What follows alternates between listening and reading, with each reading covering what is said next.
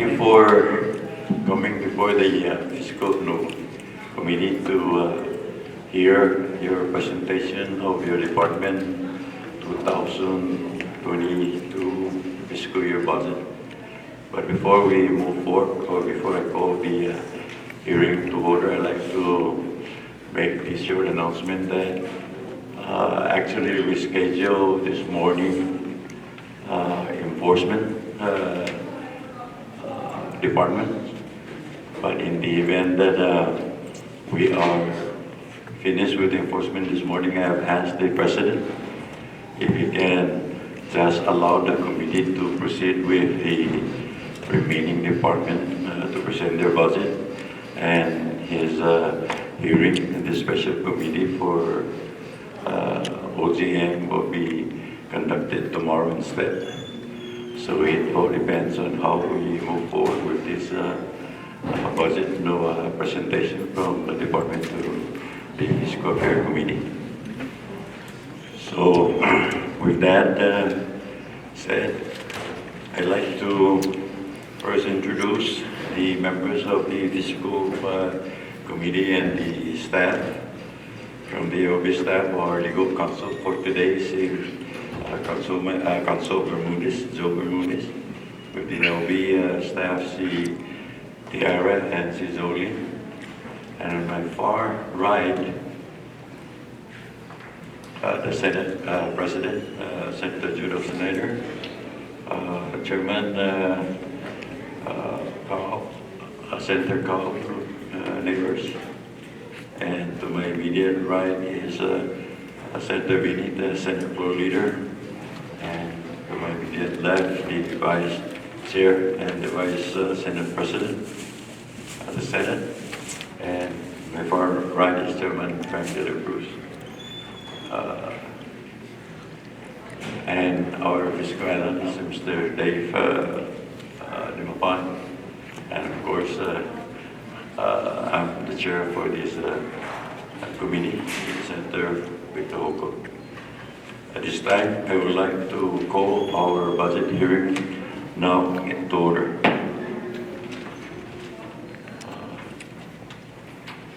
In our agenda, we have the, Clerk, can you please call the roll before we move forward? Senator Francisco P. Cruz. Here. Senator Victor Hoko. I hear. Senator Carl R. Neighbors. Present. Senator Cristo Zeta. Okay, here. Senator Vinny F. Blunt. Mr. Chairman, all 5 members are present.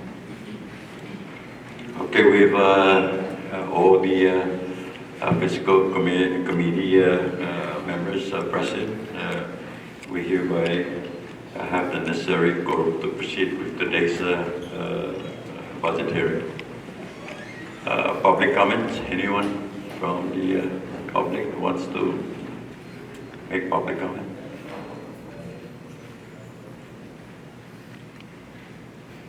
Mayor, you wanna?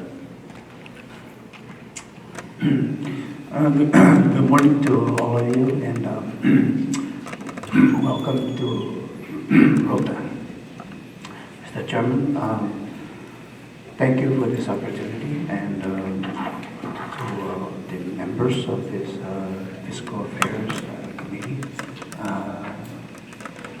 Welcome to Rota dan Tangkolas dos Masay Matando Luta. However, Mr. Chairman, I can tell you this, that after going over the budget for the municipality of Rota, we have come to the conclusion that we agreed on the submission of the governor. However, each department will be here to give testimony on its respective budget. On the requesting the committee to fund the vacancies that are not in the 2022 budget submitted by the governor. So with that, Mr. President, I know that you are to hear the enforcement departments first, And I would like for the Director Glenn to be up here so that we can go right into the hearing of for his department. Mr. Glenn, Director Glenn.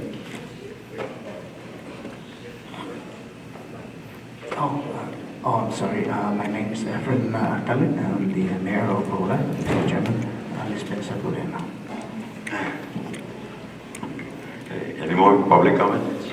Thank you, Mayor.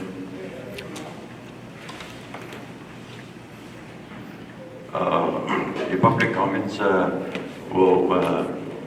the committee will be interested to hear of the presentation of what we are here to listen to the department. But maybe we can take those discussion under new business for each president director to present their overview for the department budget operation. Okay. So at this time, if there's no more public comments, we can just proceed forward. And do I hear any motion for the adoption of our agenda for today? There's a motion and has been seconded. Those in favor of the motion say aye. Those opposed say nay. Motion carries. We're down now to item 4 of our order of business, old business. None?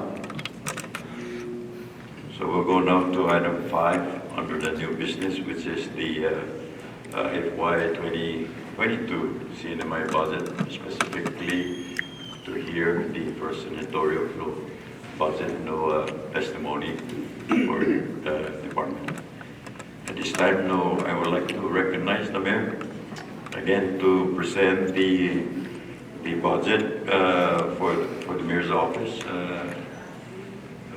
and we will hear the testimonies from your department directors. But at this time, the committee will be interested to hear your side for the operation of the mayor's office.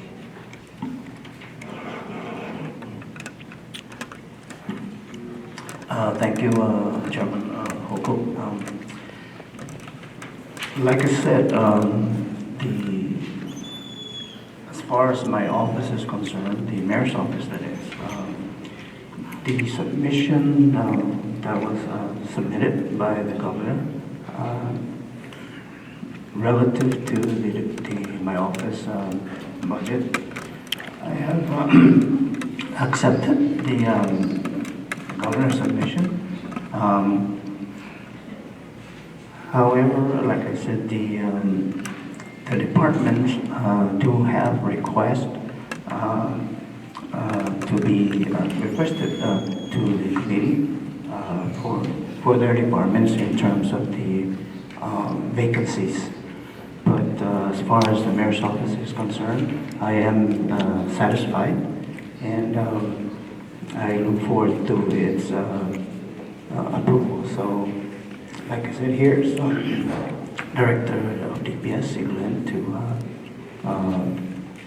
testify for his department's budget, and of course, subsequently the request to add on the vacancies that he sees needed. So, thank you, Mr. Chairman. Thank you, Mr. Mayor.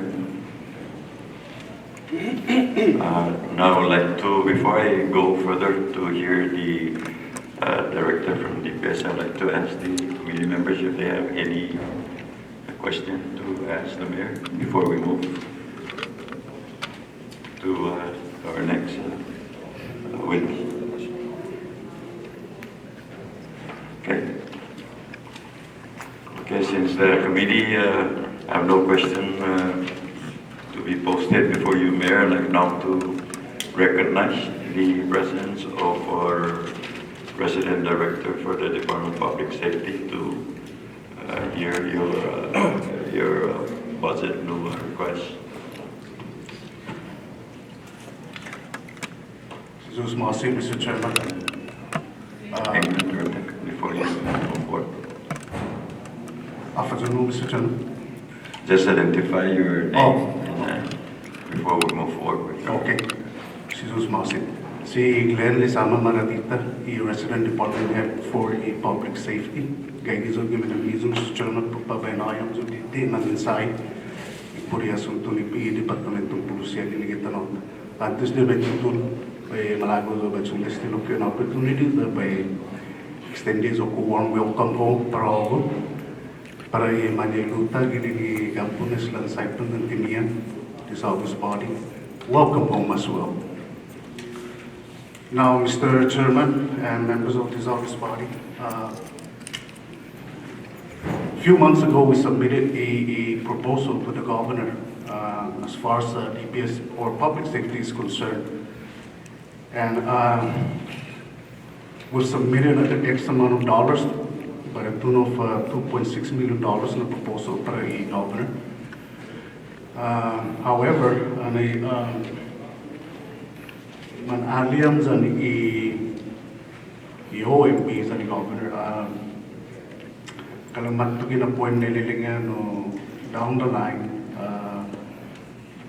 to go ahead and allow us, the municipality, to revisit our proposal cosa que para sinya by incorporate all of these nuevo na mapasa US House, which is the ARPA na funding na para mana co-mingle sa the budget. So subsequently we arrived at the tune of 2.091,696. For the most part, is an impact that the difference that is a main reason of proposal actually goes towards personnel. Whereas we're looking at a decrease of about $500,000. So that's where we stand today.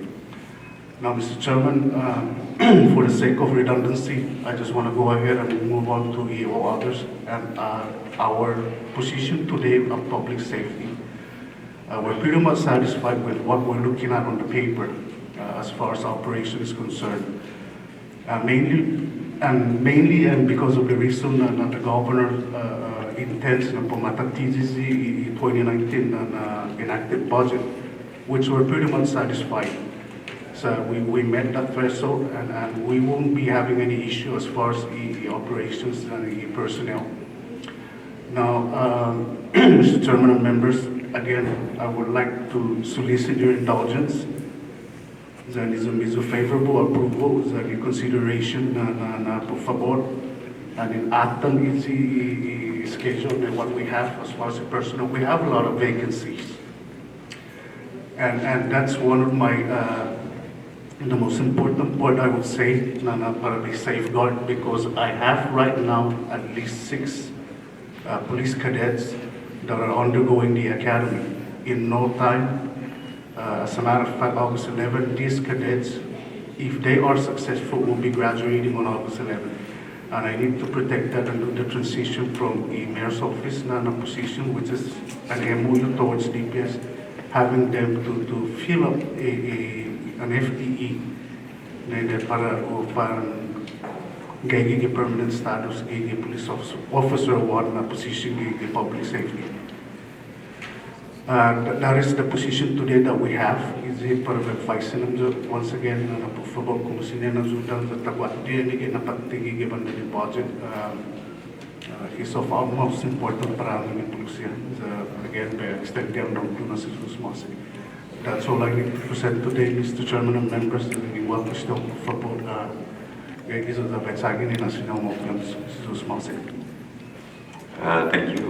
Director No Martita.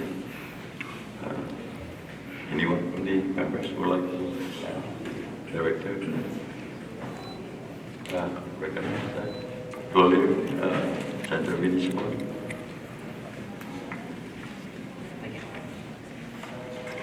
Thank you, Chairman, and good morning to everybody present with us today. Good morning, Mayor, and to all your staff. It's always great to be back in Rota, back home. Good morning, Artie, Martita. Good to see you again. I have one question, and maybe, and this is from the analysis of our fiscal analyst, and maybe he can point out or kind of give us some insight on the findings on the summary of this. And I'm not sure, R.D. Martita, if you're aware that the Rota Police is not funded under operations for both the General Fund and ARPA. I'm not sure if you identified that, and this was identified by the analysis of our fiscal analyst, Dave Limapan. Maybe Dave, you can kind of elaborate more and walk us through how that was identified on the schedule and the actual budget.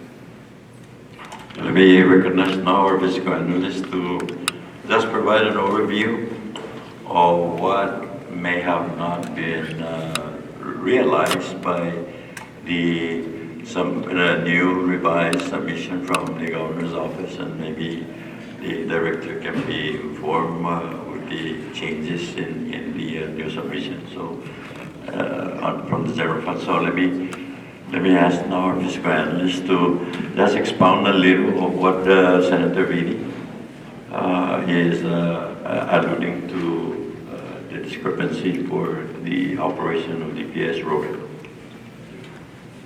Thank you, Mr. Chairman. I just want to point out that when the governor revised the budget on July 1st, 2021, under the DPS activity of Rota, the general fund was allocated for $1,212,033. Then if you break that down into three elements of the budget, which would include the operations, the personnel, and utilities, and I'm talking about the general fund allocation of that 1.2 million breakdown, there is a $12,000 from the operation. That $12,000 from the operation is basically the 1% OPA fee. So there is no budget for the operation on the general fund side. Now moving on to the ARPA money, the governor allocated for Rota DPS $879,664. Of that breakdown, there is $8,710 for operation, and that relates again to the 1% for OPA fee. So exactly there is no money given for the operation of DPS from both sources, the ARPA and the general fund. That's my summary there, Mr. Chairman. So I understand, Director, that you may not be aware of this change, no? So what the fiscal analyst is saying that out of the 1.2 million, 1% is set aside for operation, but that is going for the OPA fee as well as also the ARPA. So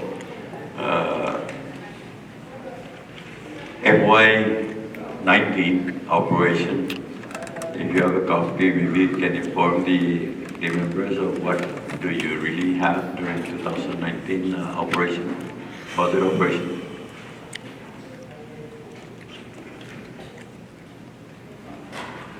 Quite shocking feeling, Mr. Chairman, among the position in the governor, sir. I want to reflect on the record on this piece of documentation. I just happened to see this today. The totally contrary to what I was explaining from the last conversation that we had before we meet. Wow. Now, anyhow, Mr. Chairman and members, from what we have, as far as the operation, I can really maybe not exactly explain because I don't have the 2019 with me, but also know what we reflect in the 2021, which is the enacted budget, the proposal that we had originally for 2021. We just carried that. Please allow me to explain in detail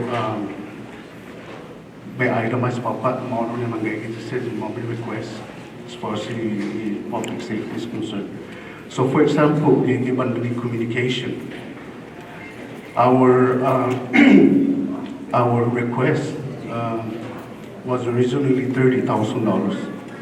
Pois, ano ma-incorporate este álbum is only a government proposal para 2022. I reflect what I have here now, gumagay at $30,000.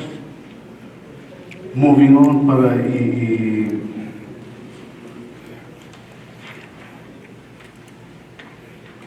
equipment under $5,000. We requested a $20,000 na proposal. Umaano ka talo na ma-honor ini the governor's office reflect again. No? Food items at a total of $5,000. Umaano ka talo na ma-honor ini.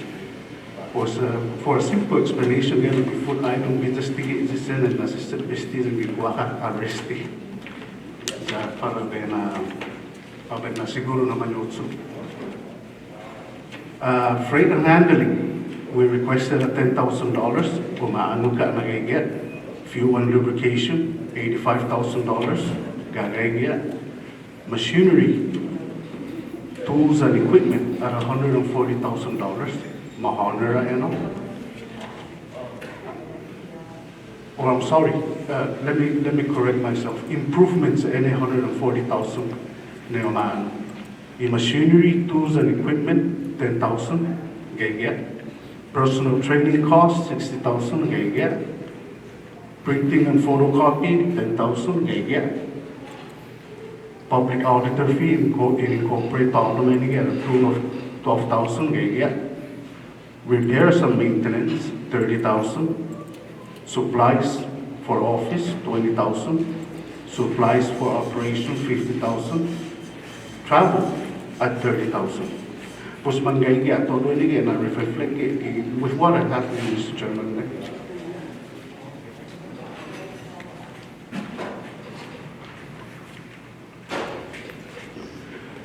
So thank you anyway, Ms. V. It's earlier explained, that's what we have, that we submitted, Mahonor. I do have the 2019 with me right now, no, like I said, very identical what I have from 2019 and what was being proposed by public safety. No, that's the position we have right now, and I'm quite perplexed and a bit confused with what Dave, the fiscal analyst, had to present today and the finding of the committee. So that's all I have, Mr. Chairman. Okay, thank you, Director Meredith. Chair, continue. Thank you, Chairman. I just wanted to point that out based on the findings of our fiscal analyst to the RD so that he's aware. The findings identified by the fiscal analyst puts the Rota DPS in a position where there's a shortage of 517,141, and that reflects from your department's request and in relation to what has been provided what has been provided based on the budget, which is 20,710 minus the OPA fee, 12,000, that leaves you with 8,710. RD and Mayor, maybe this could be, you might want to see if there was an oversight on this with OMB. I know the committee will go into deliberations and get some information on where the discrepancy started, but I just wanted to point it out so that we catch it first and before the budget gets signed, that we make sure that those funds are placed back. So, Mr. Chairman, that's it. I just wanted to make sure that the mayor and the RD is aware of that. Thank you. Thank you, Mr. Chair. Any other member want to go? Yes, Senator, or Vice Kirua. Director, it showed earlier kahit mo vacancies na pansuwa budget. Content na vacancies na pansuwa budget for FY22. Manggagaya representing an active budget,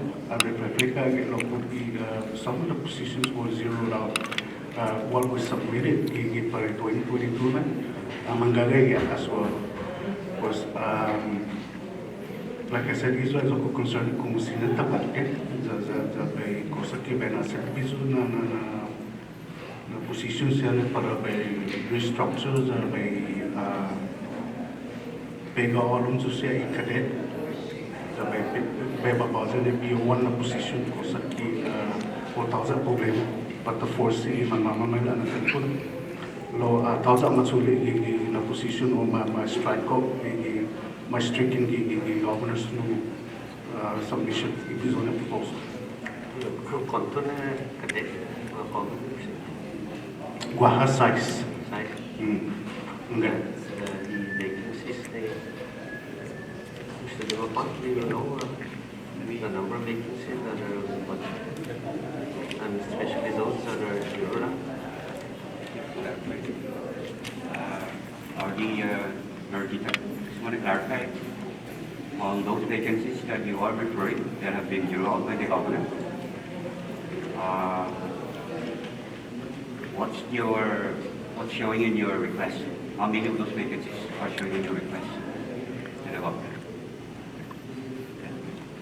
You're asking me the requests that are funded or Yeah, that funded. were zeroed out? Yeah, the request that you guys requested as vacant positions to the governor, and the governor later, in his budget submission, zeroed them out. Yeah. First of all, Noah, Director, Mrs. Interject, the FT of those budget that you're saying, vacancy, is the FT still being submitted by the governors for your department? And the funding is just zeroed out? Quite a few of the vacancies were zeroed out.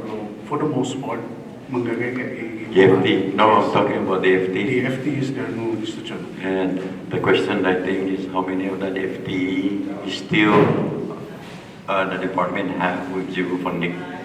I cannot provide an accurate information on that at the moment because I don't have the documentation, Mr. Chair and members, and I sincerely apologize for that inadvertent mistake that I have today. Now, if I can play it by ear, I think I have 4 positions there that were zeroed out. Other than that, fundings remain. Now, going back to see the Chairman, my apologies, the Vice President, who's Kilua, I have approximately 11 positions that are vacant right now. So, of the 11, I have at least 3 cadets, and I think about 5 police officer 1, those police officer 2, and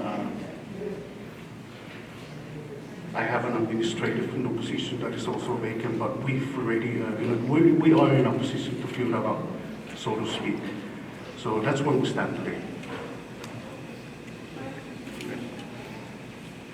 Go ahead. Can you further clarify those number of vacant positions that you have today versus the number of vacant positions that are submitted to the governor? That the governor zeroed them out. On the governor's proposal, you just mentioned that 4 of them have been zeroed in the budget. Is that correct? Yeah. That is correct, Mr. Dimapal. I just don't have the record with me right now, but if you can allow me at a later time today, I can extract that record, submit it to the committee. Okay, so one more thing, Mr. Chairman, if I may, just to clarify. So how many of those vacant positions that the governor has zeroed you want to be reinstated in the budget? As a matter of fact, all of them. Like how many of them? 4 of them? 4 of the positions have been zeroed out. So yeah, I'll be more than happy if I have the blessing from the committee to reinstate the figure. But again, so to speak right now, I don't have the record, but I'm more than happy to provide the committee at a later time today.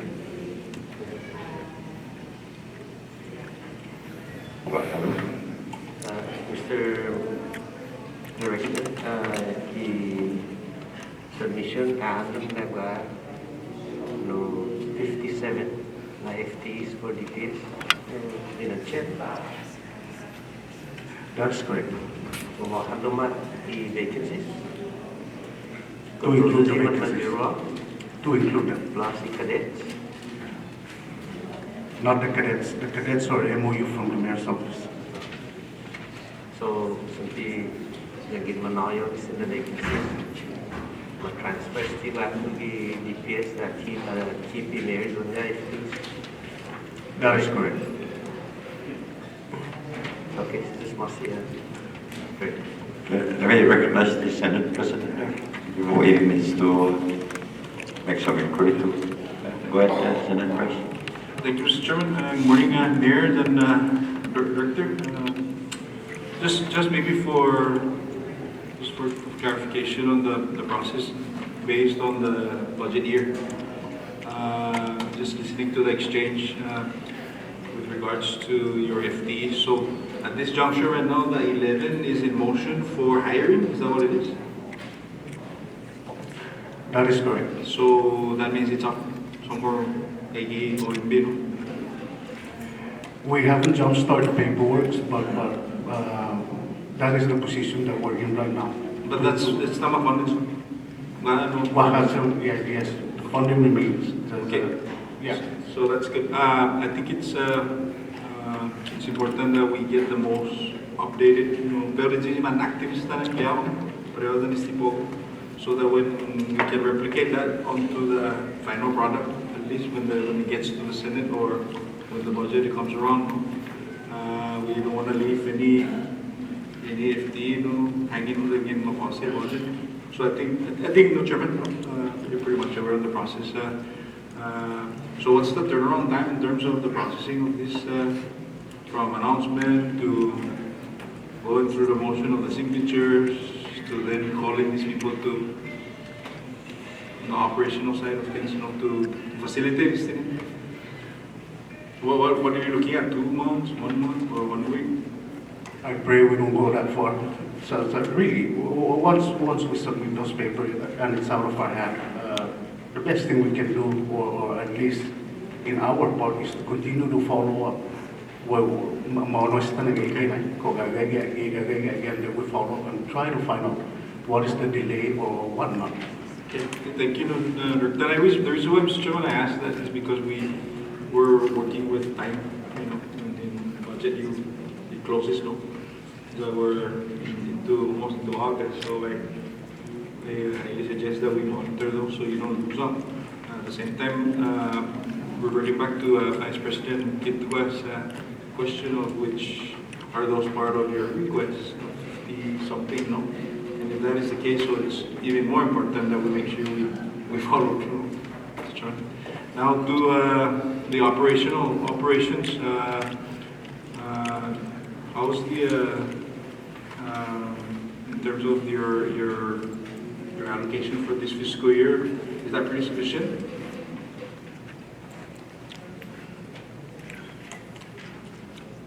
I would say no. Okay, so we want to revert back to 2019. We're looking at about billions, if I got my numbers correct here. 2019 is the cap that we're working with, irrespective of whether it's ARPA or general fund. So that's Good. pues on the operational side of things with regards to the needs for your vehicles. Are you sufficiently taking the service, decals, and everything? And this is something that you want the community to consider just putting as a general term as operations, or supplies operations, or you want it to specify in the budget? We want to run with your recommendation. Well, it's just a fraction, I will say, with the concern that I have right now. So, we've already submitted a request for reprogramming on the ARPA funding, the OMB. So, if we have that blessing, as some of the areas of concern at a smaller scale could be easily addressed once we receive that approval. Thank you, Director. The last question, Mr. Chairman, Ozzy is on POC, OMB. Bueno, contact. Ozzy by Rota. Angelina or Angelina? Okay, thank you. Thank you, Mr. Chairman. May you back. Okay, thank you, Mr. President. Chairman Cruz, you have any questions? Thank you, Mr. Chairman. Good morning, Mayor. Good morning, Director Margarita. The 18 ni nila Majuro. Majuro na ganin po manimolo still pandemic or prior to pandemic tama kasi Majuro rin na natin. I-enacted budget naman na zero. 20 STPs for the austerity of the pandemic, no? Maintain.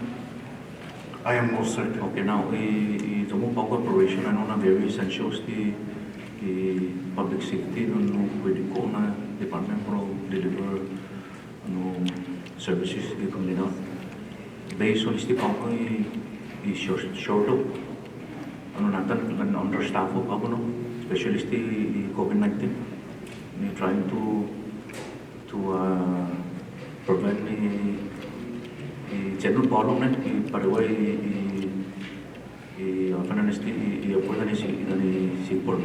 mobilizing the move under COVID-19. No? I know that they're giving funding for under COVID, no manpower for deliver community public no safety. Definitely not simply in numbers of normal operation no sa manpower that is needed to continue normal delivering of public safety. It's a pinnacle moment for us. It's quite obvious that it's taking its toll now with our officers. At an average day, some of these officers are pulling 16 hours. So that's one of the things that we try to balance out. So definitely on the no na 80 mazero low todza kasi so gini 57 gi are fairly is mommy opelo todza no ni ma face out position. No, Just zero. just zero. Magari positions. Somebody mentioned earlier na pong restructure, na pong more from that position.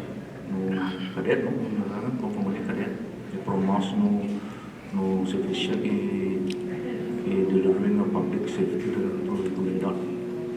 That is correct, Mr. Chairman, and if I can elaborate more in terms of restructuring.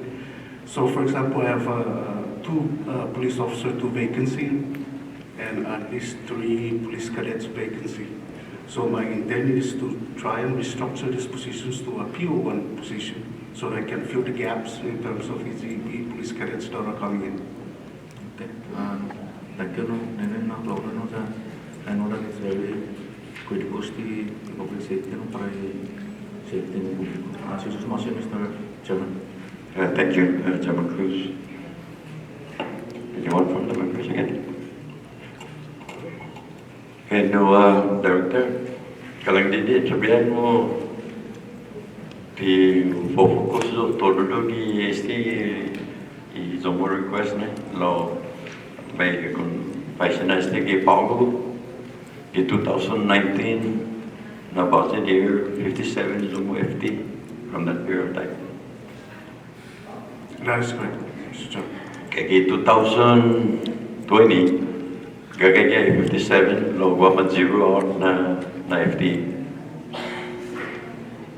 Correct. Kaya po este pago na budget representa ilang mo size nisita po ma-fuel all para on outmanage manggagin na cadet guato gi mo department. Okay. So zangin sa kausa na ta consider na size to plot gi pago na fiscal by next fiscal year. So the Department of Public Safety will then have 63 total FTE. But Mr. Chairman, ijo aki para restructure si manggay pa ito na vacancy. That kung isi dress na police cadet na reflect enacted budget na. no currently listas for now by few the police cadets so rather by malago by restructuring the by about the PO1 status. Okay, po si Pon Sogweno, Director Content na Fiscal Impact, sige pon restructure para PO1. I don't have the figure right now, no, Mr. Chairman, kalang psycho is thinking within his moment, what we have, the vacancies that we have, kalang ben psycho, I think kalang his moment office. Po si Zoko next na concern rin na kalang hindi hiningangaw na i-revise laho April 1st na submission na medyo discussion ni Mayor and ni Governor kung nag-real steady first na submission na enumerate bago before the committee because assuming na we're not taking the amount satisfy operation in DPS. Most certainly, Mr. Chairman. Okay, thank you. Dave, may I recognize you? Yes, I just want to clarify one more thing there. I'm looking at the budget right now, the revised budget from July 1st for DPS budget. And in the governor's proposal, it's showing 11 vacant positions. 11. Of that 11 vacant positions, 3 of them, which are police officer 1, have been zero out. The rest are still funded. Just want to bring that to your attention. Like say, for example, police officer 1 vacant is showing here as 18,248. 3 of them are still in the budget, while the next 3 are zero out. Then going further down, there's another 5 more vacant positions, which are police officer 2, another 1, 2, 3, 4, 5 police officer 2 are also vacant, and their funding are still available in the governor's proposal. So out of the 11, only 3 of them are zero funded. So want to clarify that, Mr. Chairman? Yeah. Dave, 5 na police officer 2 na ano yan? Yes. 1, 2, 3, 4, 5. Yes, 5. I don't even know where that came from. Those are also police officer 2, no, Dave. Yeah, So right. I'm not really sure Yeah. where the source came. Yes, I can show it to you right now, Mr. Ordi. It's showing in the budget. Let me just take a short break and I'll give the director the opportunity to go and see what our fiscal analyst is saying, whether you are aware of those. Okay. Short break. If the unaware, no situation with the revised to the RD, the committee have agreed that maybe we can go on recess until 1 o'clock, and we will assign our fiscal analyst along with all the resident director regarding the new revised, so that they will not be confused when presenting their budget to the committee members. Because even me, I thought that when the Department of Public Safety agreed with the governor's submission, as originally discussed, that we're going to make this very to simplify this budget hearing and move forward, no? But because of the unawareness, I'd like to give the RD the opportunity to sit down with our fiscal analysts and let our fiscal analysts explain to them the new revised, so that they will be aware if there is some discrepancy from what you have agreed before. Thank you, Mr. Chairman, for that opportunity, and we'll certainly do exactly what you said, and make all of the directors right now aware of this revised budget. No? Thank you very much. So with that, we will stand recess until 1 o'clock. And I ask the directors to meet with our fiscal analysts so that they can go over their budget with the revised. So that when you're presenting, then you can present the committee members a very clear picture of what your department needs from this revised. Okay? Okay, so the committee stand, this budget extend recess until 1 o'clock. Thank you. Okay.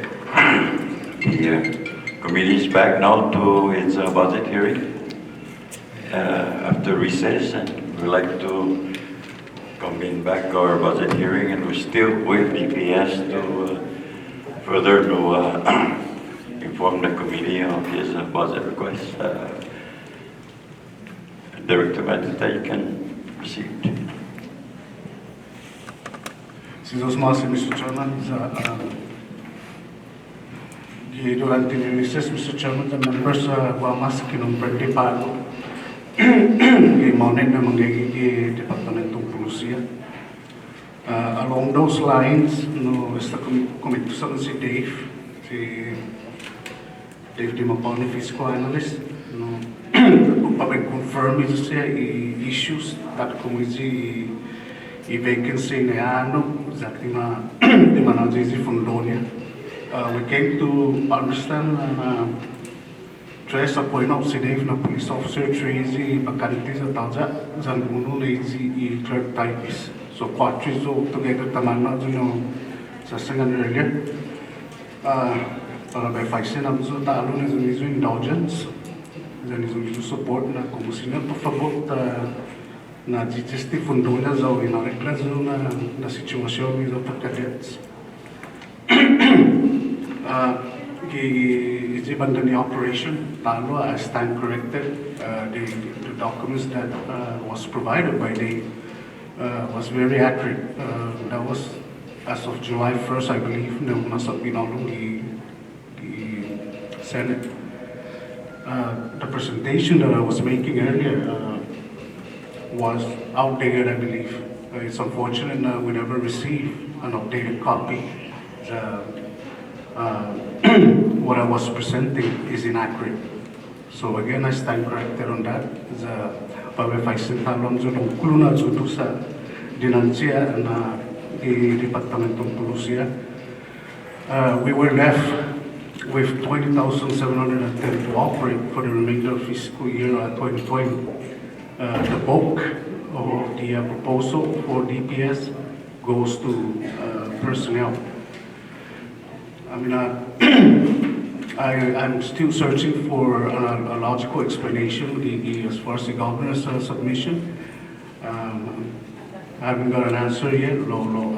Again, pag-verify silang kumusina ng Zudazo in this regard na para restore tayo a little over $500,000 in request para department. That's where we stand today, Mr. Chairman and members. Thank you. Okay, thank you, Director. No, Martita. Any other members want to make a question? So let me just conclude your presentation by asking these issues from the committee. You feel that you are comfortable with the earlier budget request for your department? With an addition to, for your additional request to consider for FTE for the department of DPS Rota? I am, I'm pretty much comfortable, Mr. Chairman. Thank you. Okay. So you are supporting what was transpired during the budget presentation as of April 1st with that kind of figure, with the consideration to provide you the 4 FTE an operation. That is correct, With the operation, Mr. Chairman, if I may ask that for reconsideration, the original amount that we're asking, which is close to or a little over $500,000. Thank you. Okay, noted. Okay. If there's no other members who would like to further make any inquiry, then I'd like to excuse them. Thank you, Director.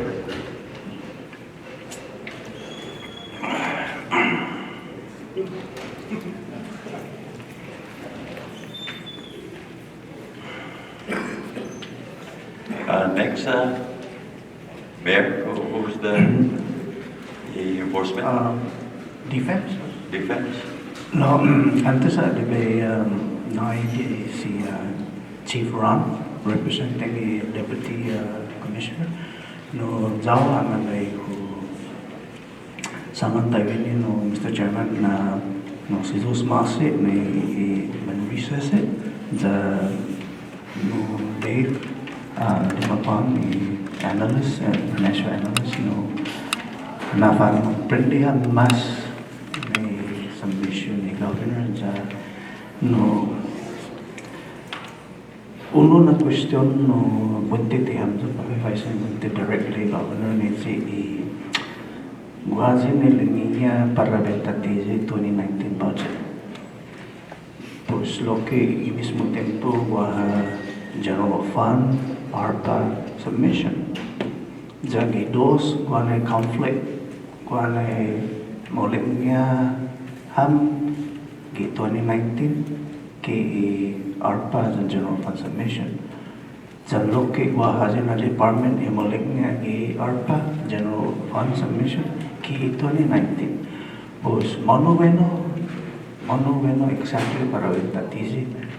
Ja ini penting na question malago o sino ba yung post ko ito kay mono winning para tatatizi sa giluin no guha di departamento siya malagonia para pagkamangongo para siya sigon gimalili ito ni aming di July 1st submission po ano Mr. Chairman ja talo si Zeus Masi na recess ja mas pag comprende hafa is submission di budget in 2019 I mean 22 so talo si Zeus Masi. Okay, Mayor, thank you. No concern, but the committee will further extend the concern, and probably when we come to hear the side, that we will ask the planning and budget how the distribution is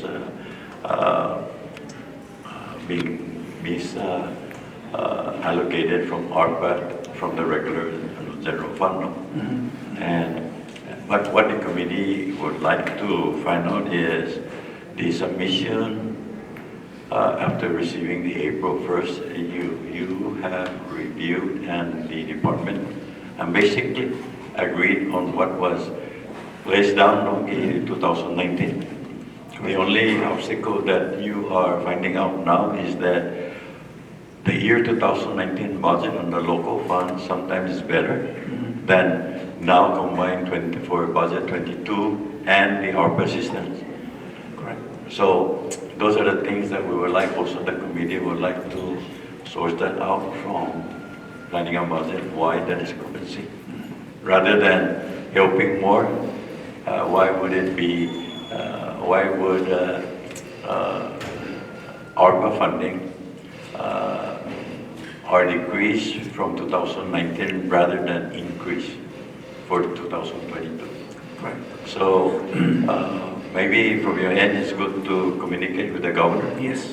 And at the same time, the committee will take that note so we can also pass the planning and budget after the July 1st submission. Okay, thank you. And so just so you know, I would like to instruct the resident directors to submit all their requests to my office, and we will combine it and submit it to your office as soon as possible. Okay. All right, thank you. Thank you. Okay, so now the Department of Defense now will be before the committee to present his budget request. And before you start, please, I just want to note that you state your name for the record, that you came before the committee to testify for your department budget operation.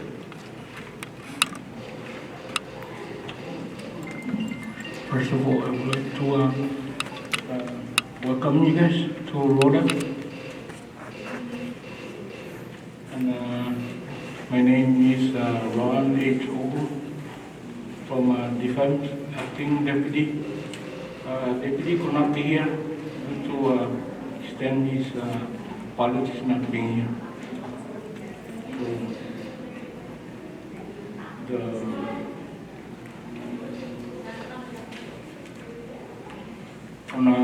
actually on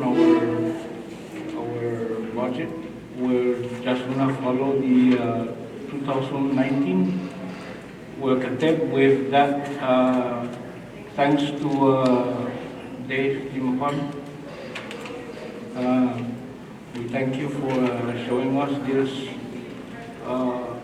29 FTEs. 9 of them, or 7 of them, are from ARPA, and I was supposed to submit 7 requests for cadets, FTEs for the ongoing academy right now. So Dave showed me the fully funded ARPA from I called up OMB and talked to Bennett, and yes, there is fully funded ARPA from OMB. I verified it, and yes, I'll put that cadets to that account request up. Okay. Anything else that you want to share with the committee? Yes, I know you guys are tracking the, what's that? Our revolving fund. So if there's anything that you guys want to say, just ask. Okay. Anything else that you'd like to share to the committee before I allow the committee to ask you some questions of concern? Yes. What? No. Are you done? Yes. What about your other? Oh, I would like to, on my left, introduce Captain Joe Hoko as my command staff. Okay. Captain Joe Hoko, you have anything to add to the acting deputy director's statement? Not now. It's gonna be not tomorrow. It's either now or never. So if you're content with the presentation of the acting deputy, then we'll move forward with the concern from the committee to make some inquiry on your department. Yes. So now I would like to open the opportunity for the committee to air out any concern they have with respect to Rota defense. Anyone from the members? Okay. Leader Satavini. Thank you, Chairman. Good afternoon, Acting Deputy Olga and Mr. Hawkrook. You did mention on your statement about the defense revolving account, I believe there's 4 revolving accounts. I wanted to ask if there's a formula or percentage that the Rota defense receives from the general balances from all those revolving accounts? Yes, yes. So is there a percentage, or is it based on just requests or needs? Based on what we're gonna, it's needed on. Okay, so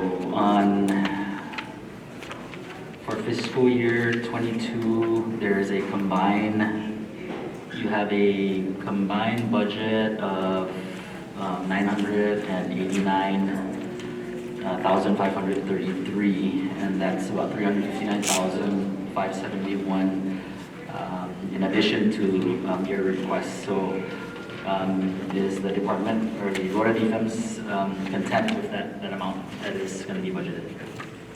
I think it's showing there 82,000 for operation. Am I correct? This is the total. Yes, The yes. overall, yeah. Okay, yes. So 989,533. So is the department content with the Yes, sir. 989,533? No more questions, Mr. Chairman. Thank you, Senator. Anyone? President? Senator Gao.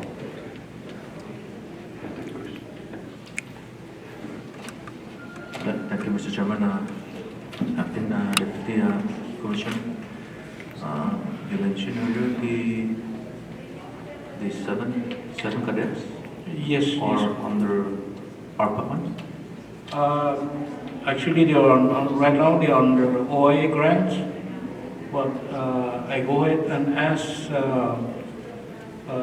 I call up OMB and check if the extra FTs that I'm looking is it under ARPA fund, and if it's fully funded, and they give me the answer yes. Thank you. I thought that it's under the OIA. Yes. Grant management. Yes. Thank you. Just to clarify that now, Mr. Chairman. Thank you, no, Mr. Chairman. Okay, thank you, Senator Cruz. Thank you. Jackie?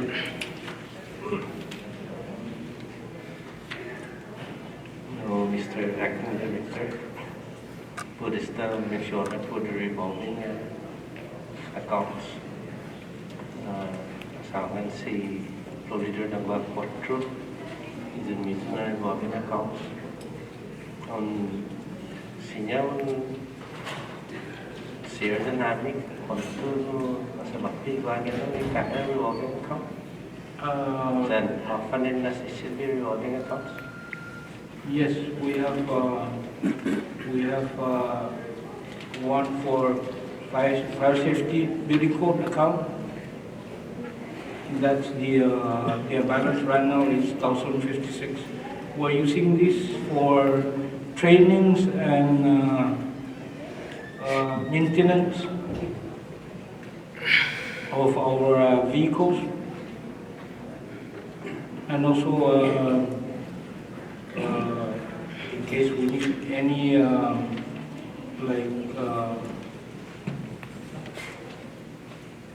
project, but mostly training we're using this money. The ambulance fee is 881. Also that we're using as for maintenance and lubricants and trainings.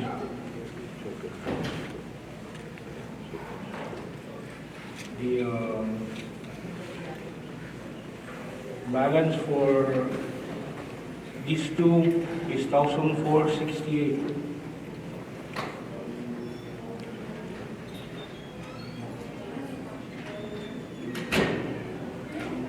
So this is the only two that we're seeing on our revolving fund.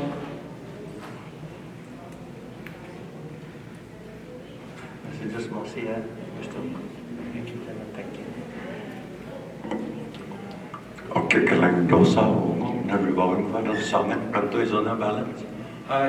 Yes. The ambulance fee is 800, Yes. and that's strictly Gininduta. Rota collection is Yes. a revolving. Yes. This one is for the ambulance fee that in Nahanaw Stino,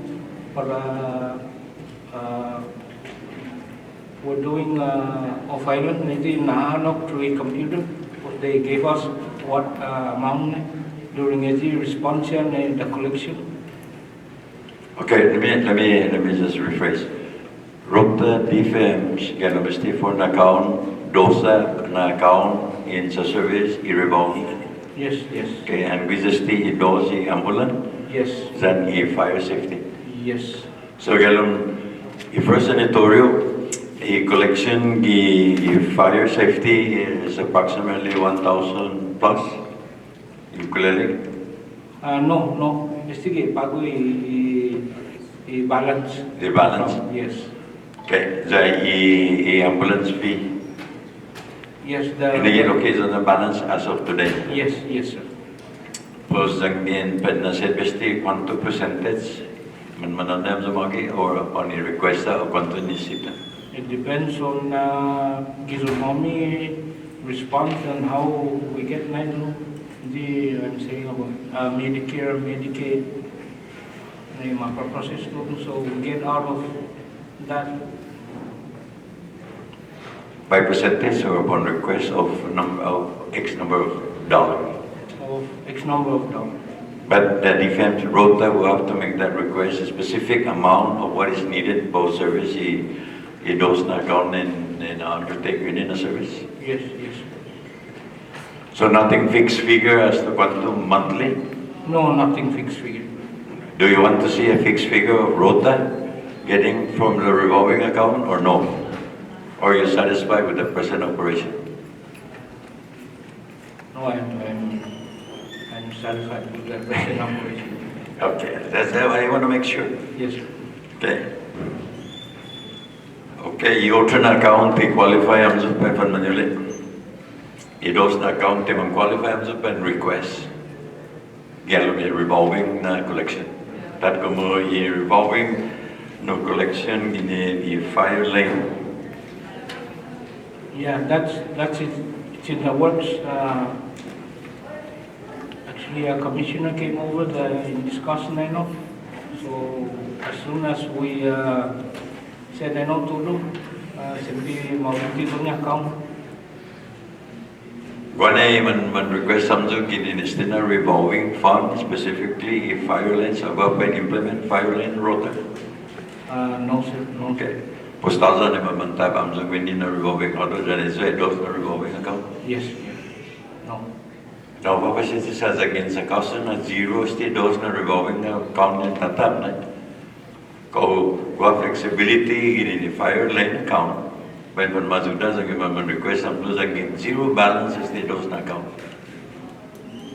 Yes, sir. Man Mazuda samsung. Yes. So in essence, the revolving account todo bali sa request samsung ko ginin mano mo gina revolving division no. Yes. Okay. So I want to make sure na manadan siya pata.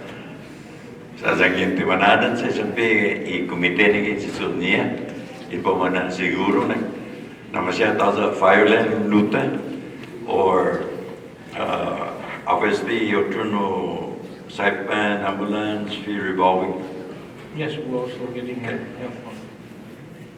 Pues uno este na kotor no na sigam so manggogong galo este. Yes, if we don't Regardless of Yes. Okay. Understand. Tizamon en ligo ba di separation ki quantum monthly galo may revolving when necessary. Yes. But satisfied so no yung hapabago masasisi. Yes, we're satisfied with. Okay. Understand. Thank you.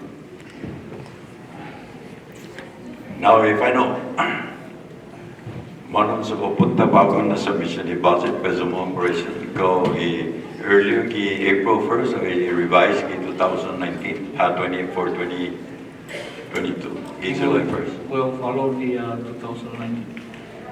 Okay. Thank you. Any other members? Okay, so thank you for your time and we are happy that we hear from your department what you need. But before I close, do you anticipate additional FTE for your department? Yes, we always.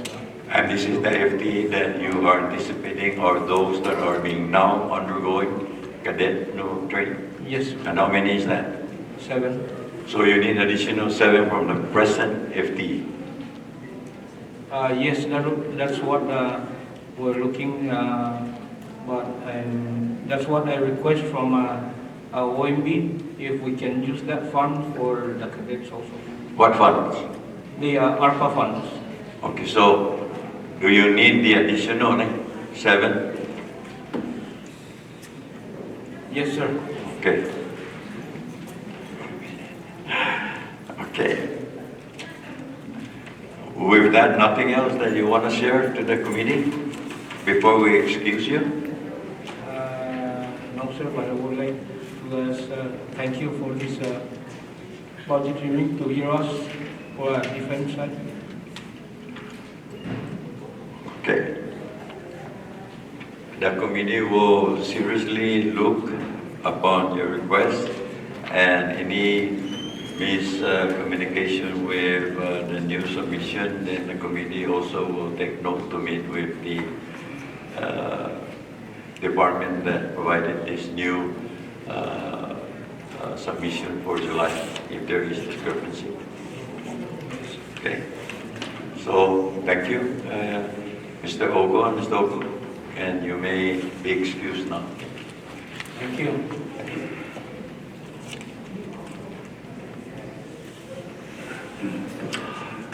Next, Mr. Chairman, I'd like to call the the acting director for the LNR, si Mr. Barry Douglas.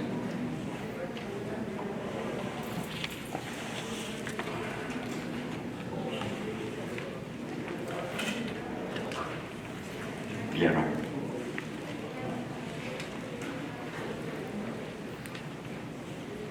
Good afternoon, Mr. Acting Director. Please state your name for the record that you appear before the commission, the committee. First of all, I want to thank you, Mr. Chairman, and members of this able body for allowing us to voice our opinions and concerns regarding the budget for fiscal year 2022. My name is Barry Gilbert Bovis. I'm the Administrative Officer for the Department of Lands and Natural Resources. I want to extend the apology on behalf of our resident department head, Mr. David M. Calvo, who is not able to appear before the committee today. He's on leave. However, I'm here to answer any questions regarding the proposed budget. We want to thank Mr. David Dumapon, your budget analyst, for giving us an opportunity to understand the difference between the April 1st submission, original submission of the governor, and the revised submission effective July 1st. Mr. Chairman, overall, I think the department is content with the proposed budget submission as of July 1st. However, there are some things that we were anticipating that were not incorporated into the budget submission that we wanted to seek the consideration and support of this committee to address these issues. Because this is a lineup of the law enforcement, I would like to, if I can be indulged, to begin with Division of Fish and Wildlife, business unit number 1422. On the fiscal year 2019 enacted budget, we were allocated 7 FTEs, and at that time we had 5 full-time active employees.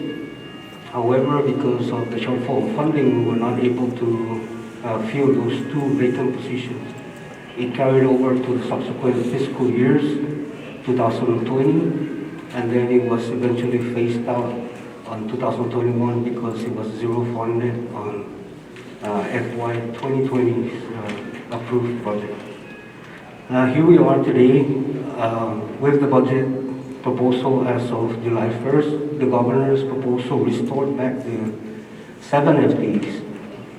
And looking at the numbers, our intention for the existing staff, I just wanted to first inform the committee that we have had 1 conservation trainee for the past 3 years and 1 conservation inspector, 1 during the same time period. Both of them completed the police academy about 2 years ago and are overdue for promotion to be an official conservation officer 1. In looking at the numbers, we're not able to do any restructuring because of the classification to a higher class requires additional funding for that to materialize. We appreciate and we want to thank the governor for considering our request to restore these 2 positions. Our intention for the division is to move these 2 employees, 1 conservation inspector 1 and 1 conservation trainee to be conservation officer 1, so that they can be out in the field and no need for them to have a partner if one is sick. We want conservation officers to always have a partner when they do the routine patrol. Currently, we're facing the challenge of having conservation inspector 1 teaming up with a trainee. It doesn't serve justice to these 2 individuals to go out and do their enforcement jobs and their duties and responsibilities under the circumstances. We currently have active 2 Conservation Officer 1 and 1 Conservation Officer 3. If this budget is approved, we're not going to be able to address the issue that we're facing unless we are granted an additional $12,000 to serve this purpose. The number of FTE of 7 is still a huge challenge for us to maintain 24/7 law enforcement schedule for this division. The other thing also, Mr. Chairman, is that the division is requesting for 1 additional administrative staff. When 1 unit goes out into patrol and they come back, they have a window of 30 minutes to an hour to transition to the next shift. Hardly there is any staff in the office to entertain customers that are coming in seeking assistance for issuance of permits, fishing net gear permits and whatnot, payments of penalties and fines. So we borrowed, through the grace of the mayor, he allowed us to borrow through MOU 1 staff that is assigned for this specific purpose. We don't know what's going to happen in the next couple of years, if the department is going to continue to receive temporary assignment through MOU. So with the announcements of the committee, we are requesting for consideration to give us 1 additional, and that would total 8 FTEs for the division. The financial impact on this, what we're asking for the 1 additional FTE for an administrative assistance position, plus the 12,000 to accommodate the intention to promote these 2 candidates up to be Officer 1, is around the figure of 37,605 for that division.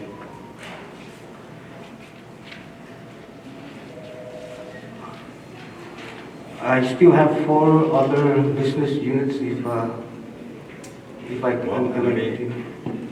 Let's take 1 business unit at a time so we can be fully aware and understand that we're now discussing the R&R under the Division of Fish and Wildlife. So I'd like to close that division or that account first before we move forward with the other division in the department. Anyone from the members who have any question strictly on the Division of Fish and Wildlife? Recognize Senator Mayor. Thank you, Mr. Chairman, and good afternoon, Mr. Topez. You mentioned about the 2 staff that you're requesting to reclassify to conservation officer. Right. So it's the conservation trainee. That's one of them. That's correct. And the conservation inspector. That's correct. So to move those into conservation officers. Now there's so they'll move to, because there's I guess there's 2 steps here. There's a difference in salary for the conservation officers, so they'll just move to step 1, correct? The 2 that you have, or the 2 that Fish and Wildlife has now, they have a different salary base. Yes, that's correct. So just move them to, so step 1 is what we're going to use now. Yes, that's correct. So step 1. They're gonna have to climb several levels up because the conservation trainee is on pay level 1 scale, and the inspector 1 is a pay level 3 scale, and officer 1 is a pay level 10 scale. So with the amount that we are being proposed for personnel, I believe that with the current level of these 2 individuals, if the budget is passed as it is, we're going to be shortfall by a tune of $12,000 for us to address that. Okay, got that. So,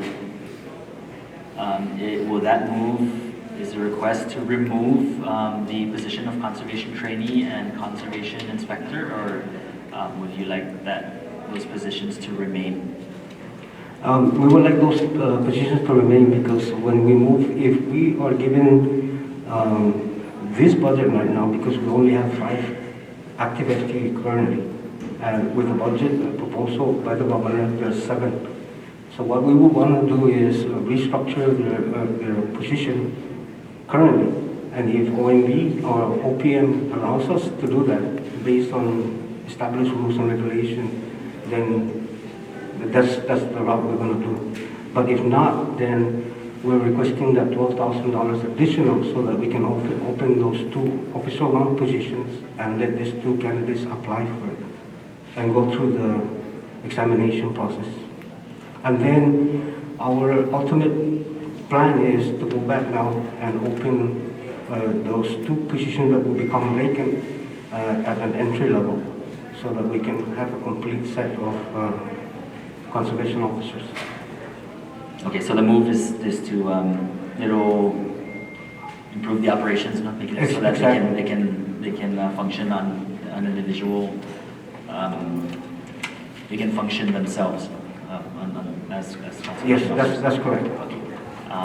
Okay, noted on that. On the salaries, are there any positions under this business unit? Are there any positions supplemented by any federal funding, or no? No, all these 5 active lines are general fund. Okay, thank you, Mr. Thomas. No more questions, Mr. Chair. Any other members? No. Recognize that, Vice President. Mr. Topis,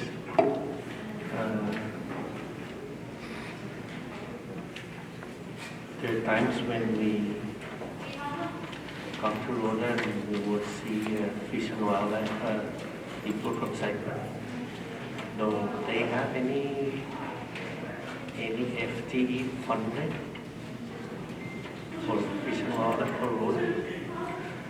We do have federal grants operating, but it's being managed and administered by the Office of the Director of Fish and Wildlife. They have a different and separate office. They're located at the Diana building, and those are where the federal funded Fish and Wildlife employees are stationed. Our staff are strictly the local Department of Lands and Natural Resources. There's a separation between the research department and the enforcement section. So the conservation officers' positions that you're asking These are enforcement. on the enforcement side? Yes, that's correct. Okay, thank you for that clarification. Any other member? Santa Cruz? Okay, Santa Cruz. Good. Okay, so we will take your concern seriously, Mr. Acting Director. We, under the Division of Fish and Wildlife, and see what we can come up with on your request, especially when you are in support with what the governor has placed for your additional FT. Yeah, just one in conclusion, Mr. Chairman, if I may. Yeah, go proceed. We came up with a wish list for, in anticipation of ARPA, but with the support of the governor during our last meeting in the month of March, I believe, with the cabinet and the mayor himself, and I wanted to address one particular ticket item that we have been facing for the longest time, and every year we submit a budget request for it, and every year we were to no avail. But I just wanted to go on record that you requested assistance for 2 enforcement vehicles, and the governor offered that he will take care of that. And that's really the reason that I'm sitting just asking now for the personnel side. So let us or stay the course, then he will take care of the two enforcement vehicles. Yes. And this will be coming out from maybe the ARPA funds. Yes, I hope so. I seriously hope so. We'll follow that up, the commitment regarding the vehicle Thank you. for the enforcement. But for now, we're only very concerned on the operation of Fish and Wildlife, whether the division have enough or employees to man the activity of this division. Right. So I just learned now that there has never been any one station to handle the daily operation, the Office for Fish and Wildlife, to receive whatever or to issue permits for, applicants and receive fee for whatever, no? Correct. That's what you're saying? Yeah, that's correct. And that's why you need one. Yes, we do have a temporary assignment through the Office of the Mayor in the form of MOU. It's a temporary. So if the mayor is not too happy and recall back his employee, how do you operate your office? I'm gonna have to fall down on my knees and find out what. So I think it is only feeding that we budget the office if it really mandate that you need one and return the FT back to mayor. We would appreciate that, Chairman, if the committee can support us with that request. Okay. Okay, you may proceed to the other division of the DNR. Oh, one question from the vice that would like to pose to you, the acting director. Should notice, does Fish and Wildlife have any revolving accounts? Yes, we do have revolving accounts for fees and penalties. That when we collect all these permit applications and we submit the coupons and the payment and receipts directly to the revenue and tax.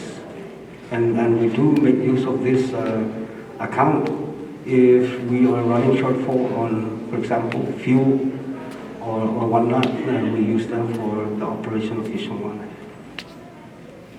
Okay, thank you very much.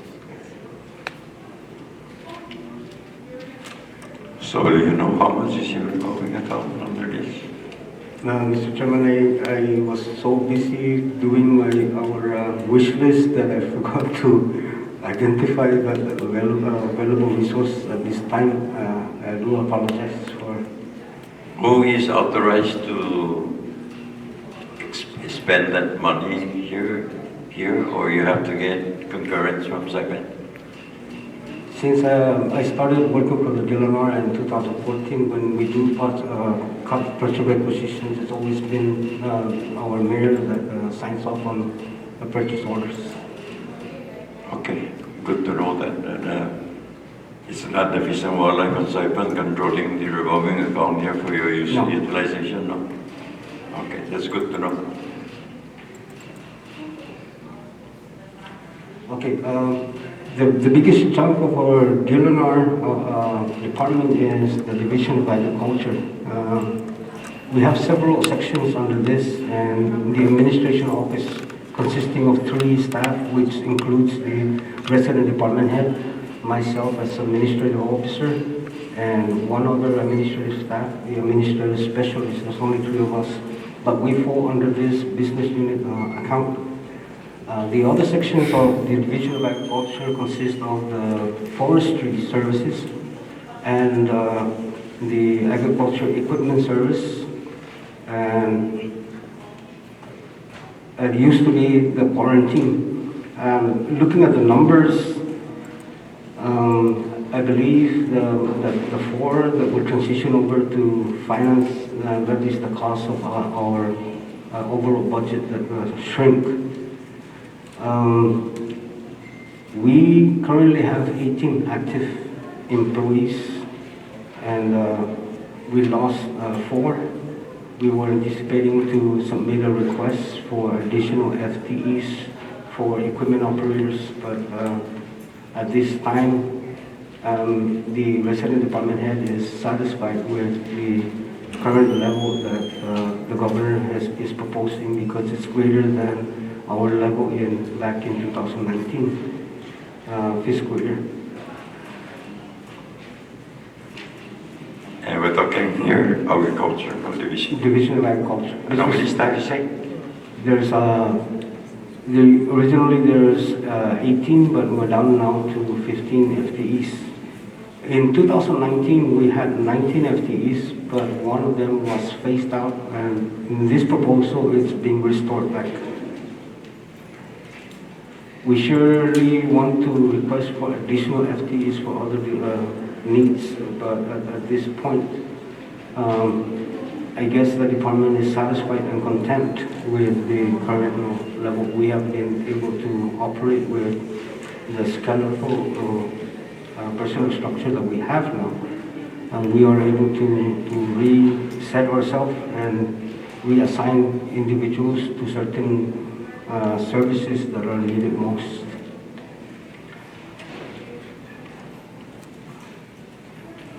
Okay, so any question? Vice? Mr. Thomas, the revised budget is showing that the Division of Agriculture will get an additional fee, which will from 14 To 15, correct. now.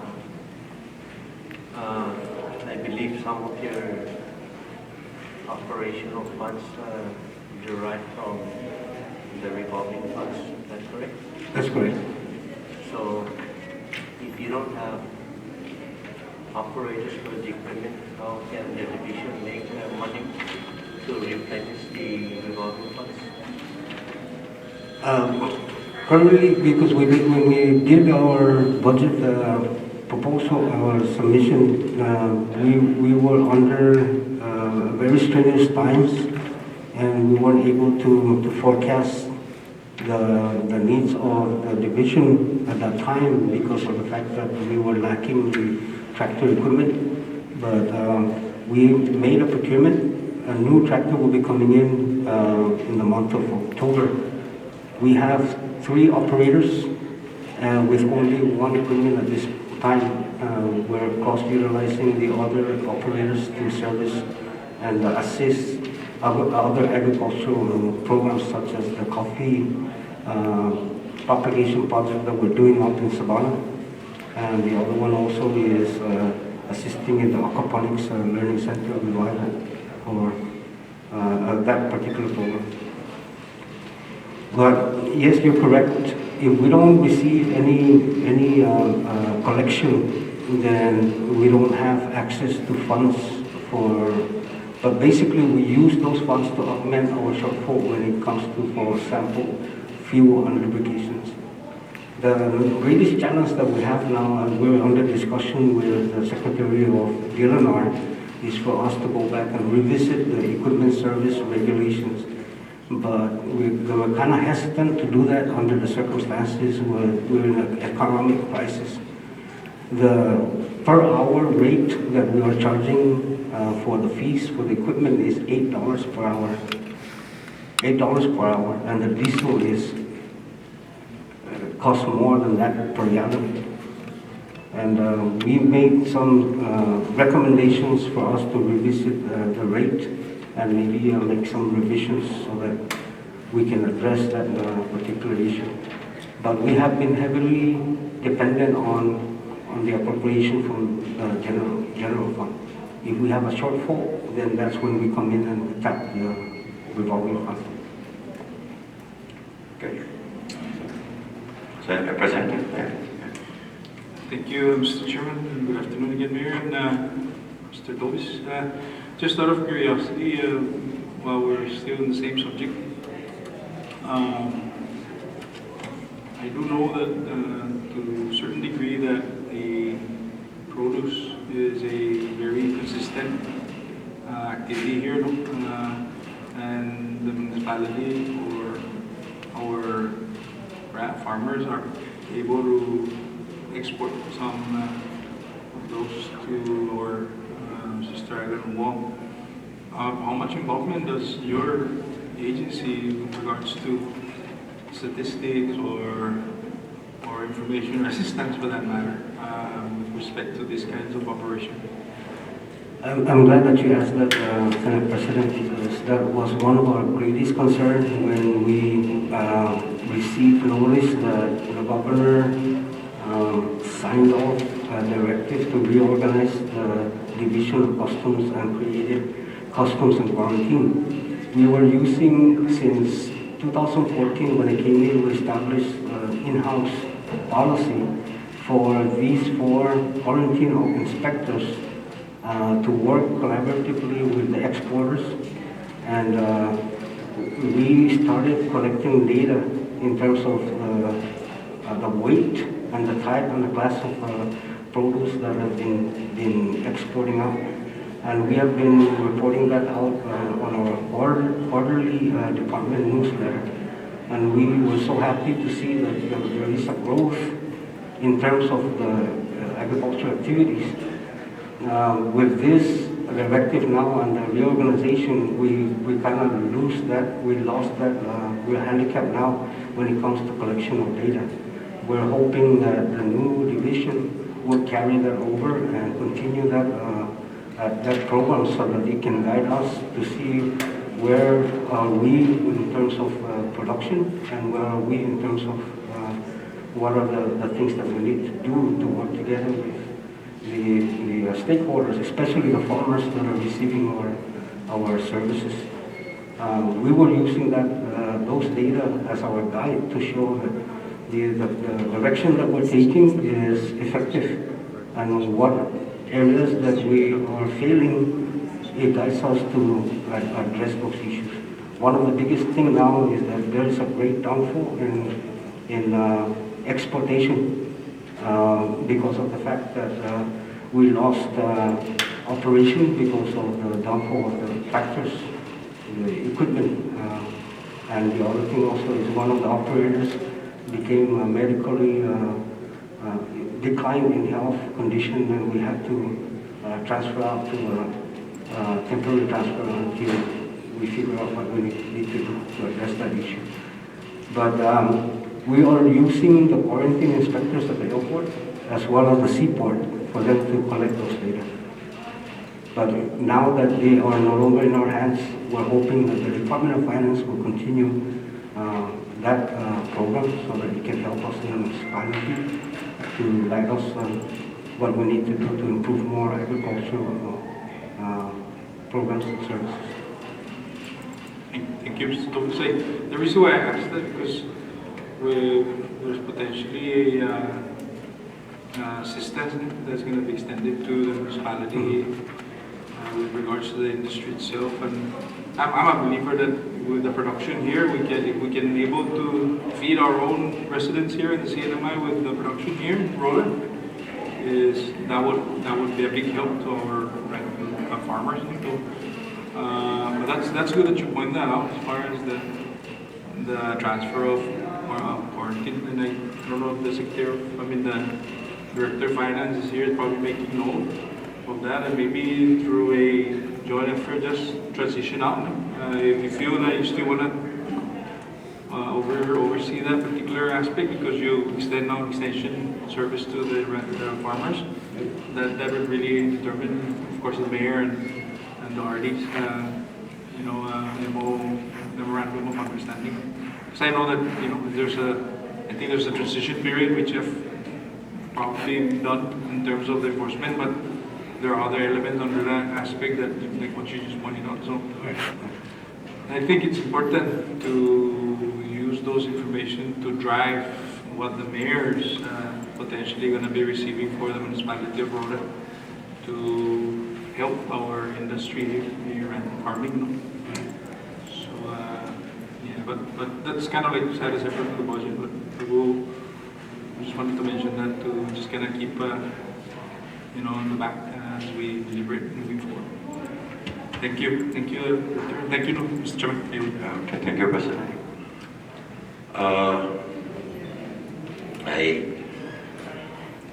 the statement of the President Government mentioned regarding the extension service to, does the division have extension service personnel to help its areas for, on the kind of farming we have on the island? Yes, we have one agriculture extension agent too, and we do also have animal industry specialists. And looking at the number that was pointed out by Senator Kirigua, the extra FTE, that was our animal industry technician position that was phased out. So we do have representation in the animal health and industry section, and we also have agriculture extension. Currently, you have that in your operation budget, no? Yes, yes. So one extension agent is sufficient to extend, to the farmers, any ideas or information that needs, that the farming needs assistance from the department? As much as we would like, I hope that we can get additional extension agents.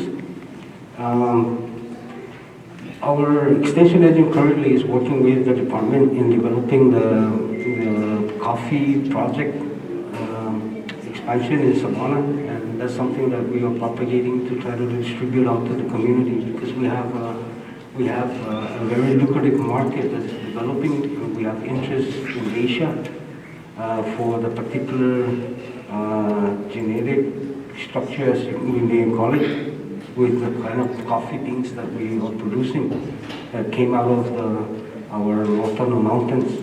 So what they're doing now is transplanting these seedlings up to a dedicated location in Savannah, and they're expanding that so that we can propagate and try to distribute out to our landowners. And besides taro and kamuti, for what Rota is known for, this is something that has not been tapped since way back in the Japanese period until now.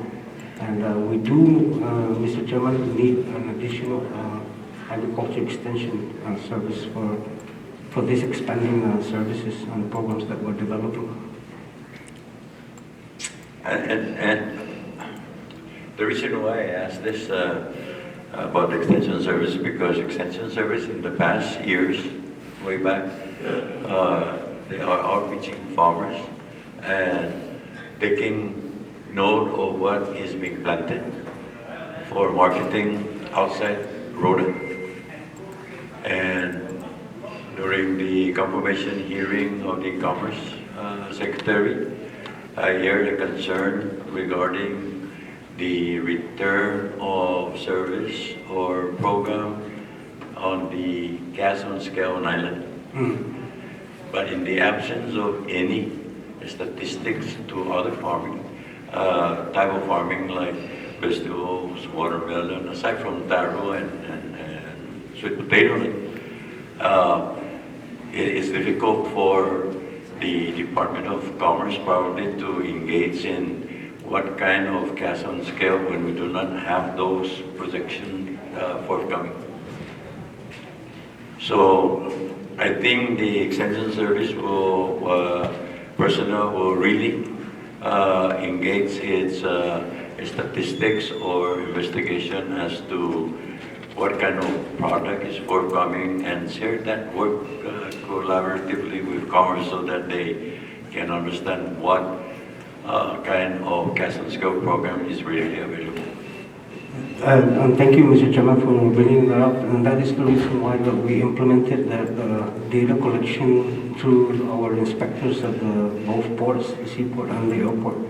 The extension service agent uses that data to collect the different types of variety of cash crops that's being produced, and what time period of the month, what season are they most susceptible to be successful in their harvest.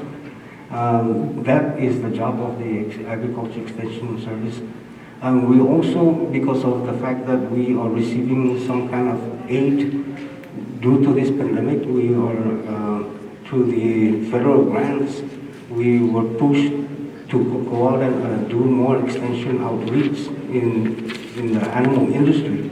So we do have collected data in terms of how many people are actively raising cattle for grazing, what type of animals they have in their farm lots, and how many heads do they have. And these are being collected by these extension service people because of the fact that there was at one point in time where the municipality is looking into grant sources for us to procure and obtain a mobile slaughter unit. Those two individuals work together to get this data. We do have data in the department.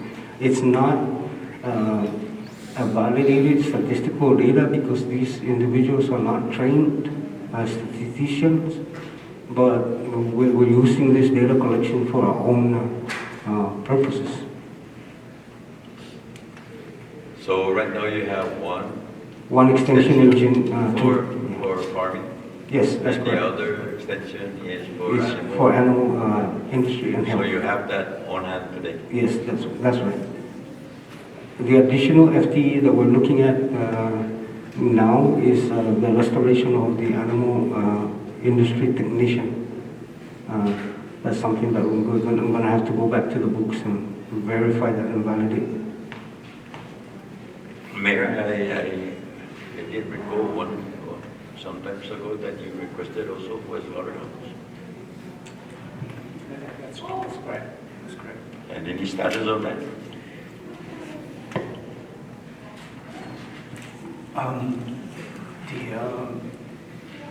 The status of that is at this point is standstill because of the, like you said, the data that we need. We have not received it yet.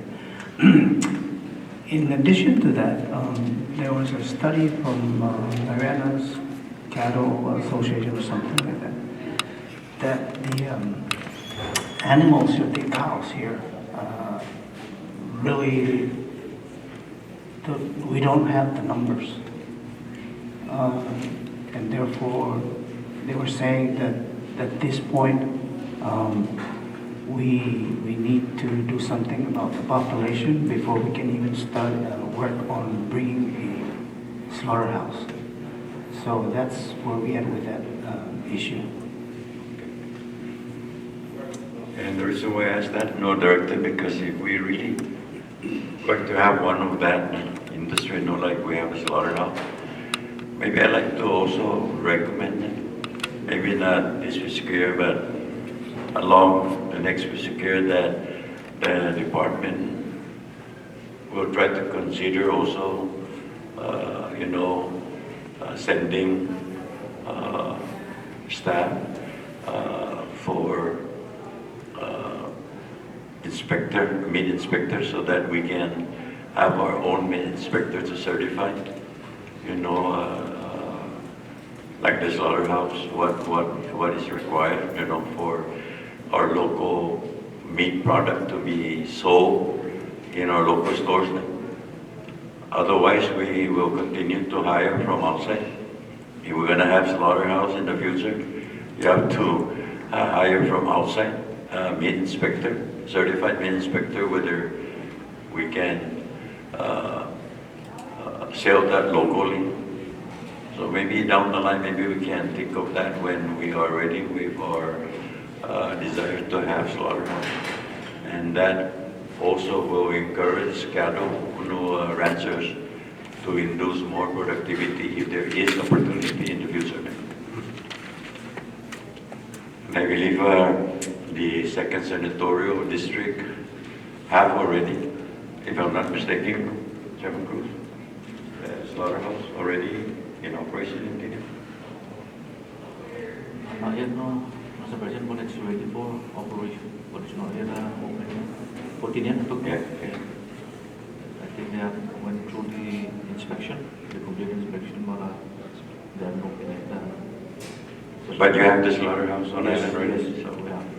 so that is the beginning and opportunity also for the Department of Natural Resources, specifically in the Division of Agriculture, to look into personnel that can be sent to become a meat inspector, certified meat inspector for the local cattlemen or ranchers to export their meat product from Guinea to here or to Saipan.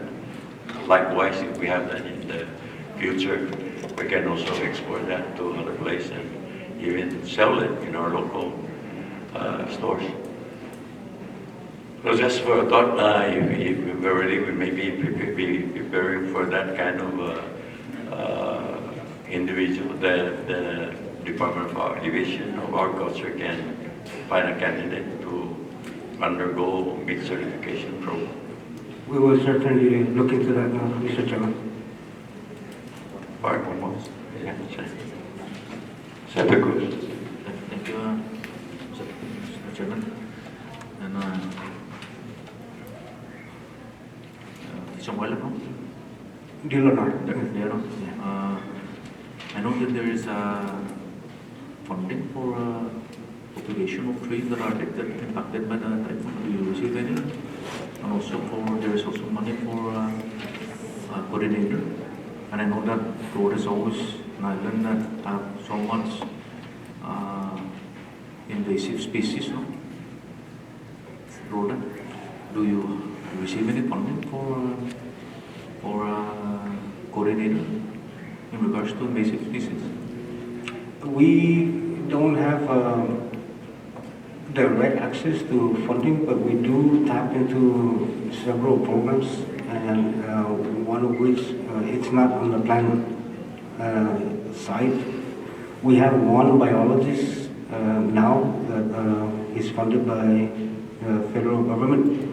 We requested for her to do a survey of the deer population. We anticipate to look into the concerns of landowners and farmers. The concern was probably the deer season should be changed so that we can reduce down the population. We have this biologist working together with 2 additional employees, and this is out of the Division of Fish and Wildlife Director's Office in Saipan. As far as the plants, yes, the forestry section handled by Mr. James Monglonia works directly with his counterparts in Saipan, and most of his operation is dependent on those federal grants that are available through that forestry services. Mr. James Monglonia's section hardly impacts our operation budget because majority of his operations are federally funded in terms of the plant industries and the endangered species. That's why I raised this, because I know there's funding for a coordinator about approximately maybe 90,000 on the for invasive species coordinator. I know that Rota has more invasive plant and animal. So maybe perhaps we can contact their commanding and find out whether that can be available for also for Rota. Yes, and including I think there is also funding for plants that are impacted by the disaster. Funding for that. I know there's a lot of plants here that are destroyed by native plants like trees over the island. We probably can also ask Saipan, is there any share for the island? I will definitely look into that, Senator. I understand that sometimes federal funds are being applied by the central government, and it trickles down to us. And you're correct. The island of Rota holds majority of the resources that we're trying to protect. And it's been a struggle for us. It's not necessarily only on the forestry or agriculture side, but even with the Division of Fish and Wildlife side. But we're happy that the existence of federally funded research programs are existing here in Rota. We do also have access to federal funds to address the coconut rhinoceros beetle, and we're working closely with the grants office to implement these programs, and we've been receiving 100% support from the grants office to address these issues. I will surely speak with my resident department head to speak to our counterparts in Saipan with regards to this invasive species program that you're talking about that are impacted by disasters. Yeah, that's why I mentioned Yes. it, because I know that under general fund. 90,000 you mentioned? The resources under general fund is very limited. Yes. That's why I want to make sure that on the federal funding should be spread within the sector. That it's not bad to just reach out to the mining and see what 96,000. Find out from me whether that one is available or not. Thank you.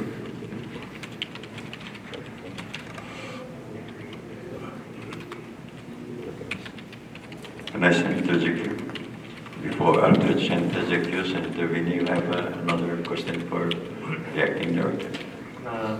Mr. Tobis, we had one of our committee meetings at the NMC campus about a couple of weeks ago, and I noticed that there's equipment at the back in their warehouse. Do you have any working relationships with the agriculture, the Division of Agriculture, with the NMC Greece here? I'm glad you mentioned that, Senator Kiriwa. We did address that when our equipment failed. We wrote a letter to a certain individual by the last name Coleman, I believe. I'm not particularly sure of the name, but I drafted that letter on behalf of the resident department head, requesting for assistance to loan us that equipment so that we can continue servicing our agriculture. I'm not sure what transpired or what happened, but I do believe that there is a response, a positive response. It's just a matter of coordinating our department head to sit down and iron out the specification, if I may say, on how we're going to be able to access those equipment. What about in terms of the extension program that was asked earlier through NMC Greece? I understand there's one or two staff there. At NMC Greece, did your division ever ask NMC Greece if they can work together with the agriculture division to visit the farmers? When there was a permanent staff several years back, she was very active in communicating with us and working with us in reaching out to the community, extending services through the NMC Greece. But since we lost that particular employee from NMC, there has been like a break of communication between the two agencies. The last time we have a visit from NMC Greece, they came down here requesting for the mayor and the Department of Lands and Natural Resources blessing to utilize the old tilapia facility that's located down here in the Tasuk, which the DLNR doesn't have any jurisdiction over. But that's the only time that we had any visit coming from NMC Greece. I've been encouraging the Agriculture Extension Service to reach out to them because there's a lot of issues that we're facing when it comes to particular diseases that are happening, especially now. It's ever more reason for them to work together because of the fact that we are being invaded by CRB. While we are addressing CRB with this virus grant sources that is coming to us, we need to be particularly concerned about the other types of palm trees, because they're not only attacking coconut trees. We have some people that are growing now betel nut trees, and these are going to be the next diet of this invasive species. So, to answer your questions, I have not, since my being with DLNR, I have not seen NMC Cree's appearance in Rota working together with our division. Sad to say that, because even myself, I'm wondering what happened since they closed down the campus, and we lost Solis. Was Solis? She was still very active in helping us address agricultural issues. But since we lost that human resource at NMC, there's been a disconnect between the two.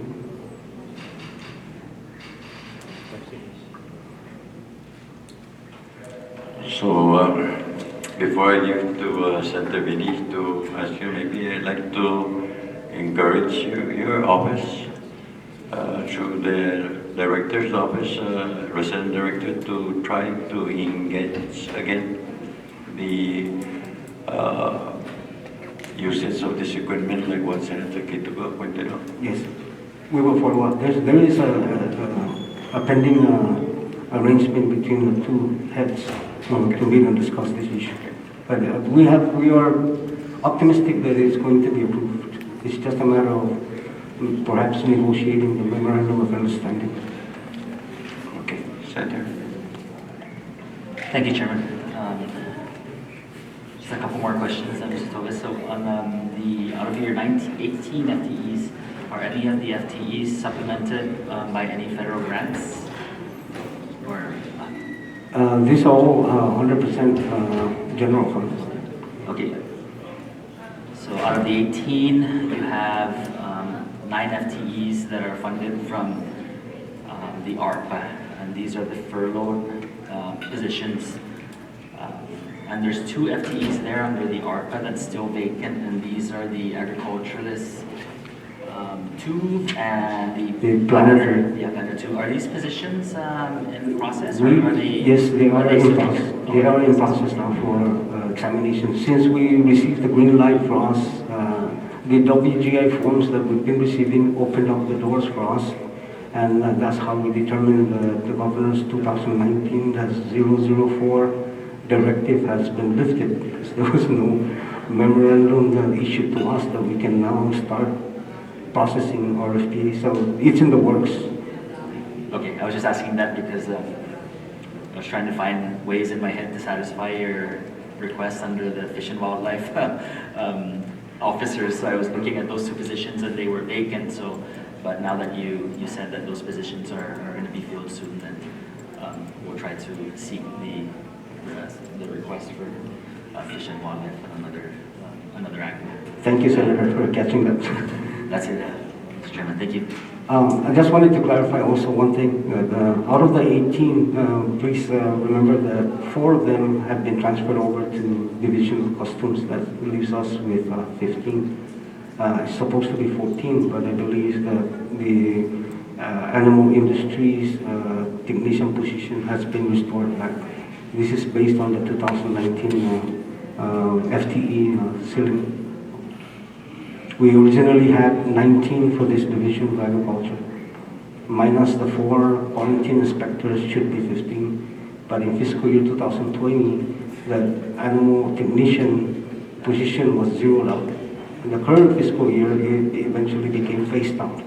So the governor's proposal, I believe that additional that Senator Kiruba pointed out, is the restoration of the animal technician. And that will give us more capacity for us to outreach to the community.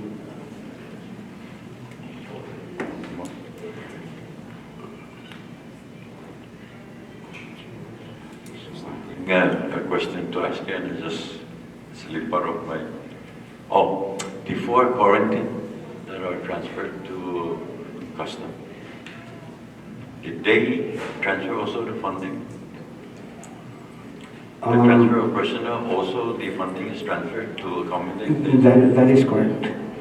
And as my counterpart will testify at a later time. One of the four met the salary compensation level to be customs inspector or customs officer. The other three are going to be shortfall.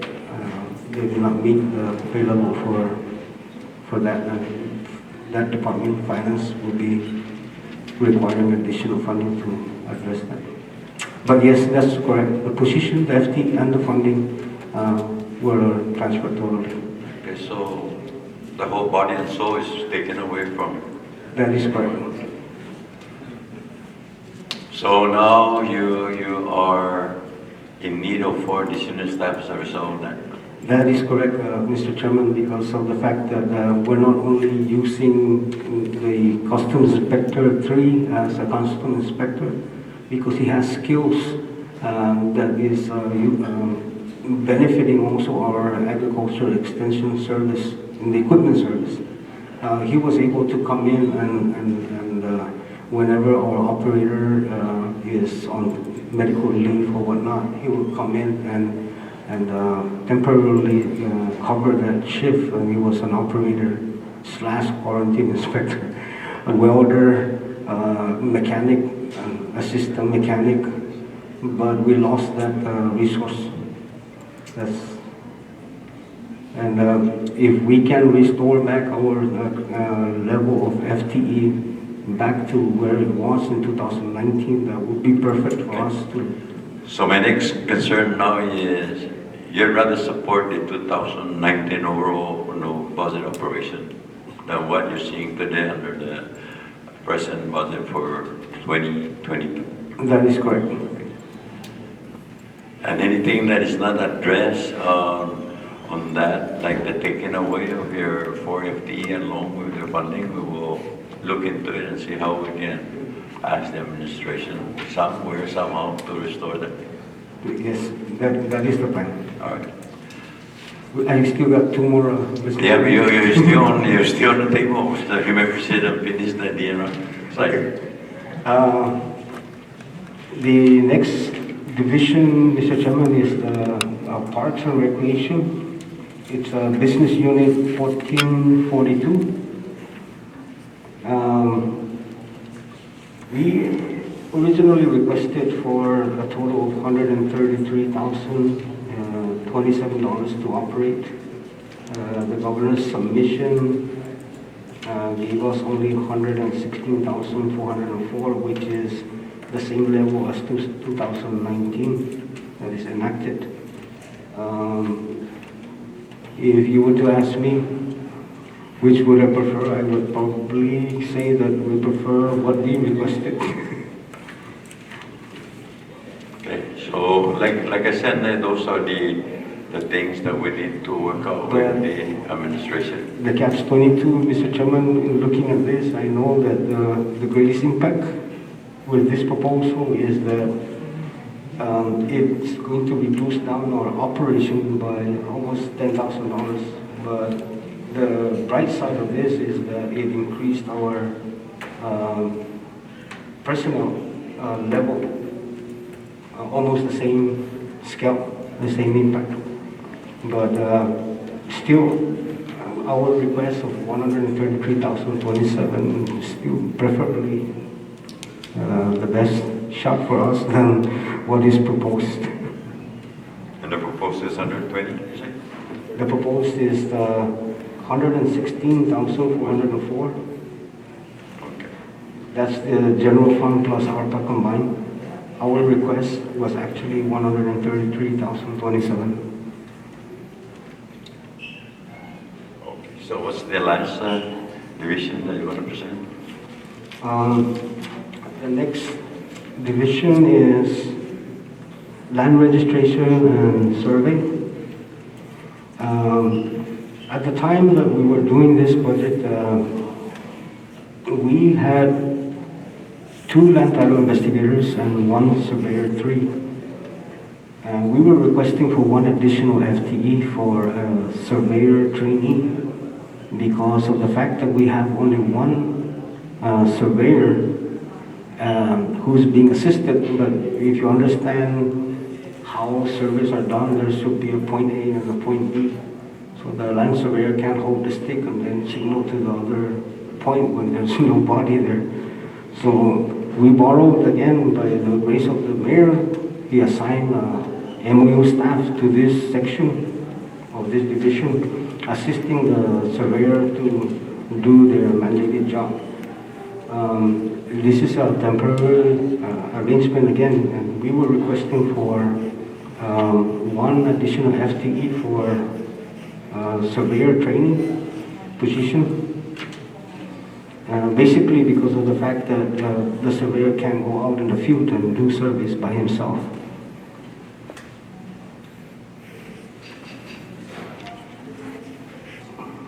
And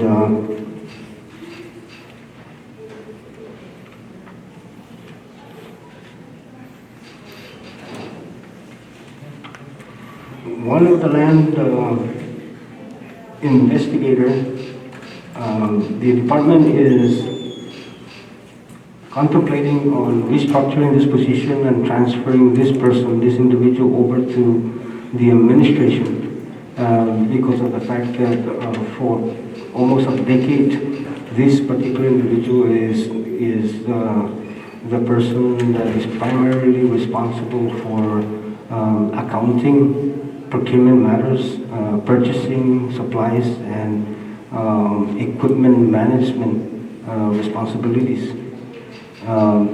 The direction is to transfer this land title investigator out of the division and permanently set for under the administration section to handle those matters.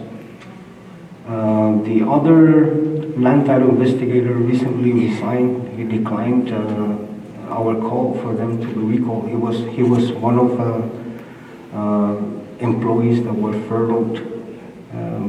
He responded back declining to be recalled back. So we are also processing that vacant position to, it's being announced as of this time.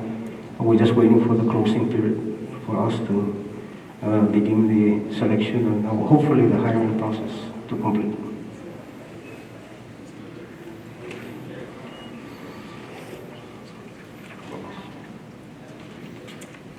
Yeah, Santiago. Thank you. You said you needed one Surveyor training. surveyor training. What was the amount for that? May I ask? Just give me 1 minute, surveyor, and I'll pull it out.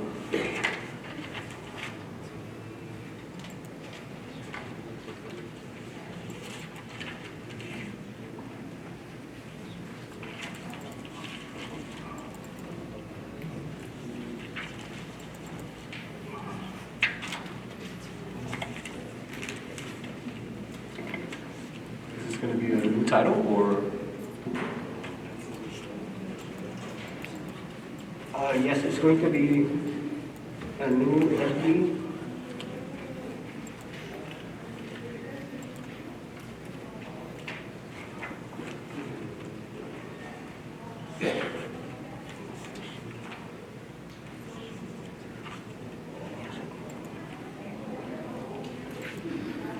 Mayor's submission to the committee.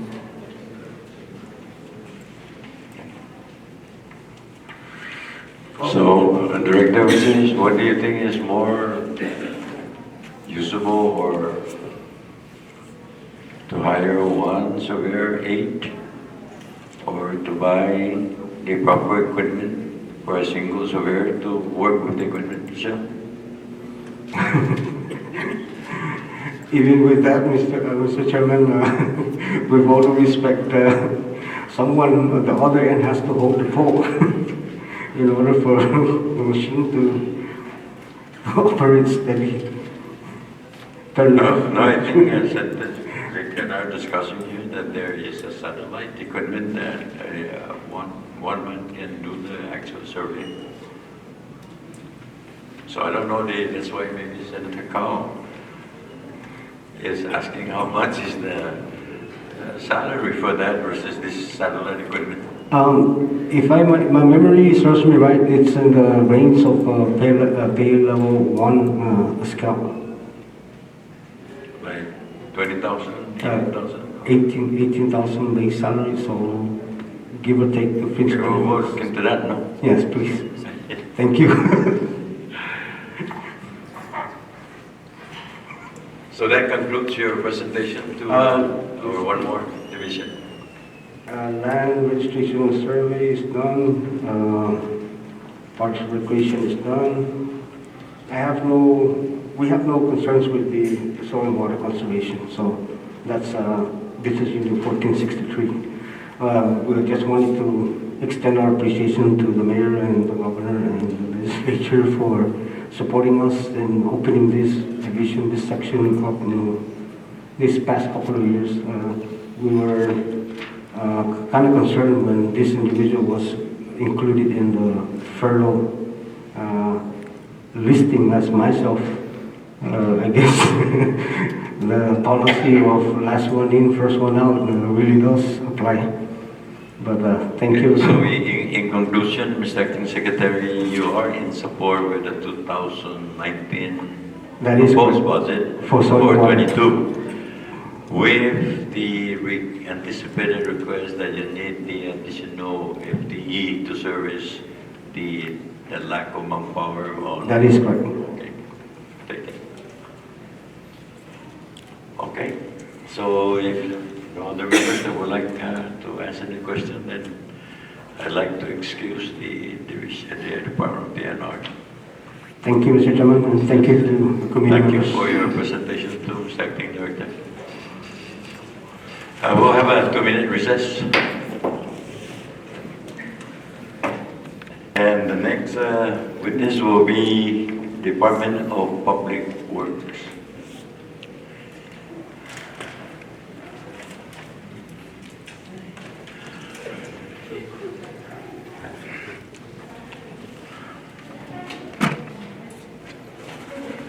Sir. Buenos dias, senators. Welcome to Rota. My name is Darren Mendola, representing I am the resident department head for Department of Public Works. And this is our admin assistant, Ms. Noemi Manoli. Thank you again for coming in. Let's proceed. Let's get it on. As you start, get it on.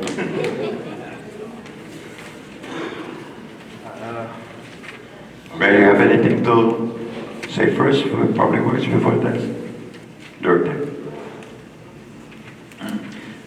Thank you, Mr. Chairman. Actually, like you said, let's get it on. So,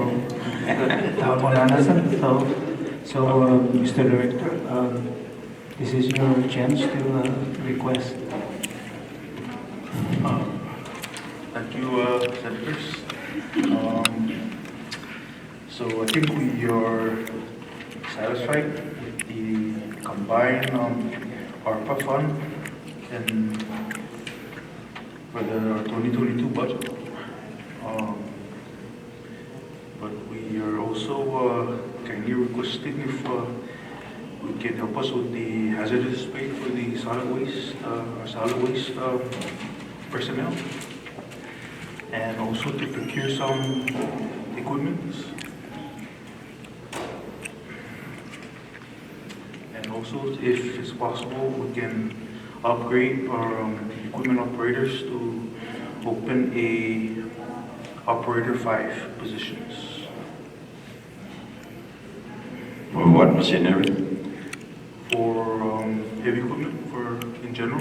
Multiple? Yes.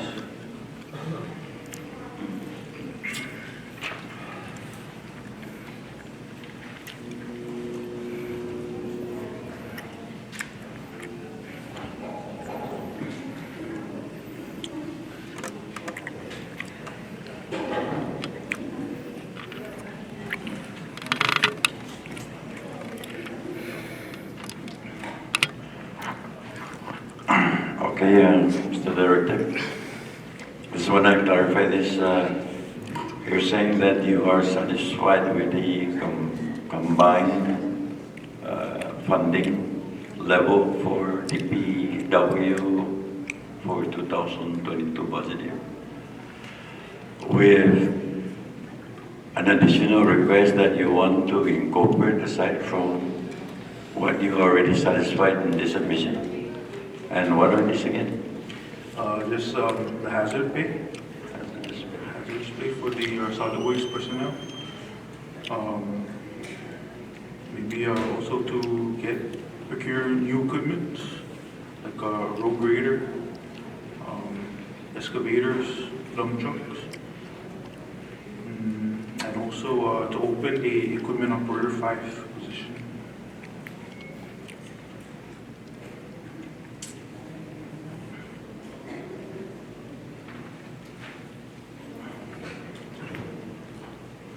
Any additional information that you want to share with the committee for your operation fiscal year 2022, aside from these three?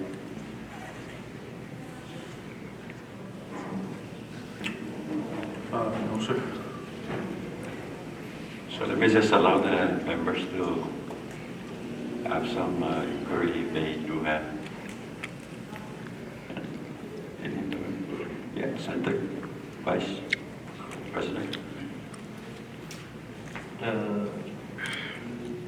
Director, currently you have 33 FTEs, right?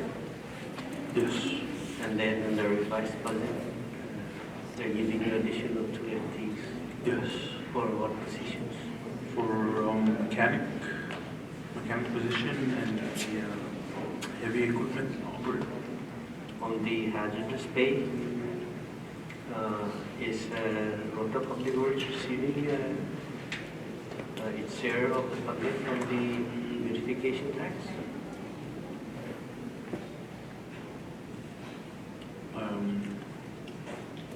Unaware of that, sir.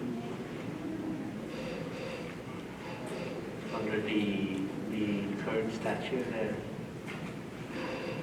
if I'm not mistaken, 80% will remain for the Saipan land fuel, and 10% goes to Rota, and 10% goes to Tinian. So you're unaware whether you are receiving that amount? Sir, I would like to answer that. The one for the tipping fees are you talking about? The recycle and siphon, the 10%? That actually used to be, we have shared 10% tax, on 10% from the income, but they already stopped that. So effective last year since October, we only are receiving 5,700 some a month. It's no longer 10%, sir.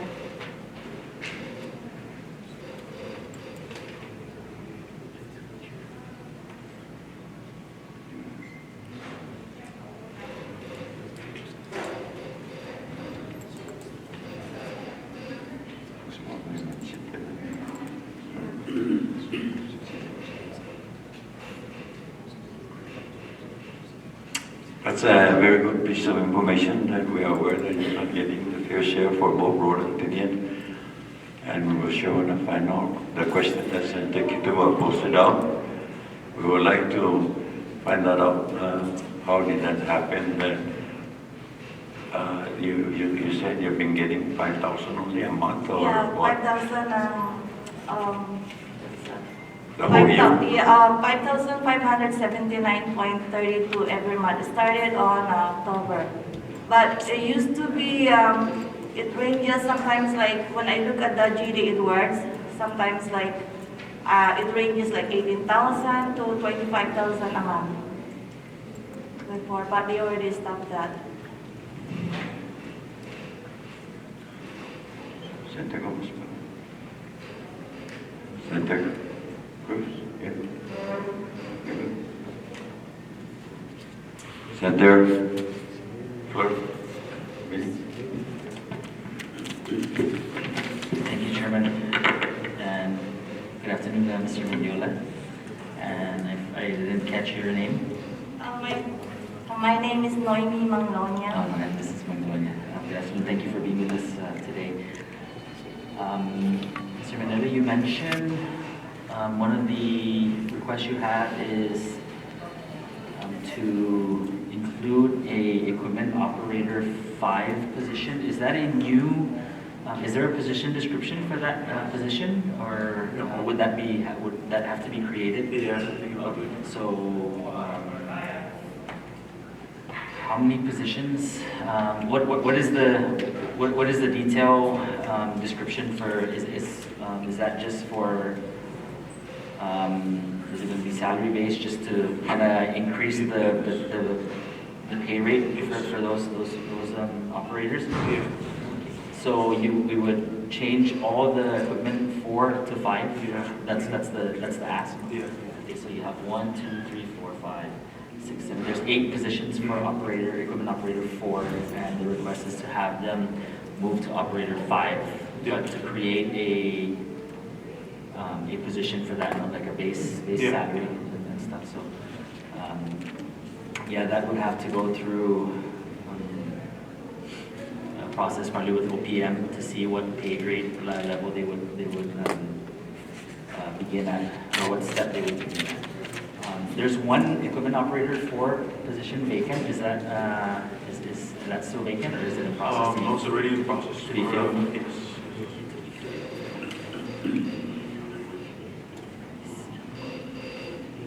And then, in reference to the hazardous pay, that would be something we'd have to kind of tackle in general.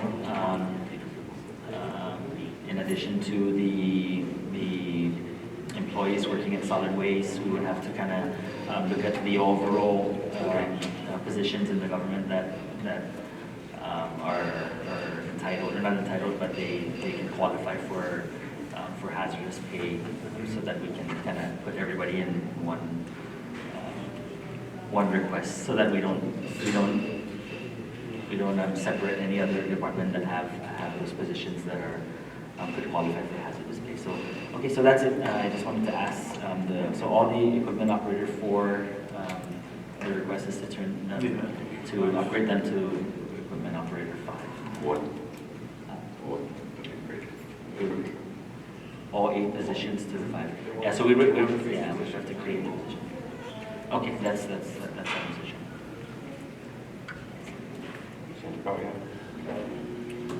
Yes, Mr. Mendola. Of the heavy equipment that you referenced, road grader, excavator, dump truck, do you guys have any of these currently, or?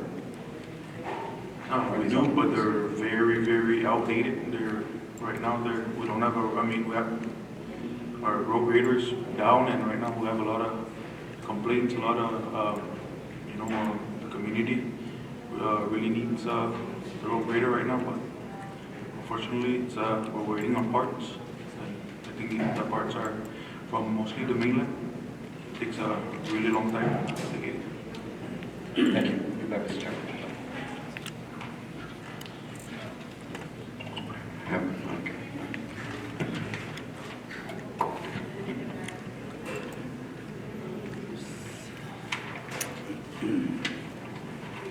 All right, one more, Mr. Mendiola. So you have the submittal right now for FY22 combined is 777,589. That is an increase of 355,235. But I don't know if you look at the operations. It's short 4,613. Are you aware of that that shortage under your operations? Yes. For the combined. And then it's a decrease of 4,613. Are you fine with that, or would you like that be kind of put back to where it is? We will definitely love to be back to the original amount? Yeah. Oh, okay. 2019 one. I just wanted to ask that because there is a decrease. Yeah, but if we were to select the 2022 combined with the 2019, I think we prefer the 2022 combined. The ARPA. Okay. Yeah, because you do have some. I think there's you have some positions here that are funded by ARPA. Yes. All the furloughed positions are funded by ARPA, so, okay, I just wanted to ask that because I kind of realized that there was a short of 4613, so, okay. Noted, Mr. Chairman. Okay, thank you.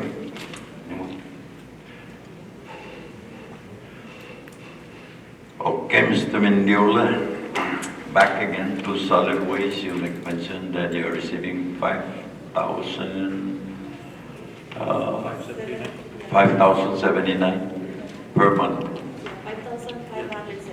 5,579. 5,579. 59.32 a month. 179 point what? 0.32. Okay. So, have you ever inquired your counterpart who is responsible with the collection of this funding about what is your total share for the island of Rota with regards to solid waste revolving fund? Actually, I spoke to the accountant and they're just giving us allotment and this is our. I understand that that's the allotment you're telling us, Yes. but have you asked them what is the total actually, for Rota with the solid waste revolving fund? No. So let me ask you again to try to call tomorrow and see what do you have for Rota. And if they don't tell you, I want to tell you how much right now you have under this revolving fund. Oh, we do know. You don't know how much is your balance today? Yes, we do. How much is your balance? It's 100, but that's an old account. So How much? the 2083 account is about 130,000, and the 2083E is about 40,000. Okay. So you still have a total of 186,000. Okay. As of May 31st. Is it possible we use that to pay someone that has it? It's a good question, but it's good to answer to answer your counterpart. But we will sure look into it. So the 5,579.32 a month is very far from the balance that is still sitting in that account. So maybe you can work with your counterpart and ask if you can use that funding for your hazardous pay for your solid waste workers. Okay? Mr. Chairman, is there any way you can look into the possibility that the mayor of Tinian and Rota can have the authority over that fund?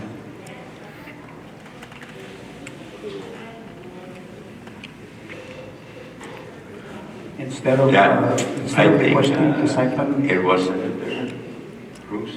Or who introduced the president, the revolving fund for the mayor?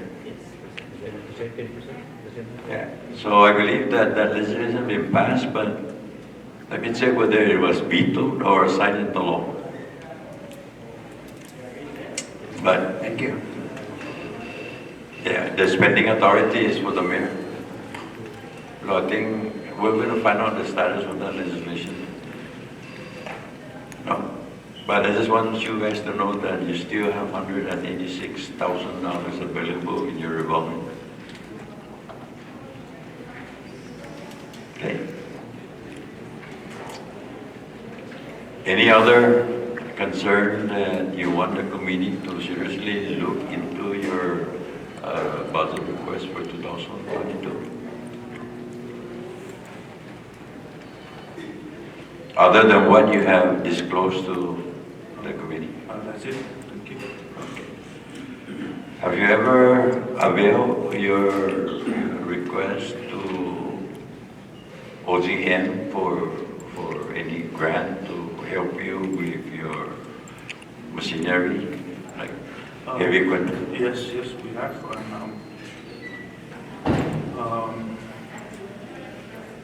Right now, I believe we have a CIT, we have 6 million for the land. And right now we're in the process of requesting if we can use some of that money to purchase some equipment, brand new, And your request is through where? through CIT. This Palazzo? Any response from her office? No. We're still in the process. We're drafting up a letter to send. Oh, you have not sent the letter yet? You're just in the process of drafting a letter to send? Yes. Okay. So can I ask your office to expedite so that we can see the status of that request through that funding for your equipment? Have you got it? Yes. Okay. Noted. Okay, so if you don't have any more issues or anticipated no urgent requests for the committee to seriously look and consider, then I would like to thank you and excuse you as this budget hearing for your department is concluded. Thank you too. Thank you so much, Paloma. Okay, thank you, Director. So, Mr. Chairman, at this point, I'd like to call upon the Director of CNCA, Director Dwayne.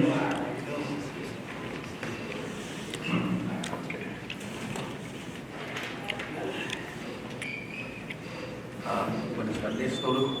Malamang panyadaman no pagdiktizo pwede na no manirabli na senador tapi lailo pinong na si Jesus Mausi mazota ne initutun maiga yun mamin sa popotam ano dem kumpiyansa amin diskuti na babe no 20 na yang zo informasyon puri para taga-gauzi departamento na paro ginia mona na paro na jalan tumona si pisyo para komunidad. Ini kita luta dan con todo lo que interamente maganas. Si Dios masih no si Mr. Dave Limapan maganda panuyam i ma-revise sa mas bagong comprendi Dios masih ni anak bati po niya tauto sa panuyam todo ni departamento bagi magpaben na klaro na presentasyon bago na no budget hearing. Nalokay yung staff, si Jesus Mausi na manggagam no.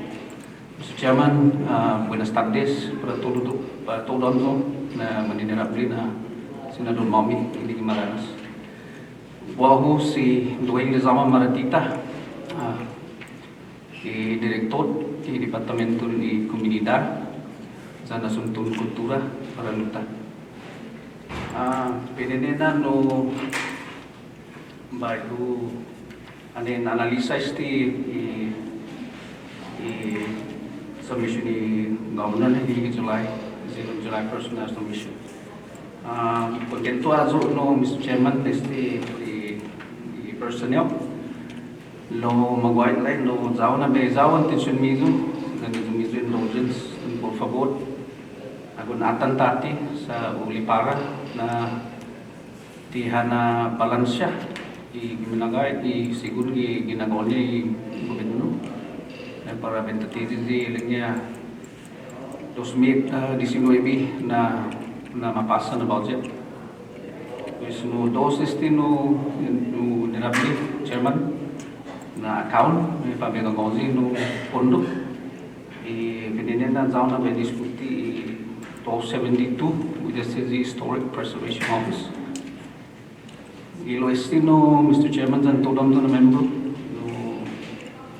na gobyerno i departamento and regional fund 7,500 tapos i ARPA mga no akaba bentis ti pinunyan silin niya 1% na OP klaro no sa iliya i worksheet lo kilo enom no in request kini ni magayat no 11,178 sa enacted budget di 2019 kadang bentisig los cuantos sa na diferensya 11,432 pues kilo eno combine no ARPA the general fund ni anoi or actually propose the governor para is the account it of 32 7,807 because there's a difference with no na waha 3,425 again no Mr. Chairman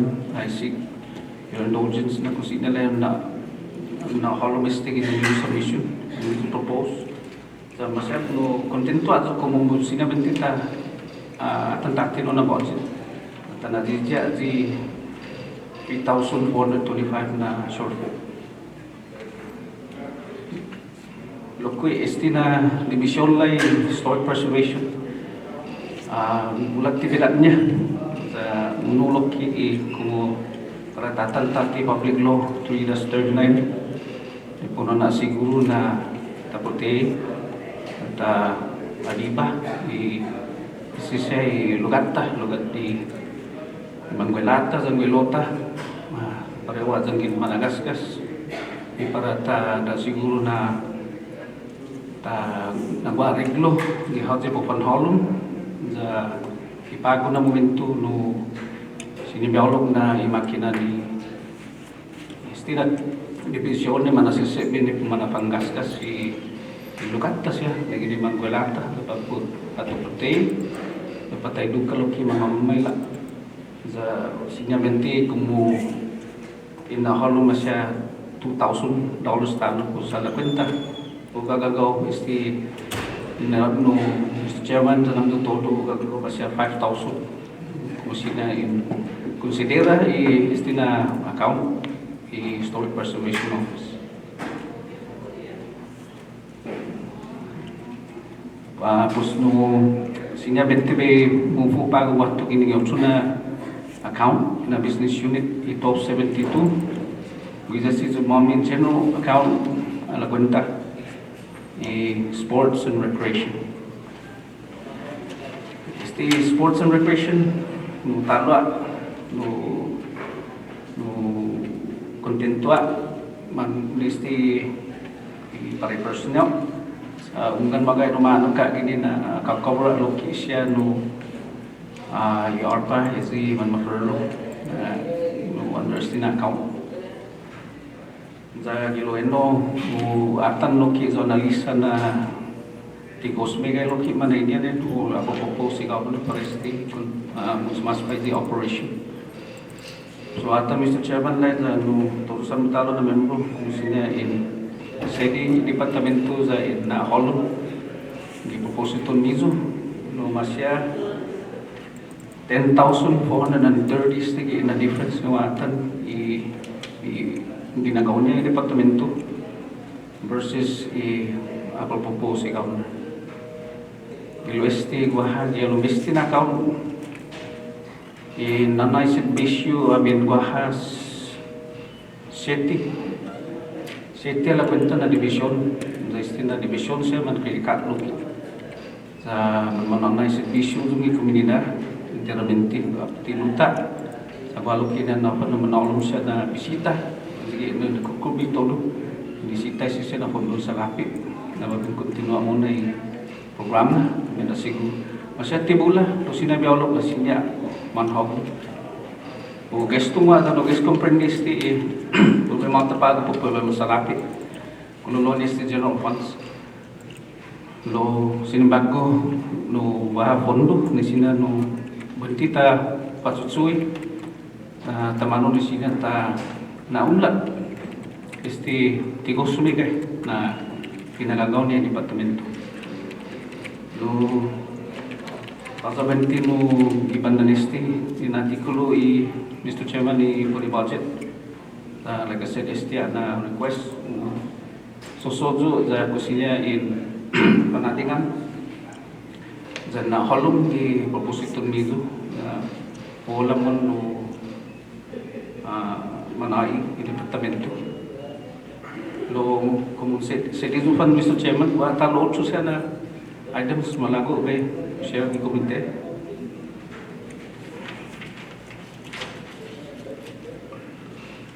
antes pandir continua muna malago pa may check na si member o mas tenía concern o cuestión, que a la vez de dos artículos presenta que vienen mami. Okay. Y esta tuanía pagos en Yugago para más azul. Ah, Sampai pasal nak bagi komite antes de kita move, untuk antes de kita nota lagi untuk na isomo area daripada shares dan nabi. start no, Mr. Chairman. Just want to have any question reference to the two accountant and director of CNCA representative before us. Senator. This is Mossy Chairman. Buenas, Mr. Martita. Buenas. Well, no, actually, I'm very presentation is historic preservation office. This is involved 32 shortfall in operations, just mean. But there's more request is the additional 5,000 in addition to the trust meet, but combined total. Disbit so magati na klaro no senator no si Diyos Masi no mensione no pustaza kwa sinabi na intalo ati 5,000 na tanaasa kwa dari state trust meet 425. Pues como más gané dos, pues más que 5,000 un gagón. Enggak, subit. Ora klaro no gi enggak. Si Diyos Masi no center. Pues pareho no sa ni ginagawa gi sports and recreations no 9,437 pues no just meet no ginagawa talo no additional po no inclusive naman 19 no or o ay distrito 72 limo no senator.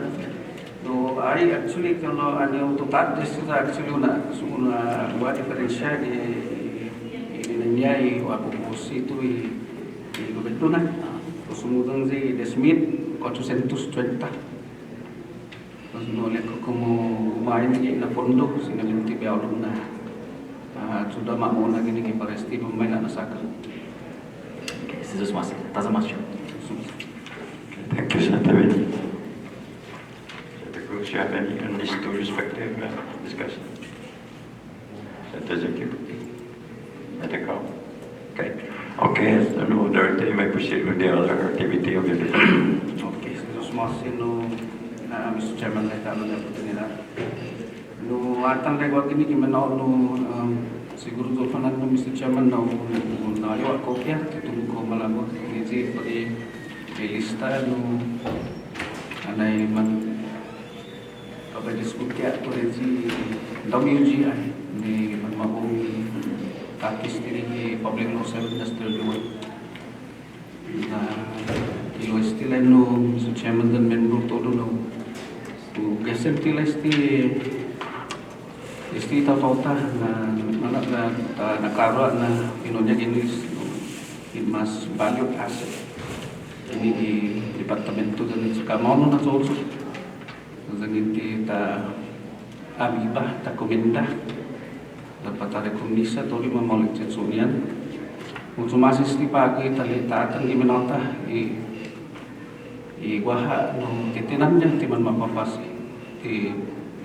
pues no pabe nota apa pak binti pago na hearing dan Mr. Chairman dan todo saldo di membro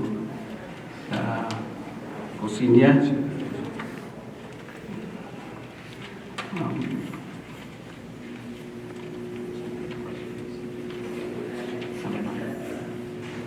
Mr. Chairman, may I approach the bench? May I yours?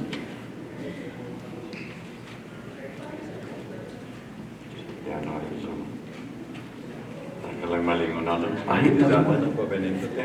Wala kapya machine. Mr. Chairman.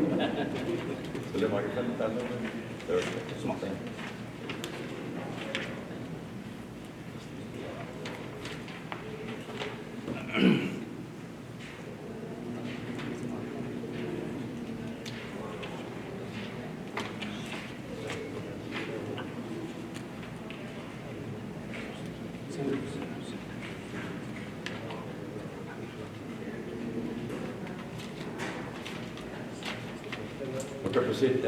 Okay, si sus mau si talo no talo no i pagpapresenta i inilabli chairman no sampai siguro na o share no kita no membro inilabli na membro o gagagawas ti na komite sinalay no ma-assist departamento masimo sa paladad sa poro matsiki fundo niya no ta pinonia ta hutso meno naliblo ta no nai i manatota te mumiresi meno na pondon sa lapit no talong gay no ugusentis siya i totoo sa nemono usena kadesi i gumagin niya sa zanginti siya tiu tada tot tiu disia tiu masusedia na servicio programa dan todo klase na no asuntun para comunidad dan kultura sa Iloeno inenabli chairman todo santo na membro considera faneno na request bago pa tiu presenta para mzo na kumusinin na holom i propósito mismo para o gobierno.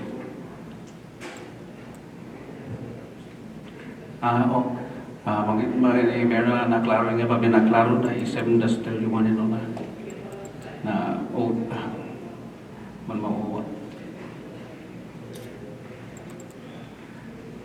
Listo do i kapasidad to dan no ikinimpernek ko pa ba opiam so question mismo. Lo bagua tanong no Mr. Chairman kasi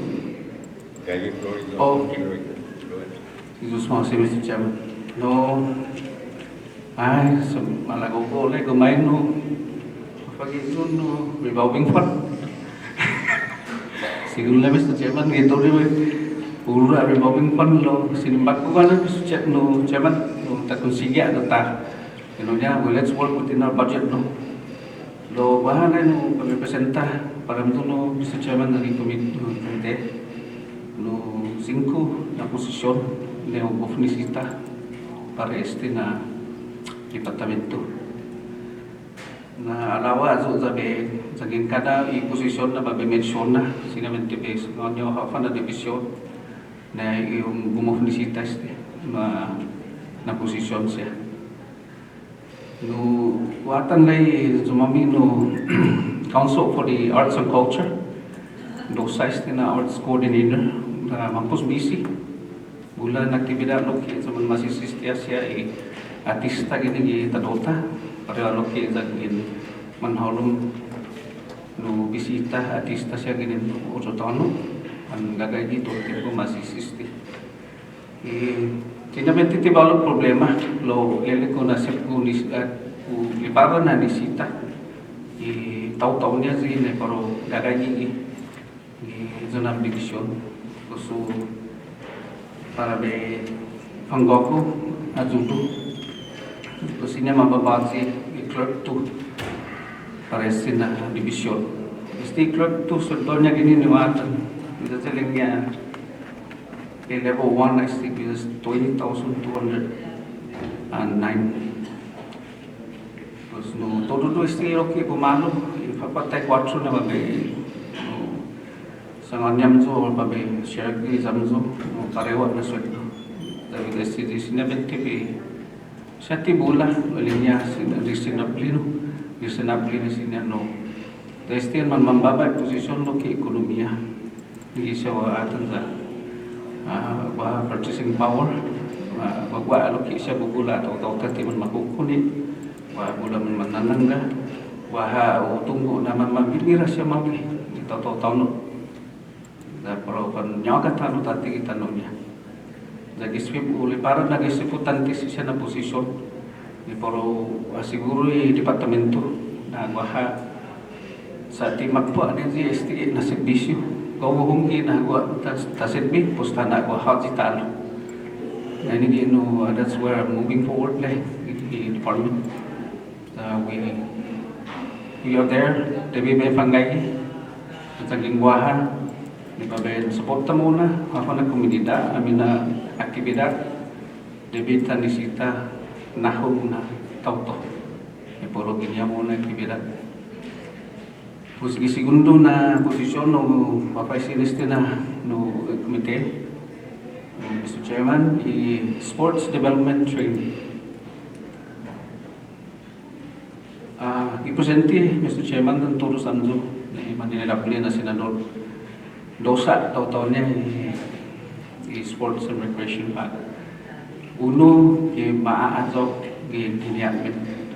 Usa na kanta dosa no na posisyon isti Sports and Recreation. Yalatses ta kan na 25 size na aktibidad in Guahazi komunidad. Da estapago continua di pabensiga mona na Guahazi sa na no Wamas aktibidad di pareman hubunta, pareha loki dari manamko. Zasen makat, gift makat, jangin dosa na tao to, muzo. Ani na tori tempo hapuas ini, azudunya magas, pareha dani mina 18 na konsihilyo. Ipufama na sisti gini, banda nesti sports activities, ini kita luta. Isu donesti no kagagaw, 20,209. It is set na posisyon kitchen helper. Kitchen helpers ni para opisina imanam kota gini zaluta. Este na posisyon una liparan ako importante. Baha ko no tumutso ito di Finatinas. Lo ikuk ka talo pumaganga sinazan. Iku ka talo para pinipara. Está tanto se está de una stress y cocinerota na yung cocinera y pumapati na sinikan no mapipara pumapresenta. So lipara lain na no ni sarui opisina ni Manam Kota gini kitchen helper. The simplistic in a position como tanagwahazi lo ke no cross training activity. Pota na siguro na zangin. Wahatin po niya sta gelomezo, tahak sa ulo sta. Zofa matinas loke. Nagwa kalang transition no employment sta no atan. Nagis importante. No waha siya talo sa dongkulo na agresemento. Ato tempo imazot agaya gitatin mami ni department. Waha ajudantin mami ini di departamento amin ni opisina ni Kadit. Lo tinam bibigay niya na sistemento kung masih sistema ng kongregate kung masih sistema aktibidad niya isan hizum jadi manuzum dan parewa loke pinano kola dan apa sa gagi isan hizum aktibidad kasi purusuk timus no ano no chairman unisita na bus driver. Ipresente pago, dapat nanti tungo ko 20, tinatatan dati 25 sa años dati ni uno na bus driver. Central Manamco, ginanya. No, dan magay in nagwahal si cross training, talo. No, lote certification siya nasita sa delivery na siguro na in comply pero no standards. Terus kung sti 8 na bus driver mas limang niya po aadyo na sti dos na bus drivers di po makukuli manam ko mami manam kota para maano siya na inano no servisyo ni po maanisita para po makuli. Pues no gilwesti no katkulas testi no Mr. Chairman to include 1% OPA fee 99,174 na FT STO request. Pues gilwesti no Mr. Chairman toda más estia para be presenta gizamzo na ulam mo ni konsidera dan na ulam para propósito mismo para este mamela na sakat Isus mosi esta bago listo tanto sa ginawa ko este mismo Pengusinya. Thank you, Director. Sabay bababa ko sabi para i-auto members siya. Yun, buwan niya question or question po ma-verify sa mga request. We start in Santa Cruz, yeah, Kenny?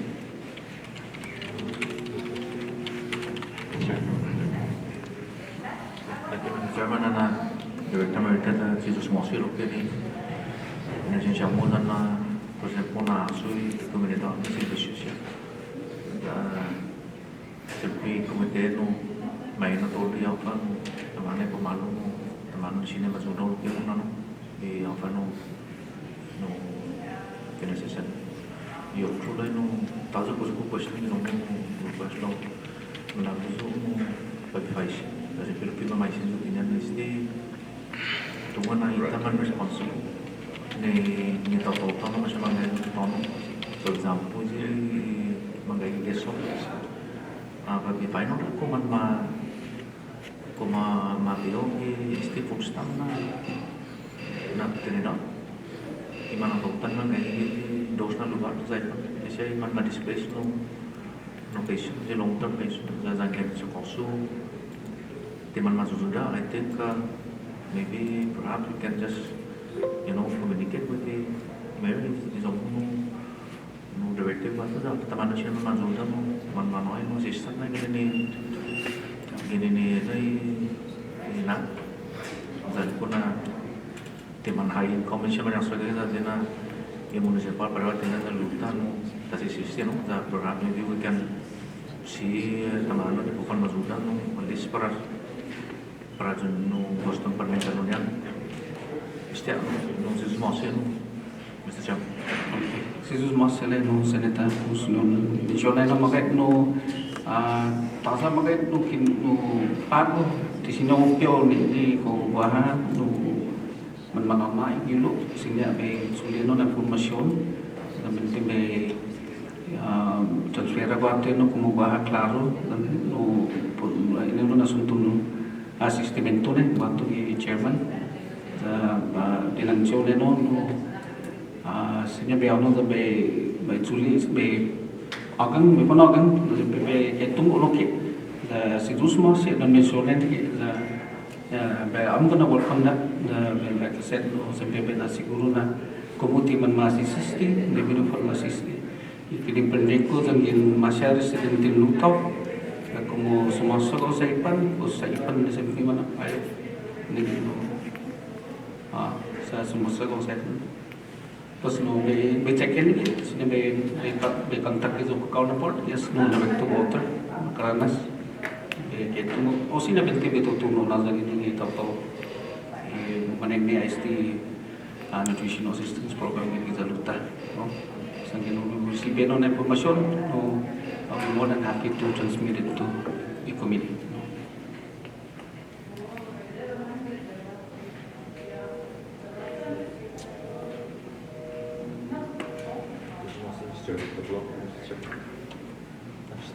The floor.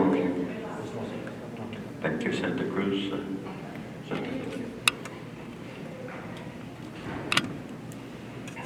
Director, yang ni aging mapapasigin in federal.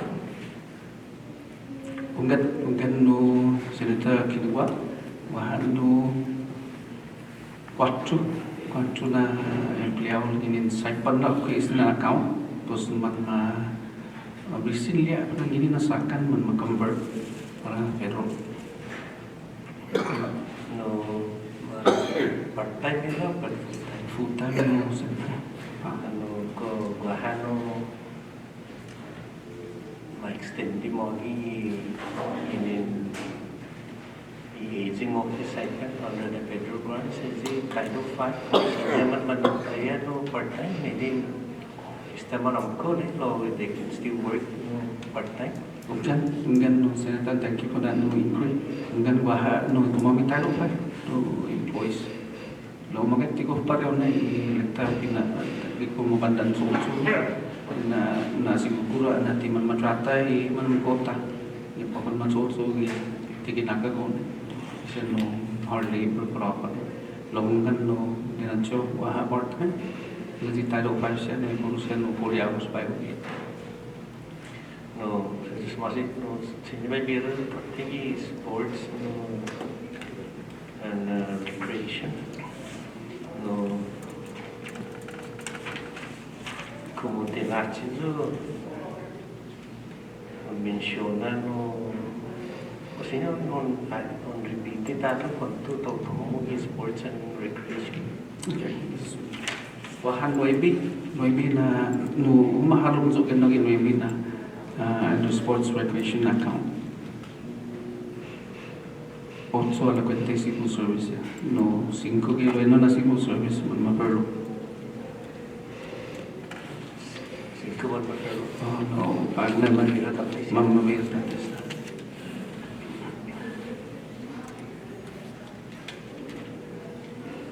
so hatan is the revised submission no other additional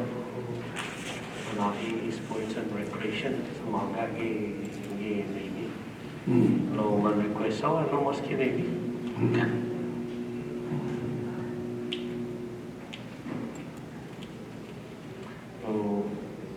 Ini may bila tu tapi tu fashion no policy le kung malako ano kay guys no revolving funds no boston ni law no tema no isinya no revolving funds under is the sports and recreation. No, para solid ka, especially no na do ponyong na siguro ngi todo sa mga percentage tadi before you committee that bonito ada magay revolving fund ki disisiene lo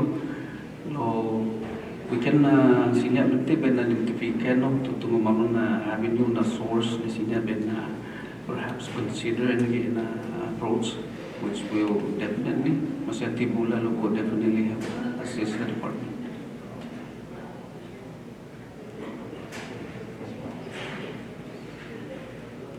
Elenco zanging komento samlo zan ni o GM china kaya so revolving and is on the ground. Kau tahu apa ni mama sino por mazuda no. Palupago no, malik no tungo na sa bawah no na source. Okay, yo otro como que también se interviene con y todo impact obviously y un una FTE una clerk to kitchen helper, bus driver, then apa otro? Sports development training. Zakana kada position many yung gagawin ng perform para uniform niya salary of 20,209. According to still na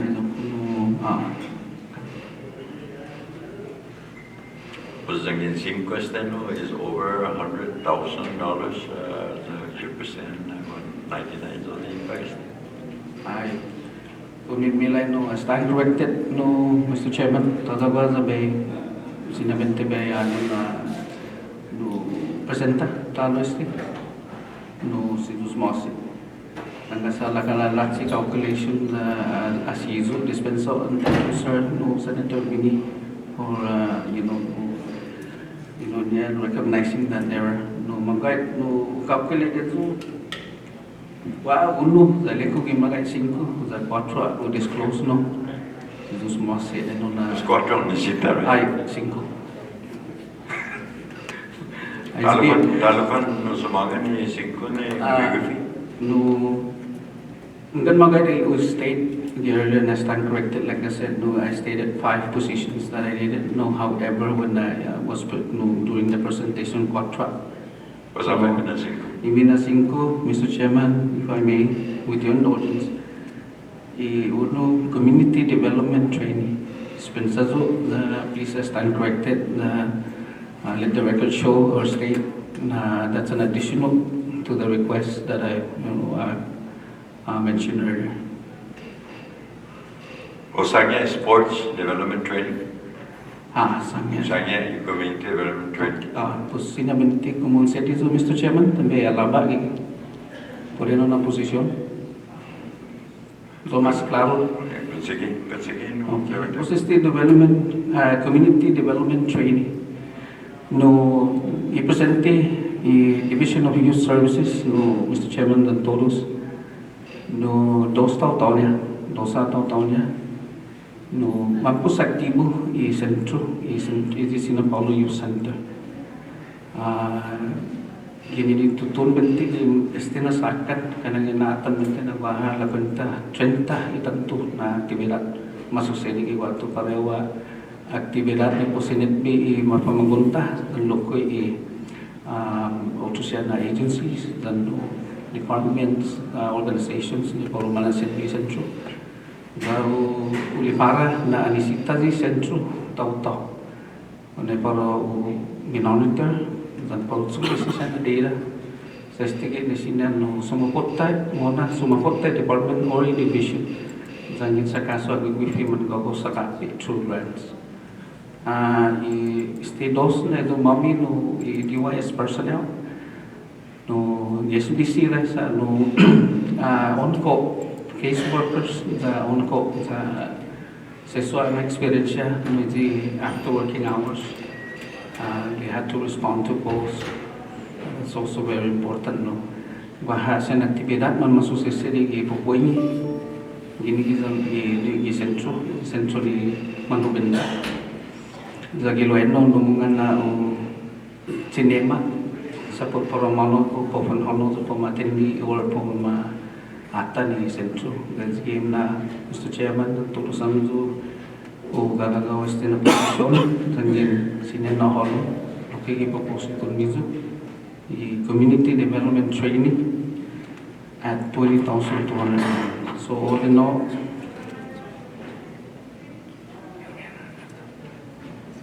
pues es un impact sampai kan no director is the impact kan is 101,000 ye level ng enggak zani OPA via 1,010 so ito lo 102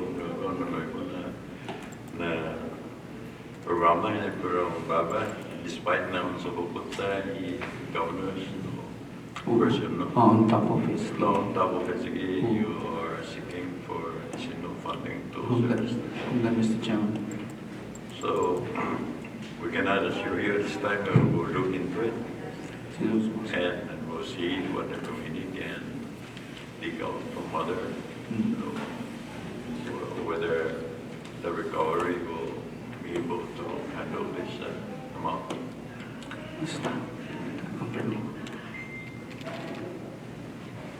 Senator Vinny. Jesus Masi Chairman.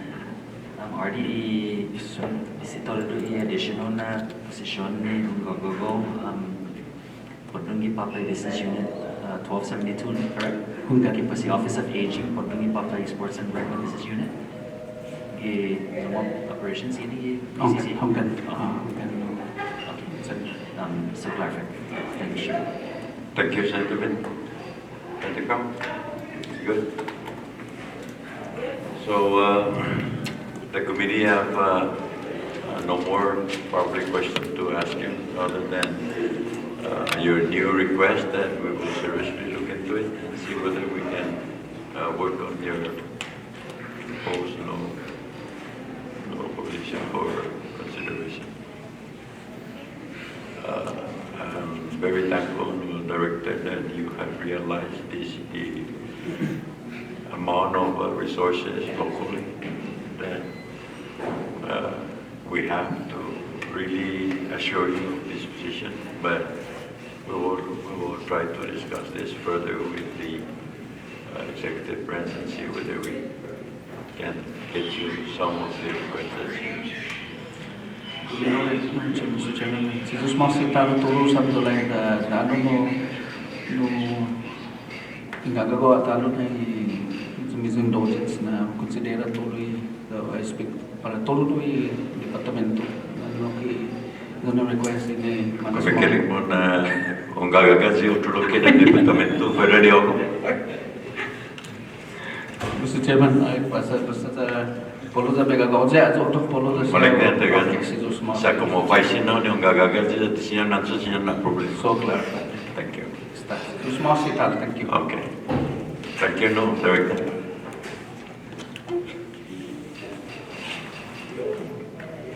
Mr. Chairman, ipagawa kay Honorable si Director Every Hoko, the representative of the budget request. Yeah, I'm sorry, Department of Finance, yes.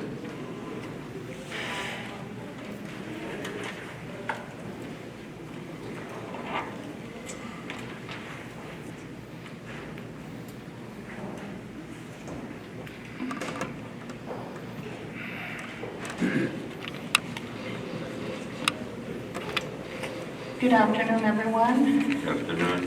The chair, welcome home. Thank you. To the rest of the senators and their staff, welcome to the island of Rota. Thank you guys very much for coming to join us. And please extend our appreciation to your families as well for allowing you guys to come here and hold this hearing for us in the municipality of Rota. Mr. Mayor, thank you very much for your support. The Department of Finance on Rota has 4 divisions, and we are hoping to include a 5th one, which would be from the Office of Information Technology. So we're going to go through each division, that way you guys can make it easier to ask questions. I'm going to start with the Division of Financial Services and Accounting. And we support the fiscal year 22 combined general fund with the ARPA. However, we are going to ask for an additional $6,500 for the operations, as well as $60,000 for an office rental. Currently, we are housed here in the office of the mayor. He's been very gracious to put us here. However, if you guys would like, we can give you guys a tour of our department, and you will see that it is not adequate enough for the services and the size of the department that we are currently running. The traffic that you see here today does not represent our usual traffic. People probably shied away from coming to visit us because we're having this hearing. But it also poses a lot of security threats to the work that we do. So that is why we are asking for $60,000. Because when we went out to check for office spaces, the conservative amounts offered to us are at $1.25 a square foot. And they're all located up in the village of Sinapalo. And we're hoping that you guys will be able to help us. The additional $6,500 for operation is actually asking for bare bone operational costs of the utilities, the phone and the internet, for fuel, for supplies that we need for our forms. We are moving towards going paperless in October 1st. However, they're still going to maintain the JDE for about a year. And being that Rota is so far removed from the island of Saipan, and we have connectivity issues, we anticipate that we might still be using that system. So we still need to supply the operations for the accounting. And in that financial services also is the administration.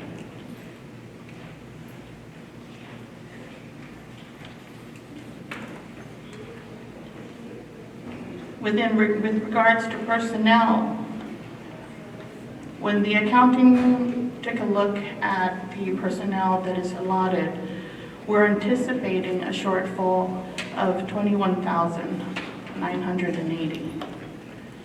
And we're still trying to understand whether this number would increase. Because our understanding was that we were advanced 50% of what is to be given to us for fiscal year 2022 from the ARPA funding.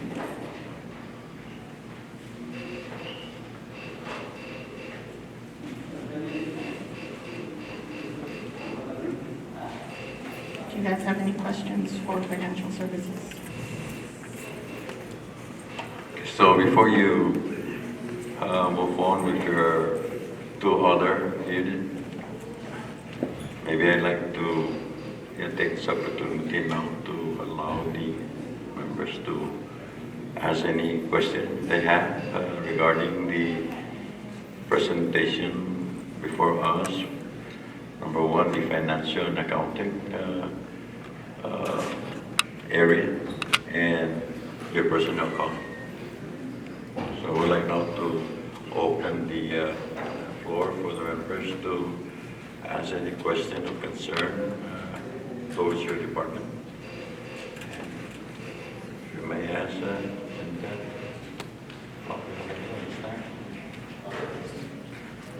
Thank you. With regards to the 21,980 shortfall, could you break that down for me as to how you came into that sum? Well, like I was explaining, we were advanced 50% of that 53.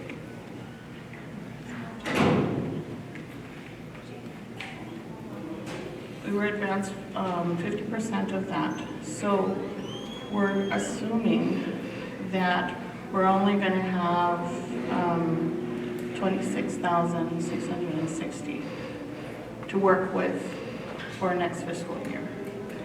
And if that is true, then we're going to be short by 21. Now, even if we were to get 100%, we would still be short $139.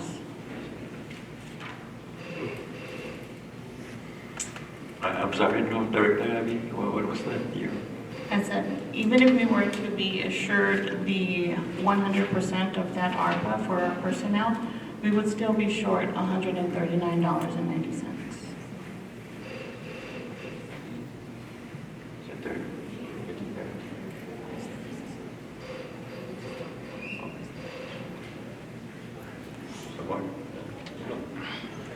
Can we recognize the executive device?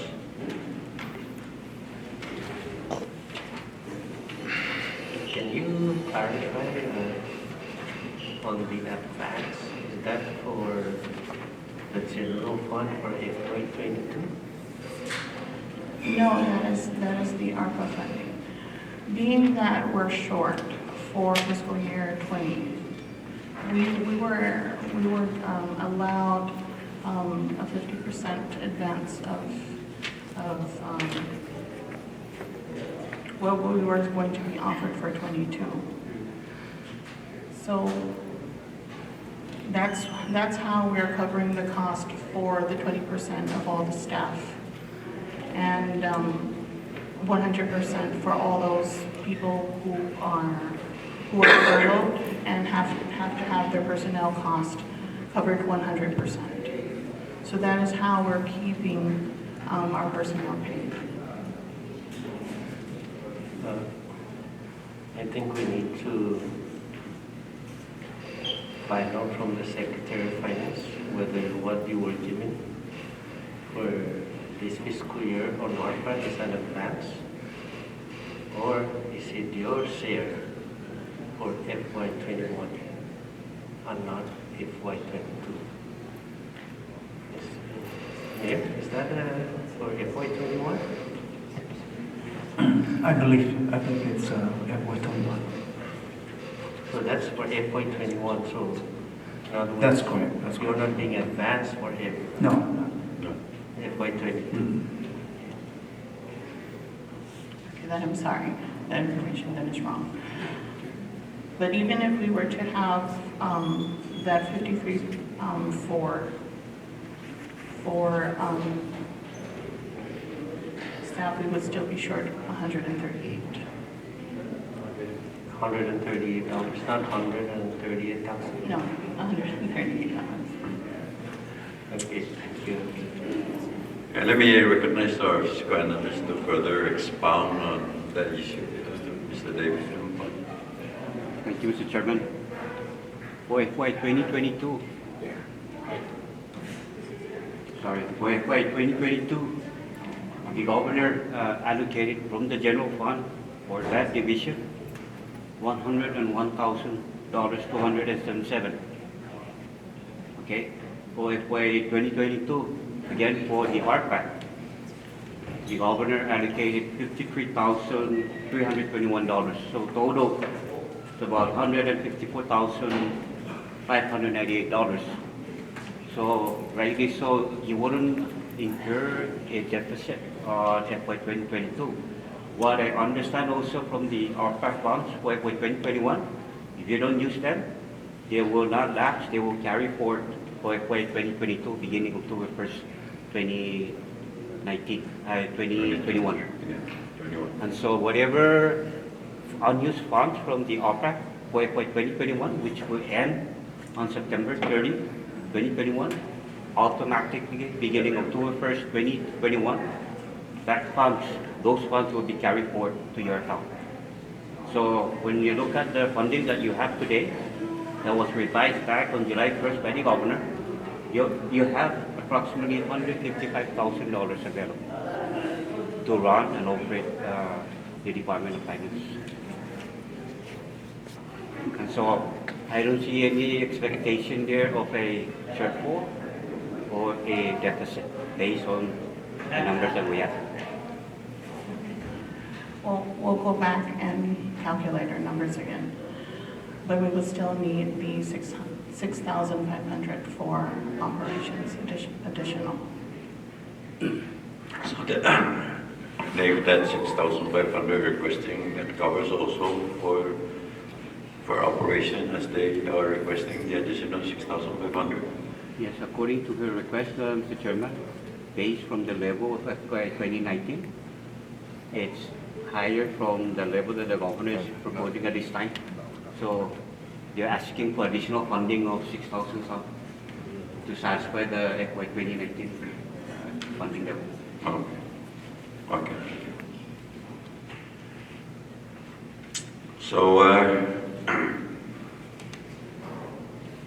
Director, the 60,000 that you are requesting to be considered for office space, you make mention that the cost per square feet is $100.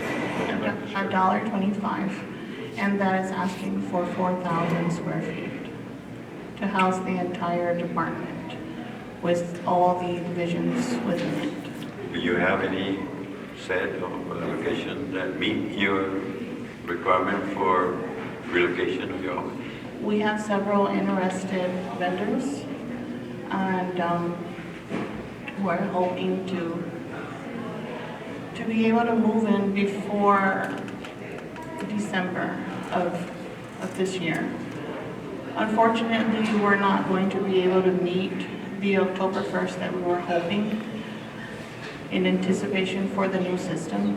Having the new system here requires to have all kinds of lines and setups, and that is just not possible in the current space that we have.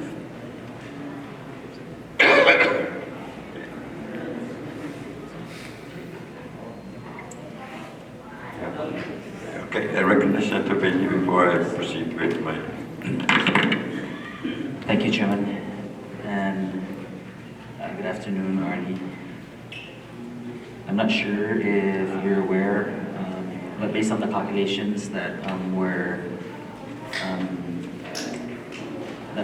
summarized in a summary report by fiscal analyst Dave, there is a shortfall under your personnel.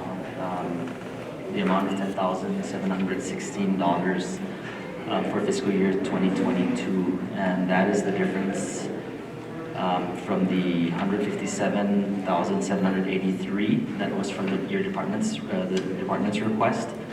But combined general fund plus ARPA for fiscal year 2022 was 147,067. So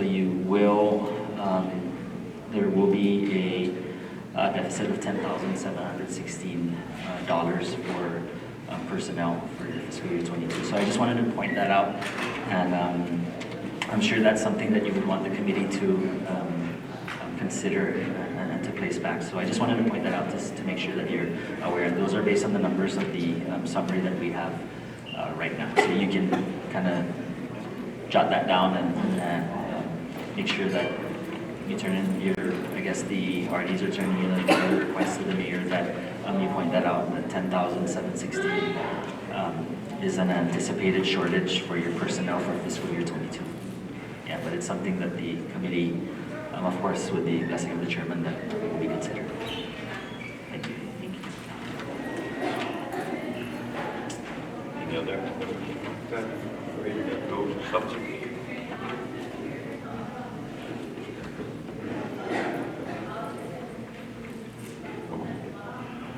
Okay, Director, let's move on to the other two units, business units that you need to present for us. We're going to go into the Division of Revenue and Taxation. That division is a very vital and important division for our department. And unfortunately, it has been consistently underfunded. And we are asking for an additional $76,000 in personnel so that we can hire a division manager. We can fund a revenue enforcement officer, as well as a revenue officer 1. This is the only division within the department that does not have any management level. It has been operating with entry-level personnel for a long time, and they have been expected to perform the duties of management. In October, earlier last year, we were fortunate to have an MOU from the island of Saipan, and he's been training the staff and getting the operations up to speed and performing at a more efficient level. We've had him act as our acting division manager, and with all the changes and the progress that has happened in that division, it supported my conclusion that that division needs its own management. So a division manager needs $32,918 to fund that position. The enforcement branch had only an enforcement tech, and that is not sufficient to do the job of enforcement in that division. That is why we are requesting to fund a revenue enforcement officer, and that position needs $24,564. We would also be needing a revenue officer, because in order to satisfy OPM qualifications standards for the division manager, we need higher level positions within the Division of Revenue and Taxation in order to be able to qualify to even apply for that position. So everybody in this division needs to move up. And I cannot move anybody up if the tax technicians too do not move up. We would even need one of them to turn into a compliance specialist. And And we understand that all these things that I'm asking for the Division of Revenue and Taxation is going to be a process and it's going to take time. And I appreciate it and understand that we are having austerity measures still. But this is the division that collects. This is the division that enforces. And we are not sufficiently staffed. So we need your help in getting us up to that level that the island of Rota and its taxpayers deserve.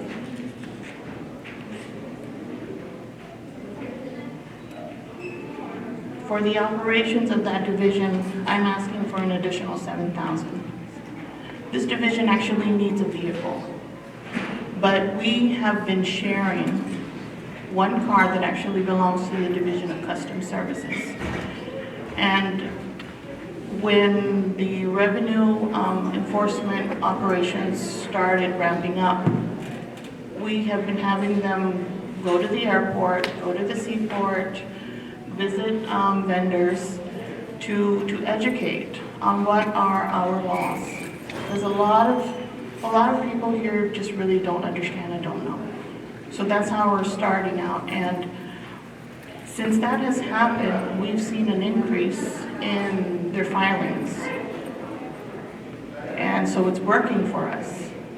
But sharing one vehicle, they have to come back in around 2 o'clock because we need to go and deposit. We're not complaining, but they really need a car. So if you can add an extra 30,000 to that request of the 7, that will be 37,000. They also have night operations, so there is a dire need for a car.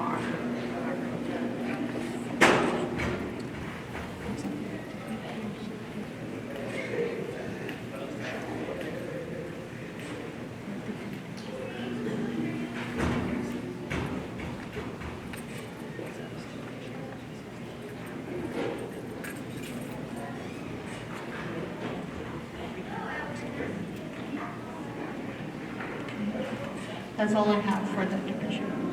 If you guys have any questions. We have the Division of Customs Services and the Division of Procurement still up, as well as my request for the Office of Information Technology. So three more to go. So Go ahead and complete the presentation before you decide. Okay. Next up, we have the Division of Procurement Services. That division we had actually requested for a vehicle as well. And that is not funded, obviously, in the operational costs. In that particular division, we have one of the staff that is 100% funded under the ARPA.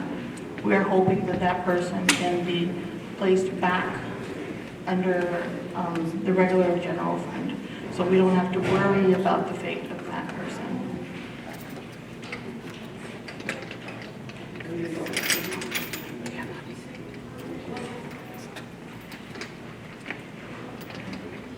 Okay, the next one. Okay.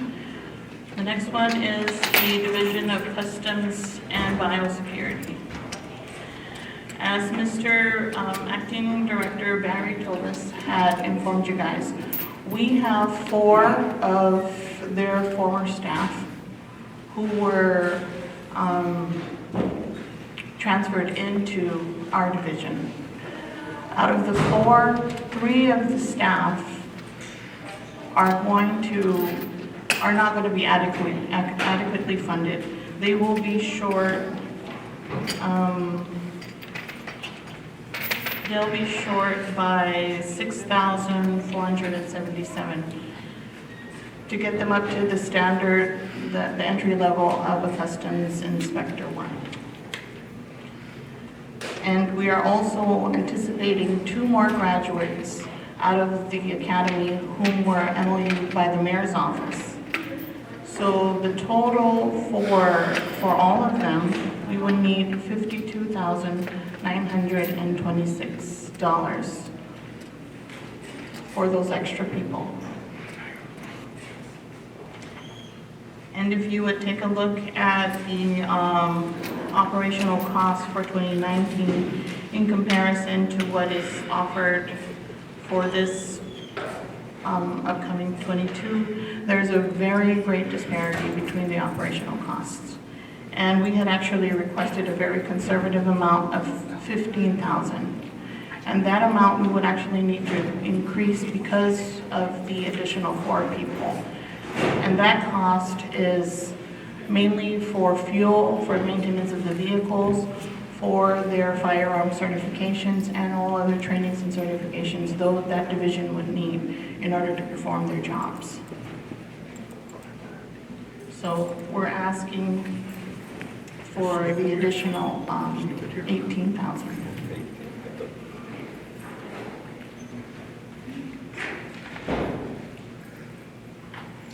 That's for operations. That's for operations. That's it? No. The last one would be for the Office of Information Technology. Being that we are going to be transitioning into this new system, Rota is far removed from the island of Saipan, and there is no way that the IT would be able to help us in real time should we have any problems. So although our population might look like we just need one position of a computer programmer, that division needs a team. So we're asking for two positions to be funded and work under that division. So we would be needing about $60,000 for those people. $60,000 for 2 positions.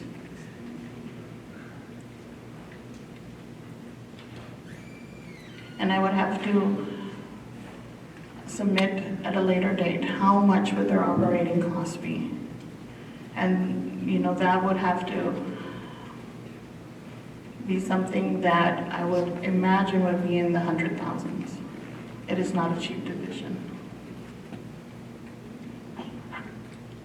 How did you know we were to get that 100,000 within your department? Let me recognize that already. And that's it, no? That's the last one? That's the last of it. Thank you, Chairman. Could I go back to revenue tax? Is there no objection? Yes. All right, Artie. I'm going to go back to revenue tax. Are you receiving any funds from Public Law 18-01? That's the hotel occupancy tax. Are you? We have one staff funded under that position. Okay. And we're hoping to get that person into a regular civil service job when you guys give us the money to promote our tax tech 2s up. We can slide them in. Because they've actually been doing the jobs of the tax technicians for a long time, despite being a trainee. And we really need to get them out of that. Because there's no way that they've been a trainee too long and doing not the job of a trainee, doing that job of somebody who's been in the division that should be mid-management. Okay, so the fund, because under section 101, and I know that that's what you're alluding to, the Secretary of Finance, you withhold 2.5% of the funds deposited pursuant to this section for the purpose of funding revenue and tax personnel to enforce the provisions of this act and other Commonwealth tax laws. The tax personnel shall include at least 1 FTE for Tinian and 1 FTE for Rota. So currently you have 1 FTE that is funded by the funds derived from Public Law 18-1, correct? Yes. Okay, and that's the tax trainee. That is the tax trainee. Tax trainee, okay, but you wanna move the tax trainee up into a civil service position. Yes. But then you'll remain to keep that position, the tax trainee position, under the funds that are from Public Law 18-01? We really would like to, because actually we have one MOU from the Office of the Mayors. But unfortunately, because the space is so small, we can't even bring that person into the Division of Revenue and Taxation to even start working. And then that division, you need disclosure training, you need so many things that you cannot do if you are just an MOU staff. Okay, so just one recommendation. Maybe what you can do is under this section of Public Law 18-01, it doesn't necessarily state that it has to be a tax trainee or an entry-level staff. So what you can do is work with the Secretary of Finance to actually fund the enforcement officer on your higher echelon level need here. You said you needed an enforcement officer, a revenue officer, Compliance specialist. yeah, and a compliance specialist. So what you can do is you can use the funds that have to be derived by law, by Public Law 18-1, to pay for these the upper level officers that you need, so that you can use the general fund to fund the entry level tax trainee. So at least that position would be a position that must be provided by law, and you'll always have that that enforcement officer or compliance officer for the to help the department with the tax laws. And that's from Public Law 18-01. So you can make those adjustments or requests for that, so that those funds don't fund the trainee, but you want it to fund the officer that you need. So that's just a recommendation that maybe you can look into, so that you can satisfy the needs on that one.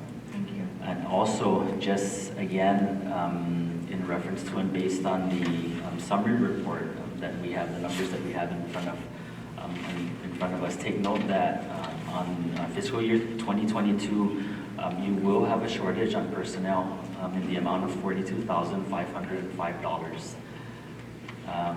And that's the difference, or that's from the fiscal year 22 year department requests, the difference to the fiscal year 22 combined general fund plus the ARPA funds. So you would anticipate a shortage of $42,505 for personnel on your fiscal year 2022 budget. So just jot that number down and include it to the request of the mayor, and then it'll be considered also on the committee level. So I just wanted to share that. And these, we can share these numbers with you. This is a summary that was prepared by our fiscal analysts for us to deliberate the fiscal year 22 budget. So I just wanted to share the recommendation with you for Public Law 18-01, and then also the anticipated shortage for your personnel. And then you did recognize the shortage under operations that will be also considered. Thank you. Thank you. Thank you, Lawyer. Any other recognized matters?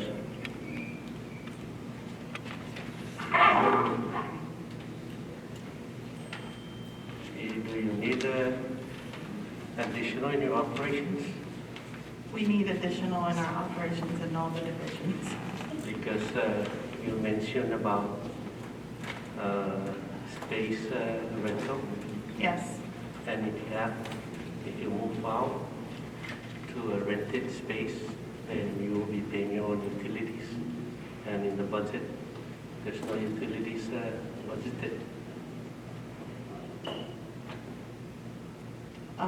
Currently, in the budget, there's no utilities funded for your division. And if your request for an office space is given, that's only for rental. It does not include utilities. So you're going to have issues paying your utilities because if you're giving only for the rental space amount of money. Yeah, Senator Kirua, in the 2022 budget, the utility will be taken care of or handled by the governor's office, as I was informed. So that's that.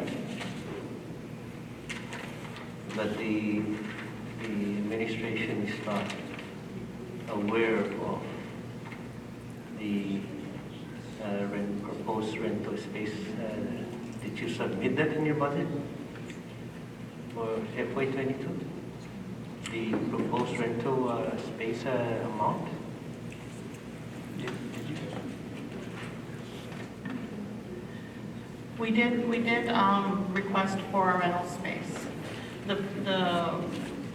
The rental space that we were requesting was for the customs office down at the post office.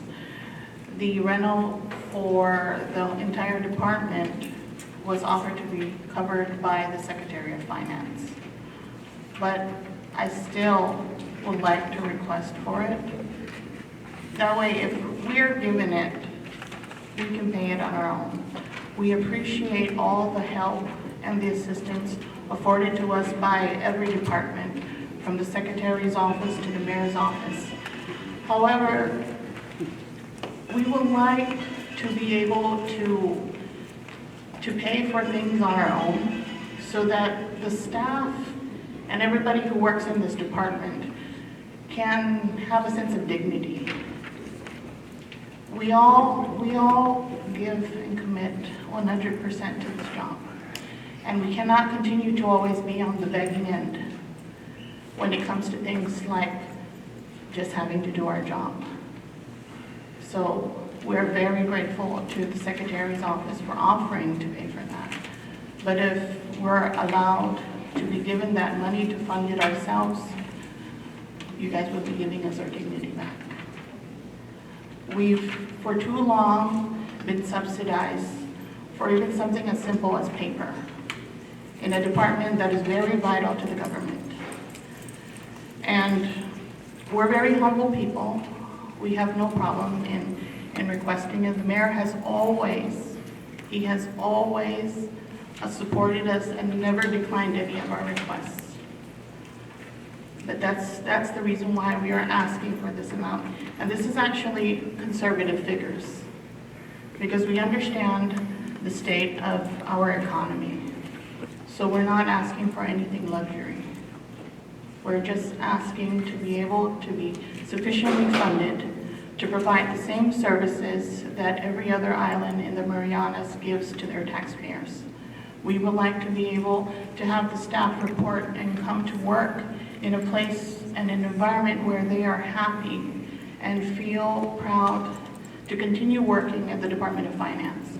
There are so many people here who have worked 10 years.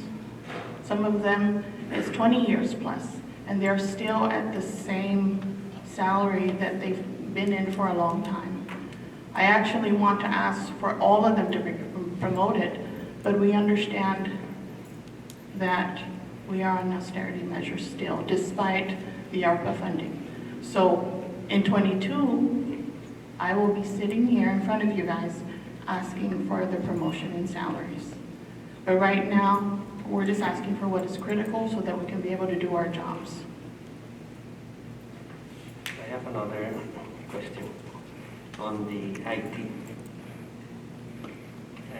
You're asking for additional personnel for the IT division? Yes, I'm asking for 2. Yes. Did you discuss this needs with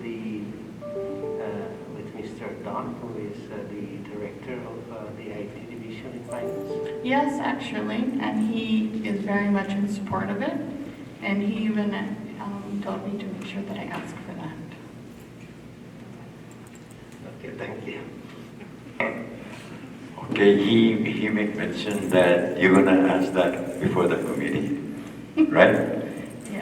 So let me redirect that inquiry, and I want you to ask him back and the Secretary of Finance that your request for the IT Rota for 2 positions can be streamlined from their submission for the Alano site. Okay? Okay. They have 44 FTE. Request for the 2 and request some funding out of the 3 million that they are proposing for that operation. And that is your answer. And let us know. Thank you. Thank you.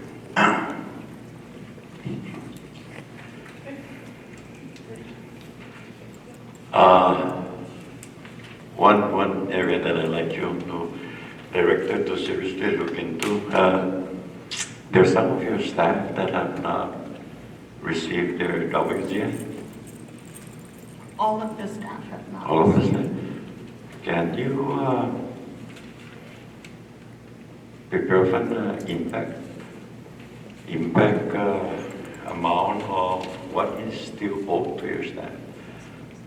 The cost analysis, because I cannot believe that they still remain unpaid when Rota at the very start received its own, other than stipend and TDN. So, can you give us a cost analysis of the impact of the amount that is still owed to your staff? Like, I received a partial report from CNCA about some of his staff that have not received their WGI. So maybe you can look into that and give us later on the impact of that analysis. Yes, we'll be sure to have that prepared for you. Okay.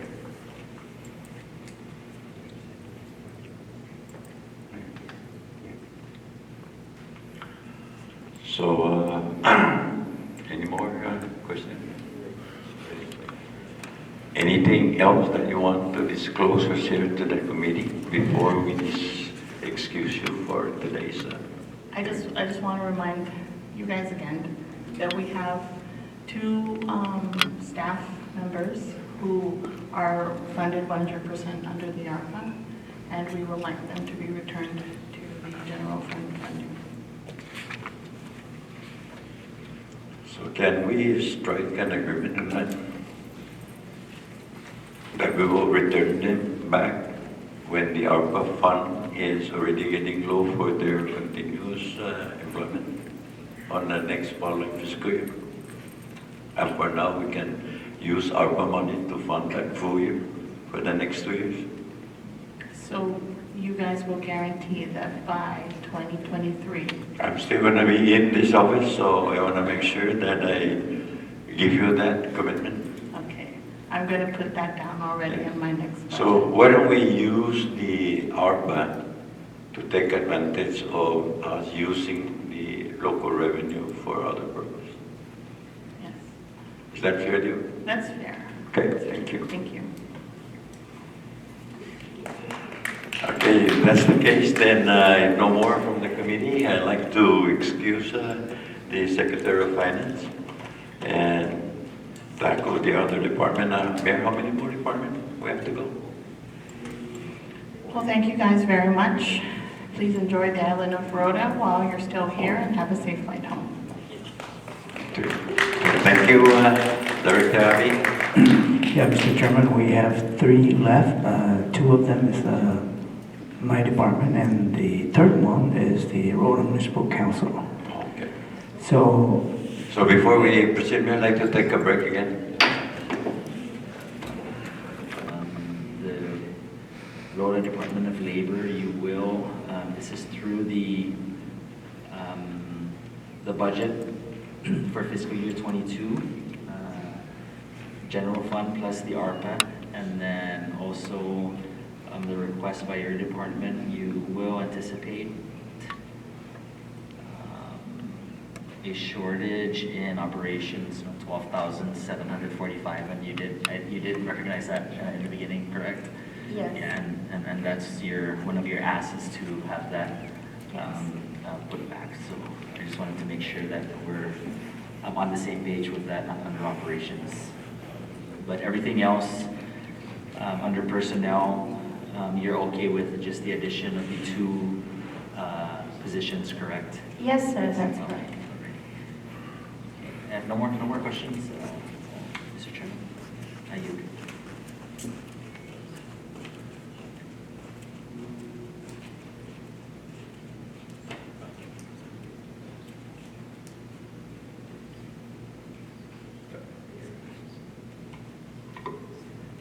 Tagalog members, question, Director? Mr. Carl? Yes.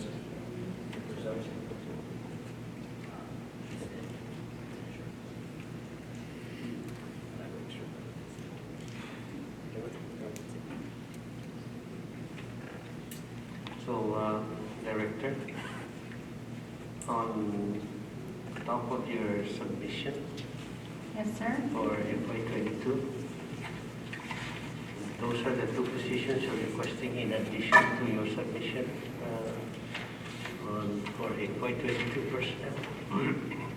For fiscal year 2022, there wasn't any FTE submission, considering the, other than the ones that are working right now with us. The thing is, I'm very mindful of our current economic issues and all of that, so we were trying to also be considerate with the status that our government, or the issues that our government were facing. And for this budget request, I only requested enough fundings to pay for the current employees that are with DOL right now. In light of the ARPA funds, I would like to make that request now for 2 additional FTEs. I mean, I would love to have more, but for now, the 2 FTEs is really what we need. And just to alleviate the stress that we put on each other at the Department of Labor, working with 4 other individuals every day is really hard, because I know I burden them with so much. They try and do everything that they can, but I can see that the productivity of each employee is being affected if you burden them too much with responsibilities on a daily basis. So with that, I kindly ask your support in helping us procure 2 FTE positions for Department of Labor.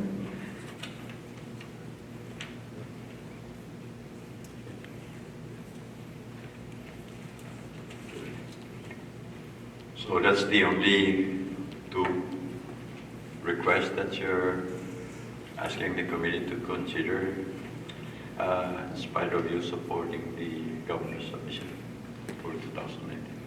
Yes, sir. I will see you next year, I hope, and I will request for more.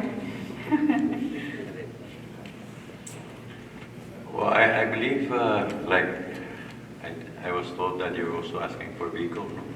Oh, yes, I mentioned that earlier, that we are operating on an administrative vehicle. It is currently, it is a sedan that I do not want to say use for off-roading purposes, but if we do need to get to the crusher at the Department of Public Works, then we have no choice. It's the vehicle that we use.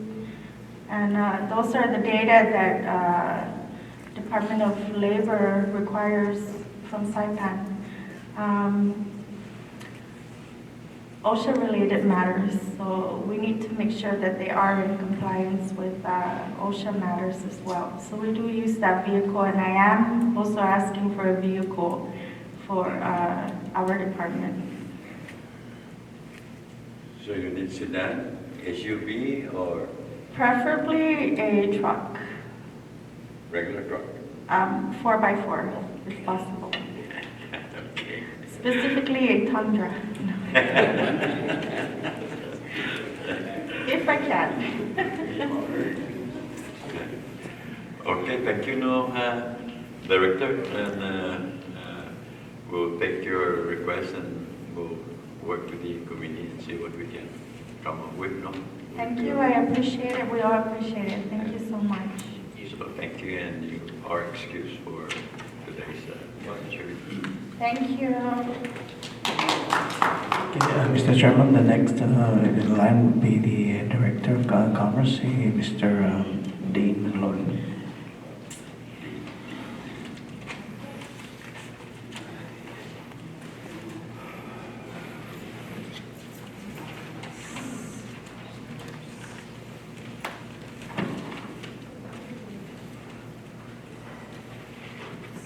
Hafale Tiro, Chairman Hoku, and to the distinguished members of this committee.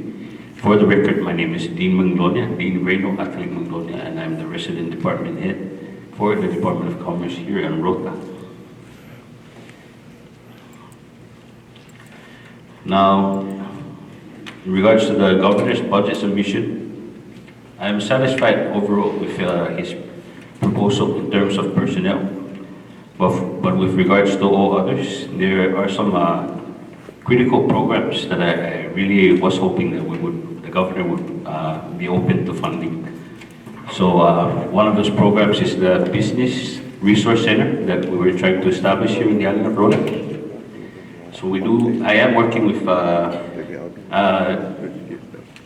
an agency under the Economic Development Administration. They're called the International Economic Development Council. And we are trying to establish a business incubation here in Rota. So far, with the budget request, I requested, let me just get my documents in order first. Okay, so for computer systems,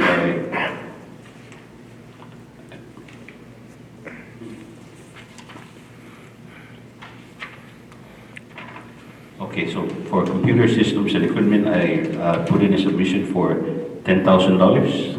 Unfortunately, the governor's proposal only allowed for $2,037. After a closer review with the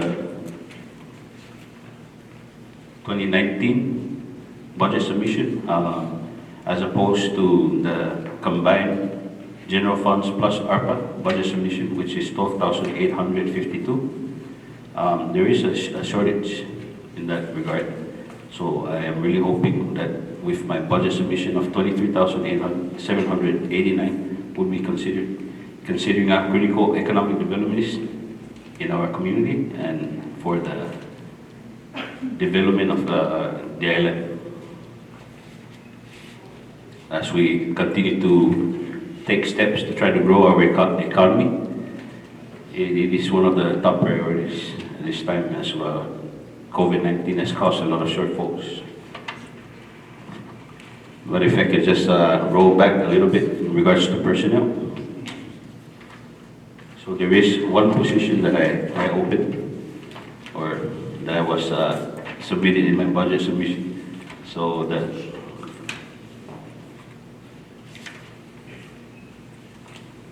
the package that I handed to the committee, I think it's in the last page, that's the revision.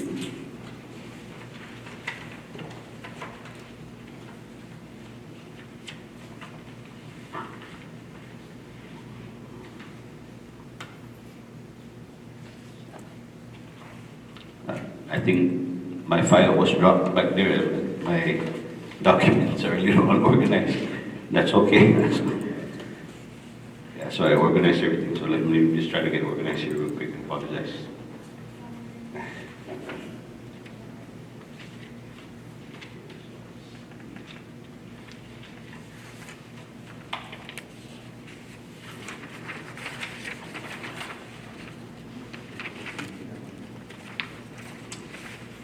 Director? Yes. Which document are you looking at? Your submission or? No, my revision. So the revision documents in the back. Yeah. In the package you just provided? Yes. There should be two separate documents, one staple and one yeah. And this thing is the last page is a revision.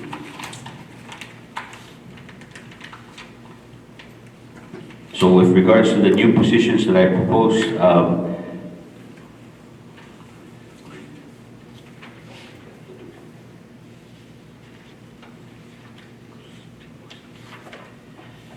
okay. In regards to the position that I proposed originally in my submission in February 26 of this year, I proposed for a ABTC law enforcement trainee. The base salary for that specific position is $2,845.85. In considering of the cost of training a new employee to go through law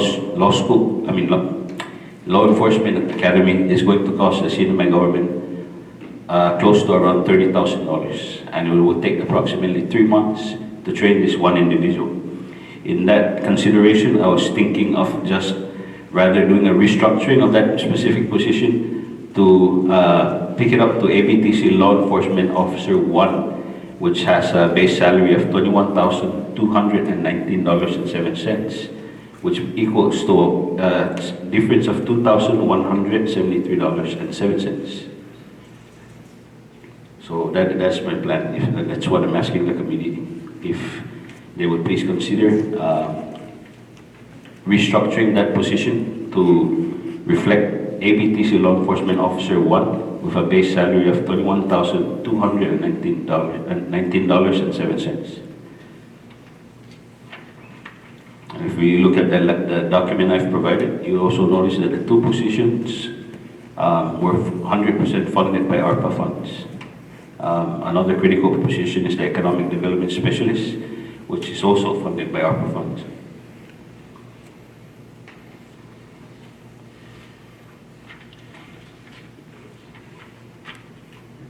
So other than personnel and all others, the issue that I've addressed, specifically the computers and equipment that I need to kick off the Rota Business Resource Center, that's all I have for my presentation. If you have any questions.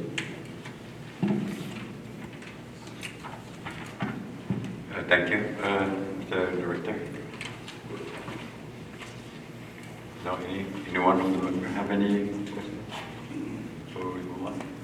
My apologies, Mr. Chairman. If I could also include, the department also it does a lot of field work, specifically, as you mentioned, agriculture.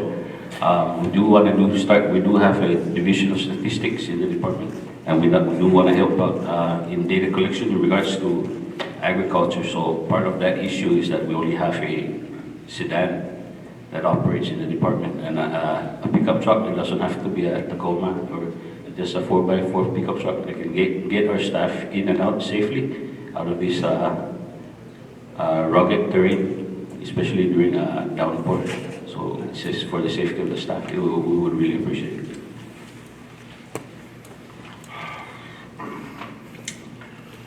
Anything else you want to add before I allow the committee to ask any questions or concerns?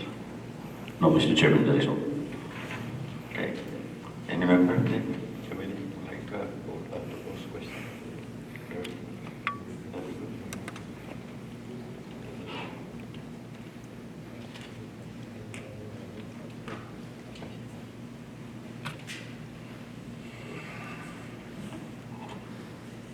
Director? Yes. Senator You Kimball. you also have revolving funds with your department? I knew that question would come up. Yes, we do. We have two. And would you like to know the amount? So we do have two revolving funds. Expenditure authority being, I think, the Secretary of Commerce, if I'm not mistaken. 1995B 43011, and the other one is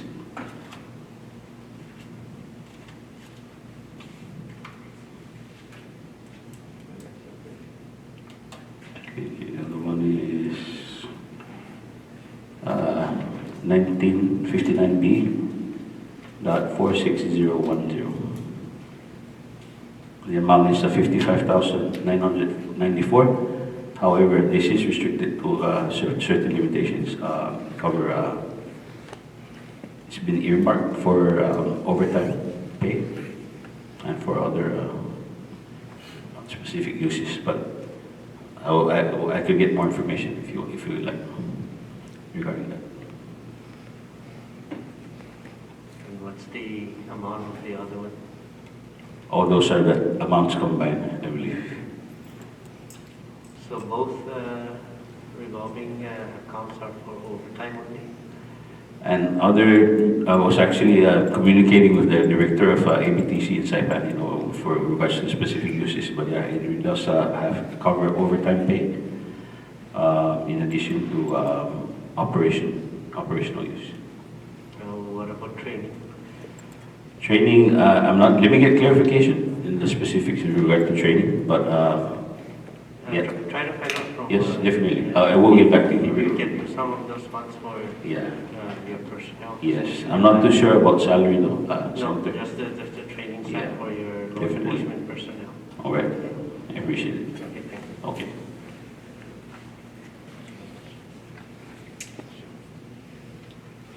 No question from Senator Green. Let it go. Nothing.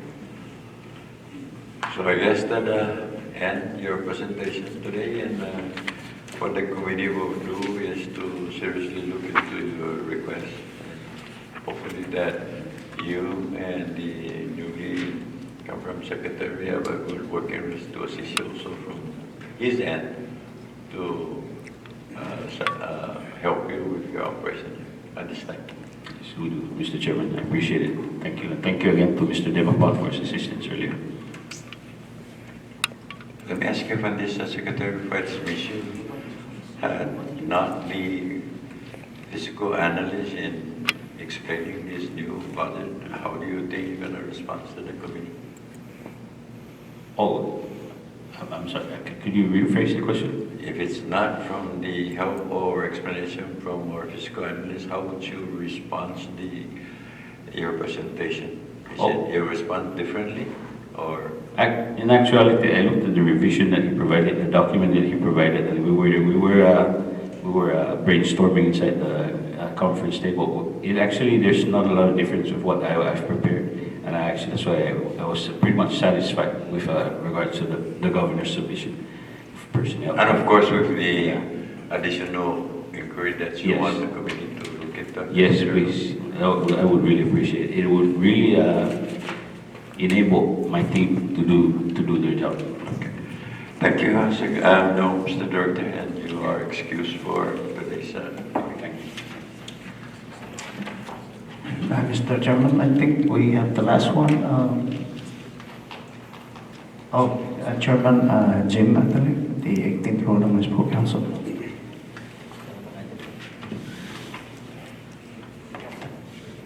Good afternoon, Mr. Chair, and to all the senators. Welcome to Rota. For the record, my name is Jim Michael Atalik, and I'm the chairman for the 18 RMC.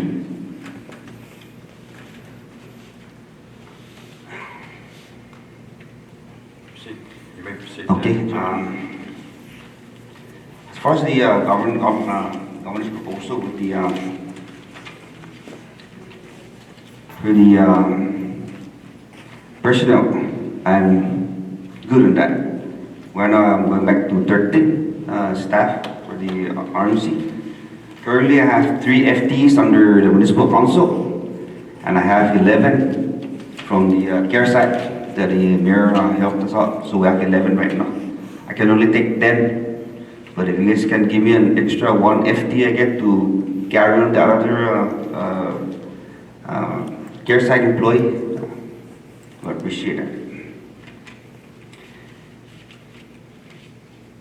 Okay, and for the as far as the operation wise, here the government proposal from 41 down to 22. And the reason why I asked if you guys can at least put it at 41, because when we came into office, we didn't have anything to work with. There's no bush cutter, broken chainsaw, we have no vehicle, and all the equipment's being used for our operation right now is all personal. That's their personal stuff that they bring to in order for them to perform the job, to give the service to our community. So Basically, just the two things that I asked for the operation and the personnel.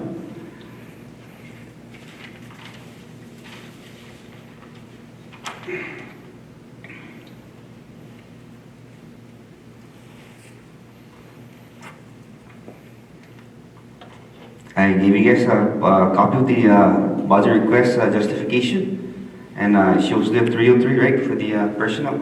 See, that one's, I'm asking for the additional 200,000 for the personnel to bring them up to maybe 20,000. You know, because the cost of living in Rota is so high, you know, we're barely making it here. So, if there's any way that we can get the 200,000 and just add one more employee and, you know, raise the staff up to where they can breathe, you know. It's like living in Hawaii, expensive.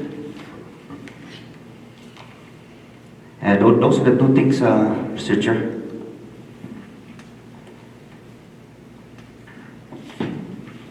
Anything else that you want, Chairman? Yes, the most important part, the vehicle.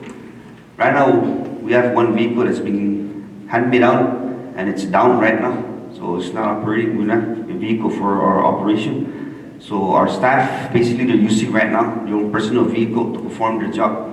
And my concern is there's, you know, this liability that falls under the government. So it's in a way that they can invest 60,000 just to purchase two vehicles, one sedan and one 4x4 to do the operation to serve our community. That's it, Mr. Chair.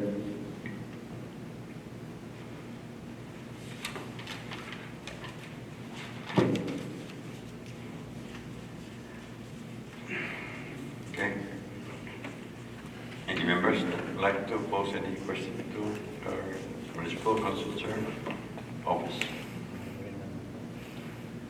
Good, good. Mr. Chairman, just my curiosity, because you mentioned about the scholars, and I'm just wondering whether you're doing what the mayor should be doing. And I collaborate with the mayor. We're out there assisting the school, the Manamko, and you know, the tourist sites. And arts too. We're out there helping them. So your personnel under the municipal council are all doing community jobs? Yes, right now there's only 3.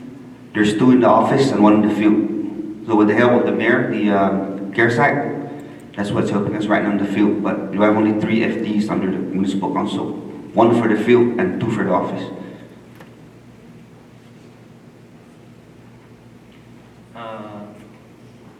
But on the FY 22, it's showing 9 FTEs.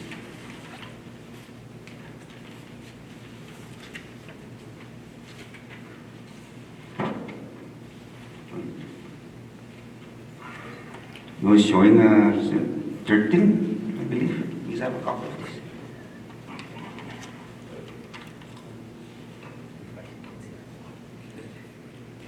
Mr. Demopon, can you give us more information? Just clarify that we have 9 from the general fund, and then the ARPA added it up to 13. So altogether we have 13. Okay. So yeah. So all that 10 employees with the CARES Act, we're going to go ahead and put them in our account.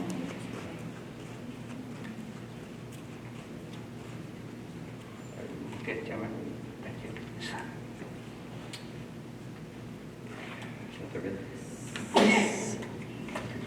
Thank you, Chairman. Good afternoon, Chair. Good afternoon. On the cost, so you have listed here, you have vacant, you have 3 staff currently, but you do have vacant positions that are listed here. Are those funded positions, or? I believe that will be funded under the CARES Act. So are they in process to be filled, or? Right now, we're just waiting for the budget to be passed, so that all their applications are ready. Okay, so that's Just for, waiting for that's the- for this coming fiscal Yes, year? yes, yes. And then you mentioned under operations, you mentioned an amount of 40-some thousand. Is that correct? Because it's 22,836. That's your combined fiscal year 22 general fund plus ARPA, 22,836. And you mentioned a 42,000 number. I'm just wondering where you got that. Oh, that's on the, that 2019 that enacted, Okay. it's 41, so that combined is 22, right? For the ARPA. So you wanted to go up to back to the Back to 41, and now we'll be able to purchase all the equipment, not to use personal equipment to perform their duties. Okay, so what's showing here is that you anticipate a shortage of 87,049 for your operations in fiscal year 22, and that is with the combined general fund and ARPA. Your request was 193,408, but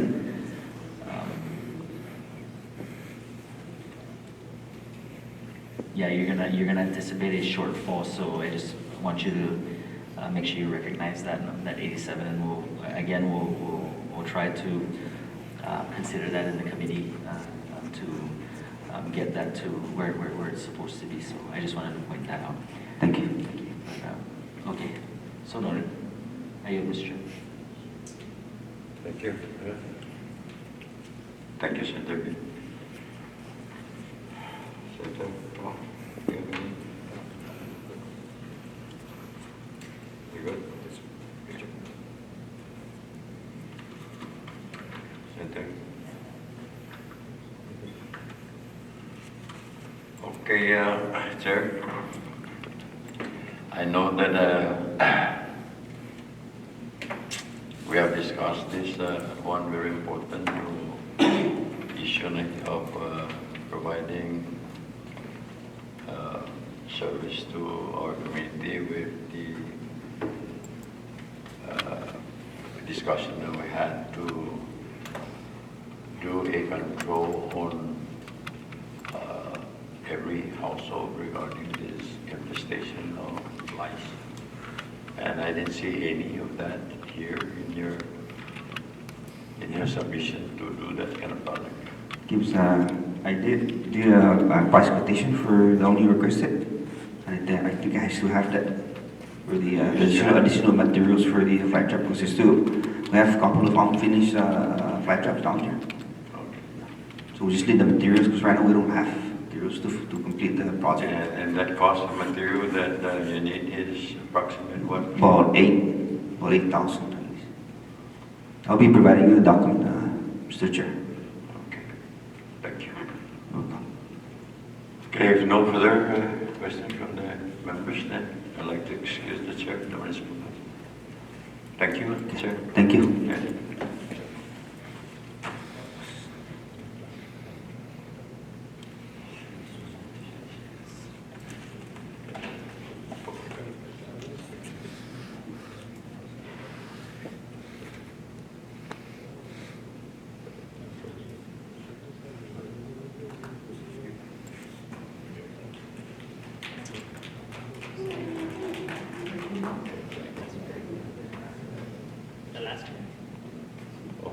Maybe, sorry, I thought the council is the last one, but I forgot that you will be the last one to recap the whole department and your office specifically. Go ahead, Mr. Mayor. Yes, yeah, Mr. Chairman, yeah, you're right, I'm the last one, and maybe bagay natungo no general fund and the ARPA combined in comparison to the 2019 budget, no di pareho. That's a little earlier, no. A question will be posed towards the government. Mono gi pagtatisi. lo ki paragong masyamano molikazo. Sa let's look at the personnel. Ibago, local personnel amounts to like 2.4 million. Budget na nanayo governor ki combined is what 2.9, 2.8. Paano yung 2019 budget is 2.9, correct? Was gone at saka no by set aside 2.5, 2.4 million. The by transfer papa, it's technical papa, o others, mamonika. Ganyaw na inattendee is of departments here, the siya unay. So, wow, I can operate with what the governor or the 2019 budget. Aside from that, governors and wow, we work so closely, and he gives me quite a bit of leverage whenever I ask him. So, having that opportunity, I feel very, very good. So, I'm not here to ask you anything. Please take care of my departments. So, wow, I can i-governor siya na umami komentos susudah mampus. Pues go tiluan zo hafa pabego sa esta he's backing me, in other words. Pues I'm fine. I will not ask you guys to do anything for the office, but please take care of the departments. The mayor na binambuong na mas the State Department is only over ikan naman maniskases mawano sa madako di petamo za on alivio i maniskases na betul jadi mo pa ako na basta maulik ko not only that you agree on this on what you have discussed with the governor for fiscal year 2022 plus the ARPA, I am pretty sure that there will be some additional assistance through governor's office to augment needs of forthcoming. That's correct. So all in all, like I said, I feel good, and I trust the governor. I believe in him, and I'm 100% sure that he will support the municipality. I mean, this is a very great budget hearing today, and especially from you backing all your department, and asking less for your office is hard to find.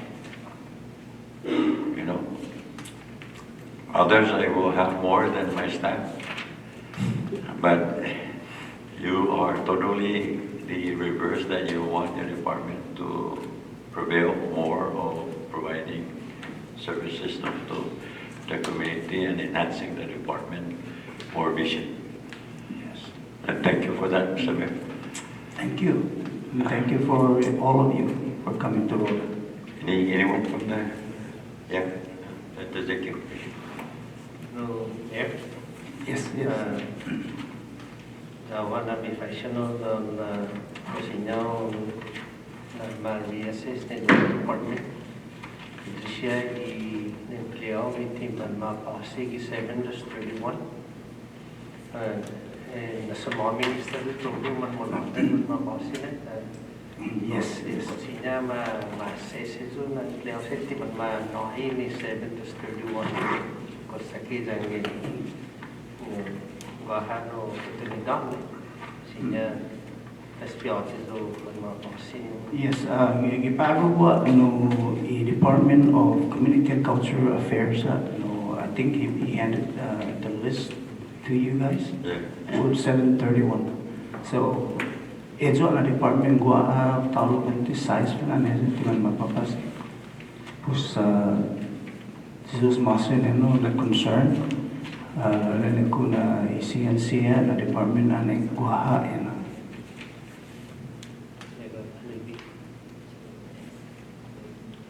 180 maybe. Yeah, so whatever, the point is, Entire, still entire, no. yes, yes, only CNC. Effectively. Yeah, maybe Mary CNC Guaynolo, I have asked also the secretary, the resident director of finance, because I understand there's a couple of them that have not also received their WGN. I'm not aware about that, Mr. Chairman.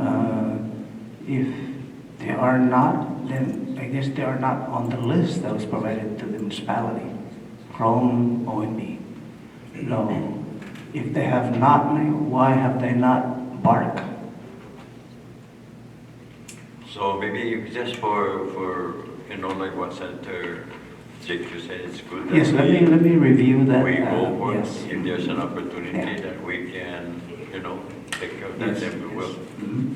Yeah, thank you for that opportunity. Apologize wado ke notante mo. Yeah. Okay. Okay. If no more questions, then Mayor, thank you very much. And this will conclude our budget hearing for today that covers the mayor's office and the entire municipal council and all the department under the municipality of Rota. And thank you all for coming to this important hearing to provide the Senate side of what you anticipate to operate your office comes 2022 budget year. So with that, and before I close our budget hearing today, I'd just like to make mention that